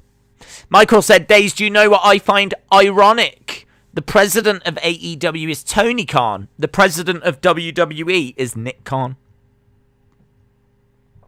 Yep. Ironic. What's your score? I think this is difficult to score, to be honest. I think this is difficult. I'll tell you why I think it's difficult. I think it's difficult because I think I'm just getting used to it. So I know that it's not a great show. And I know that this was a bad week. Again, it's bad. This is not a good show. Like, you shouldn't have to sit here and just struggle to find things that you like about the show. I know that the show is still bad, but it's been bad now so consistently that this now is becoming average. That's the problem. I'm becoming used to it. It's this was not worse than other weeks. And actually, there was a few talking points on this. So if anything, it was a little bit better than previous weeks, but it's still really bad. It's still really bad. So probably, I don't know. It's so hard. Richard K said, do you think Paige will wrestle again? Don't think so. Edge and Daniel returning from major injuries. Yeah, I don't know if Paige has got the drive to come back. I think she's quite happy doing Twitch and stuff like that. I don't know. I mean, I don't know what's going on in her personal life, so I don't know if she's trying everything, you know. I feel that Daniel and Edge were like seeking out medical professionals, like desperately to, you know, do anything and everything they could. Like Daniel was sleeping in oxygen chambers and all this kind of stuff. I don't think Paige is doing any of that. I kind of feel like Paige has just largely accepted the news. I just don't know, to be honest, if she is going to those lengths. She could be. I don't want to say she isn't if she is. But I would be very surprised to see Paige come back. I just sort of feel like she's got a boyfriend. She's sort of settled down a little bit. She's doing a Twitch streaming thing. And, I'm pleased for her. I like Paige. So, I'd love to see her come back as a GM or something. I'd love to see her wrestle. But I think in order for her to return, it's going to need serious, work. And I don't know if Paige is up for it, to be honest. Plus, I think she's been through a lot. Do you know what I mean? She's been through a lot. So, I don't know if she's eager to kind of put herself back into that spotlight. Could be wrong. But I would be surprised. I'm going to go 5.5. I'm going to go 5.5. I have to bear in mind that this is still bad. I have to bear in mind that there's very few matches there, if any, that really impressed me. So match-wise, we didn't get much. I'm sure people are excited about Eva Marie and that being a talking point, but that ain't going to do it for me. Big match Mansoor coming up. It's a talking point. Cedric and Shelton splitting up. It's a talking point. I mean, what else did we get?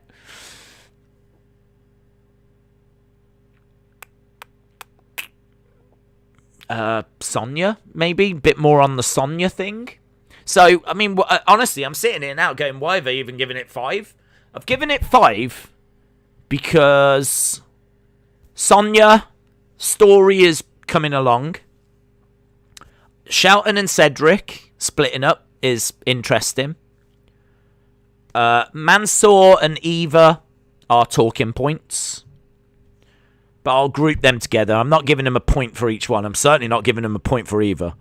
So, Eva and Mansoor, bit of fresh blood. I like the fact they are using new people. So we've seen them using Humberto. Now they're using Mansoor. So I'll give them some recognition for that. We're getting some new talent coming through. RK Bro was fun. So that gets me to 5. But I mean, honestly, if there was anything I missed, that can be the 0.5. Because it's not. I'll be around that. I'll be around that. I wish WWE wouldn't break up every tag team, says Grant. I wish we got the AJ Styles from 2017 as a singles competitor, and Raw would be a little bit better. Shaquem said go to 6. I don't know that I could justify going to 6, to be honest. If anyone's got a 6, then fine, that's cool. I kind of feel like if I'm in the 6s, that's average territory. And I can't. This can't be average.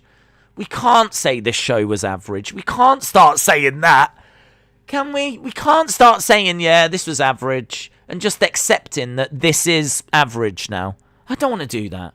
We should be aiming much higher than this. I feel like they've already worn me down and got me to a... I even think 5.5 is half decent. Do you know what I mean? 5.5 for that show is like half decent. I can't be going to 6s. I can't be saying this is acceptable.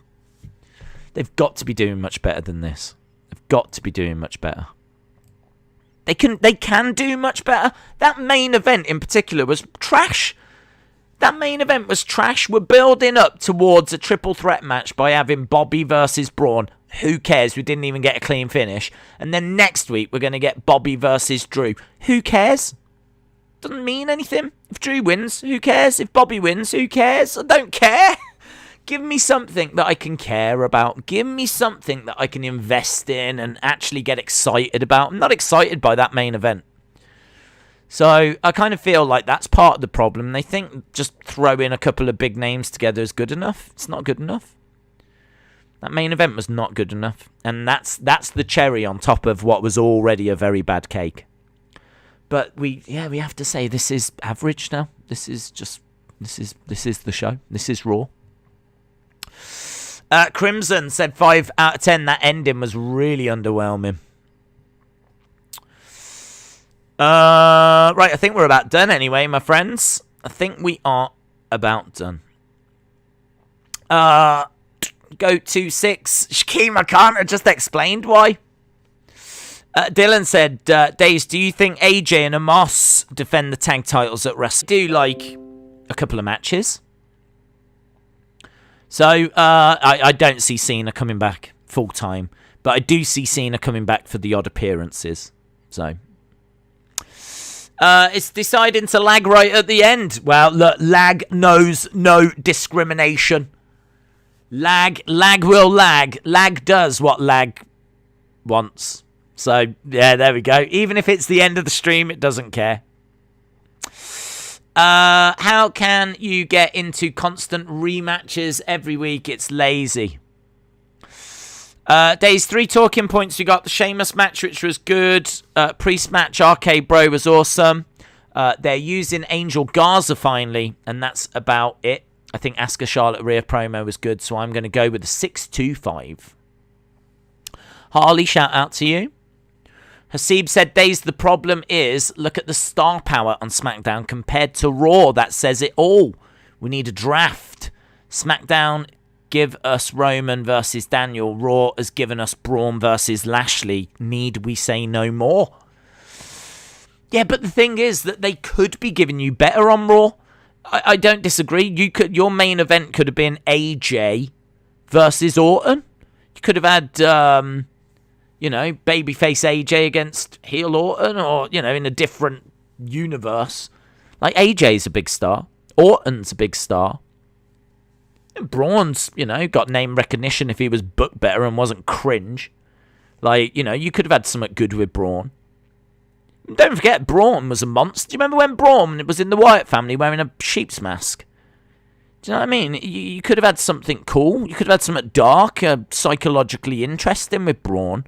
Instead, he's just a guy that runs around the outside of the ring with train sounds. So it's like Braun. The problem with Braun is his gimmick is cringe, and he is cringe as a result. But he has got potential to be a big name.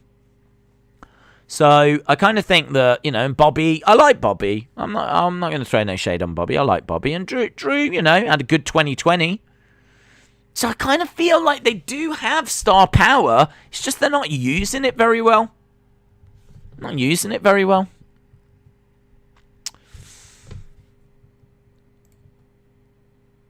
Do you believe that The Rock and Stone Cold will come back? Yeah, they'll come back, but only to do hosting. I don't think they'll have a match. Rock might have one against Roman.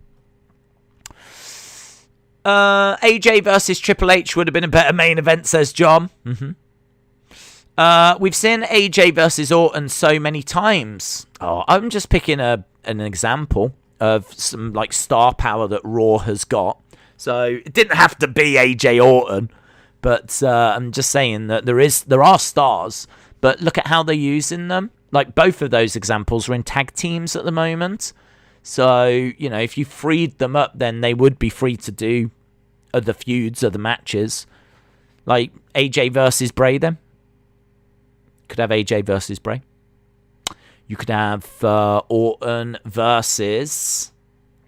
trying to think of a big name. I mean, Orton's been around for so long. I think might struggle. You could do the Orton Riddle match that we're going to get. You could have got to that a different way, and you could be doing that now. You could have Orton Riddle feuding now. You could have AJ in a feud with Bray. You could have Drew feuding with... Well, the Drew Sheamus thing was good. It was a bit short. Maybe you could have carried that on a little bit longer. But... I do think that there is star power on Raw. I also think Raw being 3 hours sucks. I think you've got star power there, but you are having to spread it.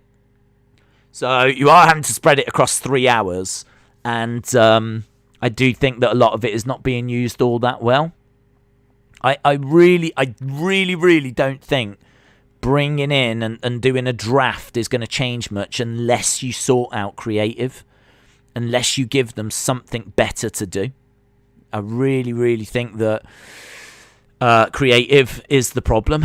I think Fox are quite involved with SmackDown, and USA need to get more involved with Raw. I think Corbin needs to dominate Raw and SmackDown, says Austin. I can see RK Bro being tag champs, says William. Days, I meant rank the 4 main men's champions, says Robin. Okay, so that would be Karrion, Volta, Roman, Bobby. I think Roman would be top. I think Volta would be second. I think Bobby would be third. I think Karrion is fourth. Karrion's fourth because we haven't seen a great deal from him. He's got a great entrance. He's had a couple of good matches, but haven't seen much from him. So Karrion's bottom for that reason. Bobby next because he's not had the title for long. I really like what they're doing with him and MVP.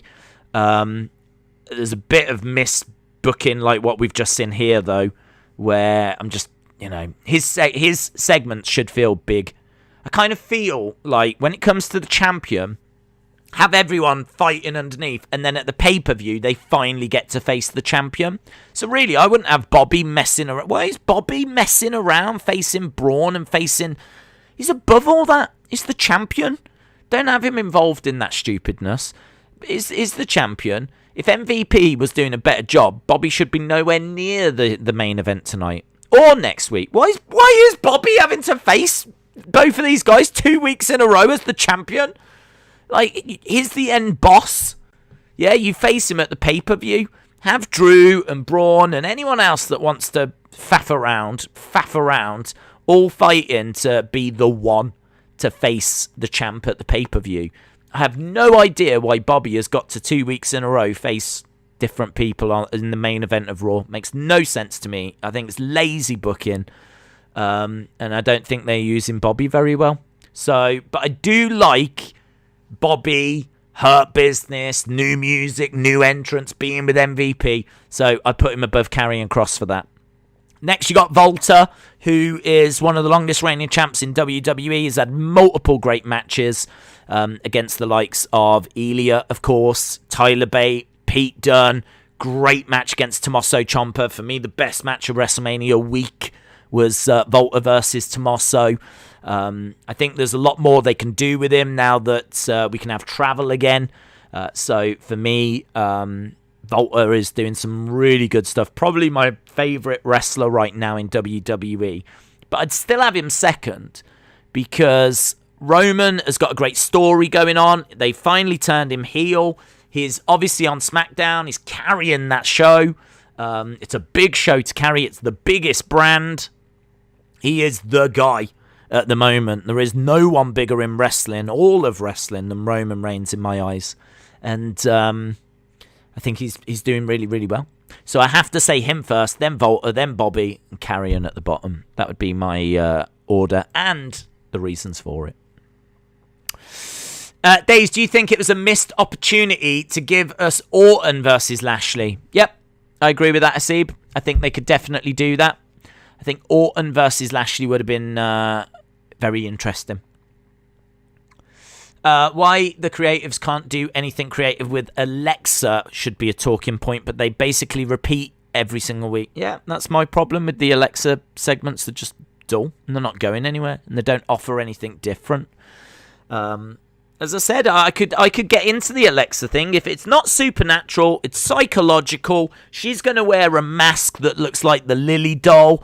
It turns out that she thinks that Lily has been talking to her throughout her whole life. And it turns out her whole life, she's been psychologically damaged. And Lily is like an imaginary friend. And, every time Alexa does something wrong, she blames it on Lily. I could get with that.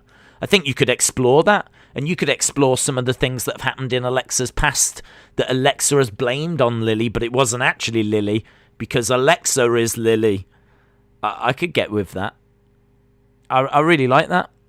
I know there's people that want Nikki Cross to be Lily, and I saw a lot of people saying that in the chat. My only problem with that is Lily has been around since Alexa was small. Nikki Cross surely wasn't around when Alexa was 2, 3, unless they've been childhood friends, but we've never heard about that before. So I kind of feel that if anyone's going to be Lily, it sort of has to be Alexa, because we know that Lily has been around all this time. We know that Lily has been around since Alexa was young. We saw the photos. So it doesn't make too much sense to me for Nikki Cross to now be Lily.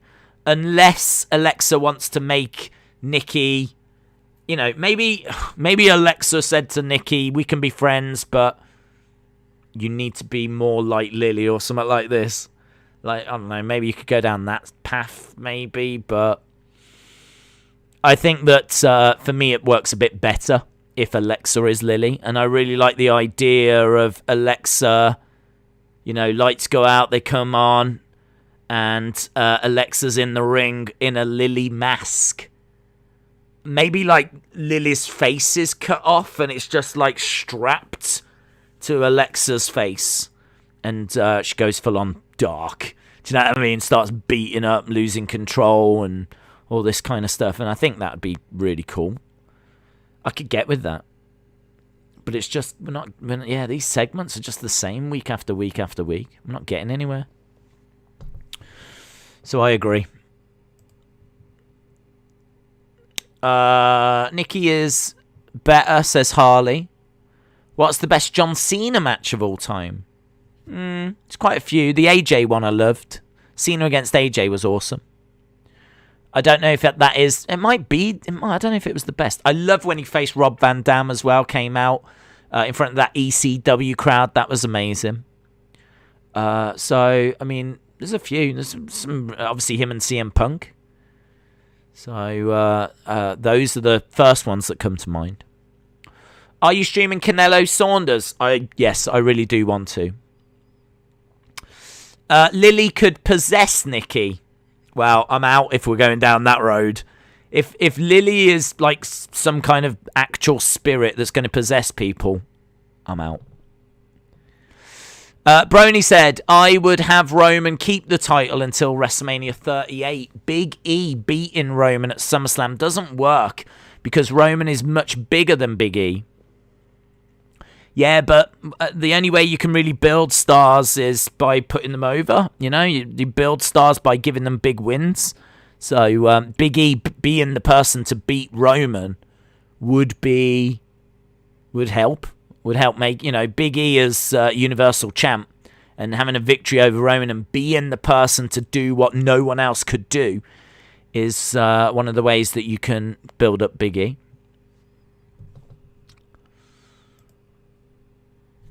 End the stream now. Are you going to watch Ospreay versus Tagara? No, I'm not, no. In my opinion, Cena versus Roman was the best match. CM Punk was good. Roman hasn't had a bad match or promo for a full year. Isn't that crazy? It is crazy. It is. He's doing excellent work. Excellent work. Brony said, yes, Days, but I'm saying that since Roman is the biggest thing in wrestling, I think he should stay champ for a while. That's fair. Yeah, I don't mind that argument. I agree, he is the biggest thing at the moment. Ospreay versus Shingo will be great. NXT should leave the WWE brand. What, just go off on their own? I think Vince would definitely have something to say about that. If Triple H just turned around and went, right, we're going off on our own now, guys. Talking points, noteworthy point. John, shout out to you. Corbin was the last person who beat Roman. That's awesome, says Austin. That is crazy, isn't it? That is crazy. Bliss is crazy. She thinks the doll talks, says William. Yeah, well, look, if that is the story, I'd be on board with that. If Bliss is crazy and she thinks that the doll is talking to her, I'd be on board with that. I'm going to be honest, I'm not feeling Big E because of his New Day ring attire and New Day personality. He needs to shift away and become more serious, says Brony. I can feel that. B Swizzle said, I want Fiend to go after Jeff Hardy. Have him become the Antichrist of wrestling, like in Impact, and then have him slowly turn into Willow. Harley said, Days breaking news, Vince is all elite. Trump and Biden said, have you got a pet? We've got a pet dog, yeah. Kia. Brony said, Corbin was the only person who could beat Roman. What a legend. John said maybe T-Bar and Mace could go over to NXT. Where were they tonight, actually? I didn't even think about that. We never saw them tonight. Ron says Haunted Doll. Roy Rees says NXT versus Raw. I think we're done, aren't we? I think we've got everyone's points across.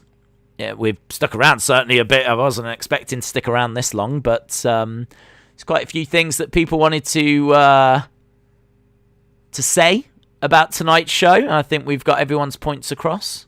Yeah. So there we go. Boom. We are done for this week, my friends. Another Raw done. And it does mean we can move on to other things. NXT tomorrow, AEW. I think we're going to do it. Honestly, why not? Why not? I mean, am I concerned about it? Yeah. I need to have a look and see what's happening with those strikes and see if it's cleared up. I know that, Botchamania, for example, that all got cleared up and got sorted. So hopefully the others did as well. I mean, if you're innocent, if you haven't been showing footage and you didn't deserve to get one of those strikes, then I really, really hope it got sorted. If you did deserve it, then you've got to take it on the chin, haven't you? You deserved it. You showed footage or you played audio or whatever it was. If it's one of those whereby you did them wrong, because there are people that just show episodes of AEW Dynamite. Do you know what I mean? And if you're going to do that, then you deserve what you get.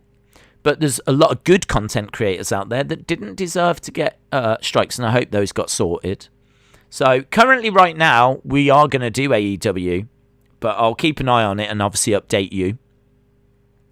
But Raw, done. NXT, looking forward to that. Finn Balor back tomorrow. Should be good. And I think also we get Shotzi and Ember versus Indy and Candice, so that could be good. And then of course, this Wednesday, it's Blood and Guts. Blood and Guts. It's going to be hard to not do that, isn't it? I mean, that is a big, big show. I'm feeling pretty confident we're going to do it. I want to watch Blood and Guts, and if I'm watching it, I want to stream it, and how can they stop us?